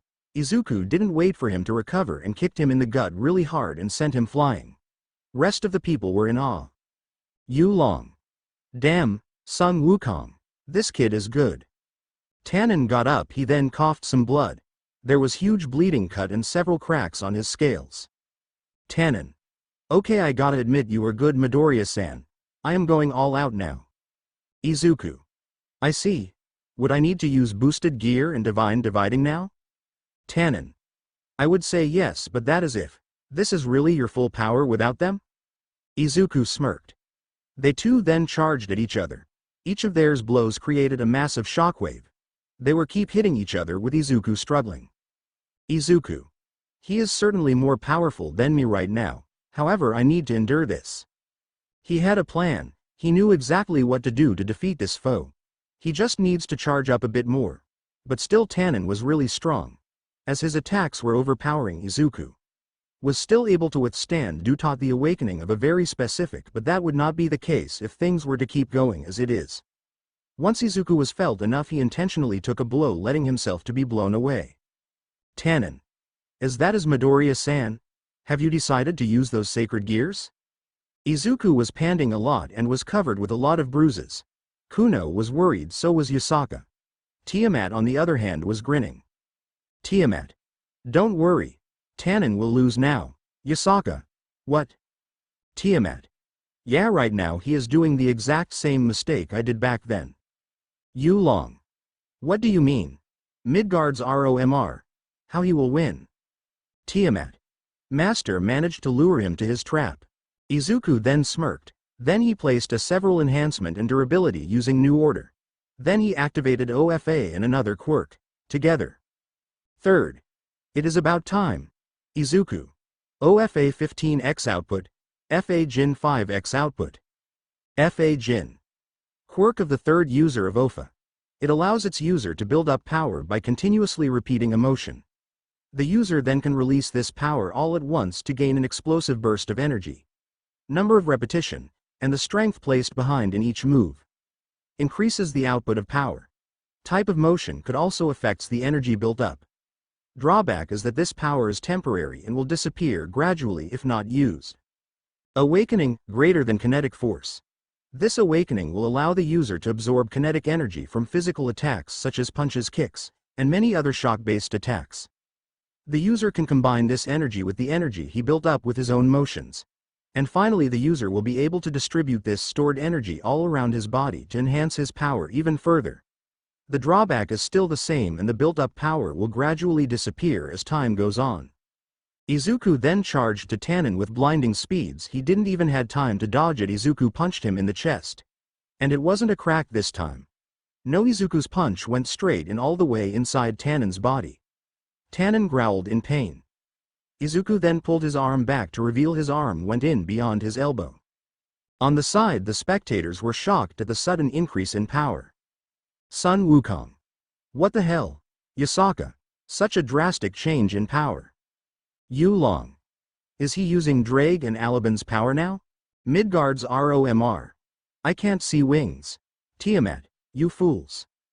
They all turned to Tiamat, who was smirking. Tiamat. Smirk, those two gears aren't the only things that allow Master to multiply his powers. Everyone were shocked at this. Even Yasaka. They then turned to see Tannen and Izuku flying around and clashing with one another. But Izuku clearly superior here. He was faster, stronger, and more agile due to his smaller size. And this time Tannen was in the defensive stance, trying to cover his vital organs. However, while dodging, he did notice something odd. Izuku wasn't producing nearly as much lightning as he would. Tannen. What is he planning? Ack. Izuku was able to cut him by his abdomen, and then he shoved his hand inside his wound to pump in a lot of electricity. And he did. The electricity he was supposed to release but kept inside his own body was then transferred to Tannen's body, electrocuting him a lot and causing him to paralyze.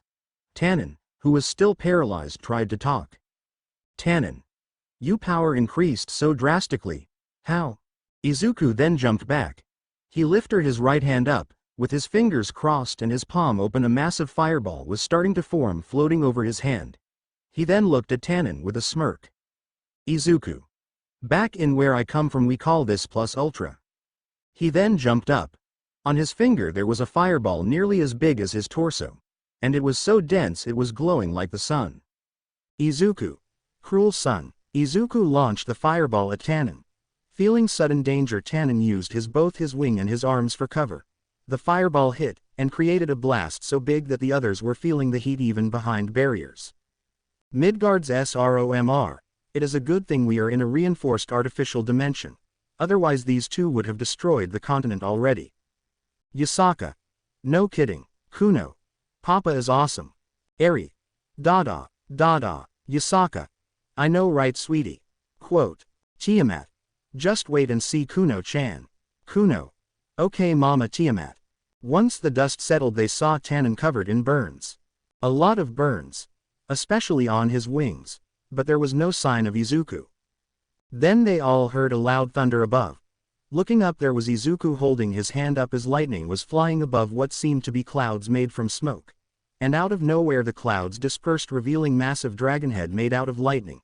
It was in fact even several times bigger than Tannen himself. The thunders themselves were so loud that it made dragon itself seem like it was roaring. Izuku then sent the dragon down to Tannen. He would do something but suddenly from the ground several massive black dragon heads appeared.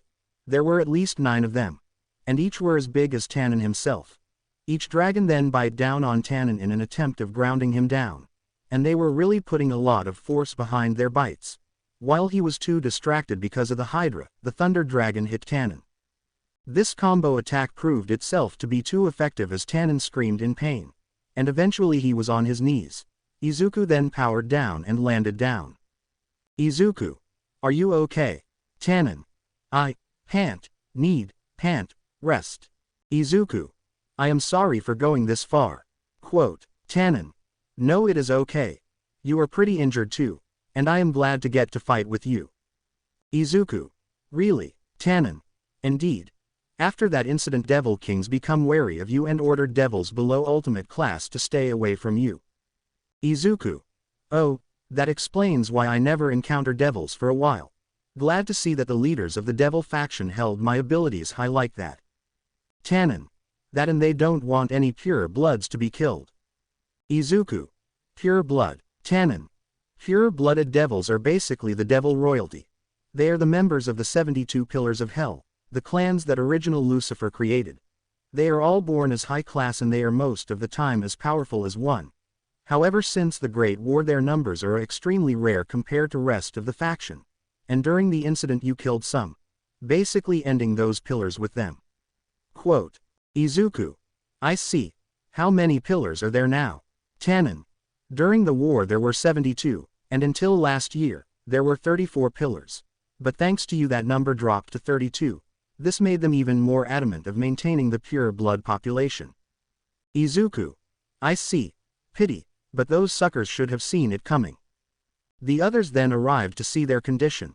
Kuno then rushed at Izuku with stars in her eyes. Kuno. Papa, that was awesome. You went bomb and foosh and fire and dragons. Izuku smiled at her excitement. He then hugged her despite all the bruises and kissed her in the forehead. Izuku. I and do even more sweetie. You didn't see anything yet. Kuno. Star eyes really. Izuku. Proud smirk yes I can. Eri. Dada. Izuku. Eri you want a hug too. Quote. Izuku then grabbed Eri. And hugged his 2 kids together with a smile. Quote. Sun Wukong. Are they really his kids or? Yasaka. Well they are both adopted you can say. Kuno is my child and Eri is, a long story. Timed. And is also the reason why he has me as a familiar, and the reason why he slaughtered those demons. Tannen. Oh, you mind explain. Tiamat. Sure long term short. Master needed familiar to look after Eri when he wasn't around. That's the whole reason why he entered the familiar forest to begin with. Quote. Tannen.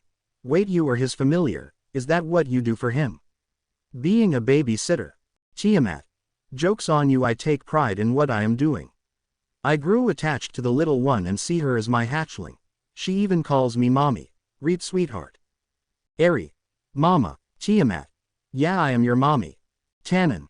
And how did you enter the familiar forest? Yasaka. That was me. I met him as Blood Rabbit back then. Flashback. Izuku was jumping in the streets of Kyoto. He was on a rooftop with Eri resting inside his backpack. A backpack he reinforced with his powers as much as possible. And she was sleeping soundly, again using new order to make the backpack and the air in it soundproof. Izuku. Is this the location? Drake. Yes partner, there should be a small faction located in this city. Quote. Izuku. And are you sure they will be willing to help? Albion. Don't worry. They are peaceful the last time I checked. And they too small to go to war with someone like you. Quote. Izuku. I haven't mastered balance break yet though. Drake. That doesn't matter. You are still superior. Albion. And besides, we wouldn't want to make things too easy now, would we? Izuku smirked. Izuku. Maybe. He then released an aura. Not too big, but just big enough to attract locals. And after 5 minutes he saw a bunch of people dressed as shrine maidens or samurai arrive with spears and swords. They also had fox-like tails and ears. Nana. Oh boy, we got furries incoming. State your business. Izuku then raised his hands up, and got on his knees. Izuku. I came with peace. I only released my aura to attract you. I seek an audience with your leader. They looked at each other. But they hesitantly agreed. They then took Izuku to a traditional Japanese castle. Upon entering he waited in the middle. He was surrounded with guards. He can't blame them though. This was a wise decision on their part. After some time a woman with blonde hair appeared dressed in a loose kimono appeared. Yasaka. Hello, you seek an audience with me. Izuku. Yes. Thank you for your time. If possible. I need assistance. Yasaka. I see. And how can we help you? Izuku. I just need access to the familiar forest. Quote. Yasaka. Familiar forest. And you ask us to help you. Izuku. Correct. Quote. Yasaka. Not that we can't help you. In fact, it isn't really difficult for us to go there. But the thing is, devils sue that area quite often. What will happen if you encounter them there? Quote. Izuku. That is my problem to worry about. And in the worst case scenario you can always put the blame on me if it means maintaining your neutral position. I just need a door. Once that's done you can leave me be. In exchange I will do something for you in the future. I don't care what it. Izuku then kneeled and put his head on the ground. Izuku. Please. Seeing his sincerity Yasaka smiled. Yasaka. I see. These terms seems reasonable. I will do what I can. And you seem sincere, so we got ourselves a deal. Izuku. Thank you. Izuku then got up and saw Yasaka approach him. She then smiled and went for a handshake. Izuku seeing this also smiled and shook her hand. At that moment Yasaka felt something. Now that they were in contact Yasaka was able to feel it. The stupidly overwhelming power that resides within him. She found herself surrounded with darkness. There are multiple pairs of eyes. 2 of them being much larger than the rest glaring at her. Back at the real world she was sweating in terror. Izuku. Are you okay? Izuku's question brought her back. Yasaka. Why yes I am. You know I can open the portal today. Izuku. Is that so? Then I would really appreciate it. Yasaka. Now please make yourself comfortable until then. Izuku. Thank you. With that Izuku was escorted to another tomb. And Yasaka was thinking. Yasaka. So much power. He could easily force this. And he still has chosen peace. He even bowed down for me. Flossback ends. Yasaka. And that's how we met. Tannen. I see. Quote. Sun Wukong. This is indeed a good meeting. Quote. Tiamat. Yes. And one more thing. There is another name you can call Master. Something I personally like. Midgard's ROMR. And what is it? Tiamat. Smirk. I call him the Heavenly Dragonmaster, or just Dragonmaster. He is the man that tamed the heavenly dragons. Tannen. I see. Indeed a worthy name now that I experience his strength myself. Tannen then got up and bowed in front of Izuku. Tannen. I hail you Dragonmaster. Sun Wukong, Yu Long and Midgard's ROMR also bowed to show their respect. With that the group dispersed. Izuku. I am gonna need a good bath. Tiamat. And some massage I assume. Izuku. That too, that dragon was no joke. I nearly lost. Yasaka. And you better explain that change in power darling. Izuku. I will. But let's rest for now. To be continued. I hope you guys enjoyed this video and make sure to like and subscribe to the channel. Now we will see you in the next video.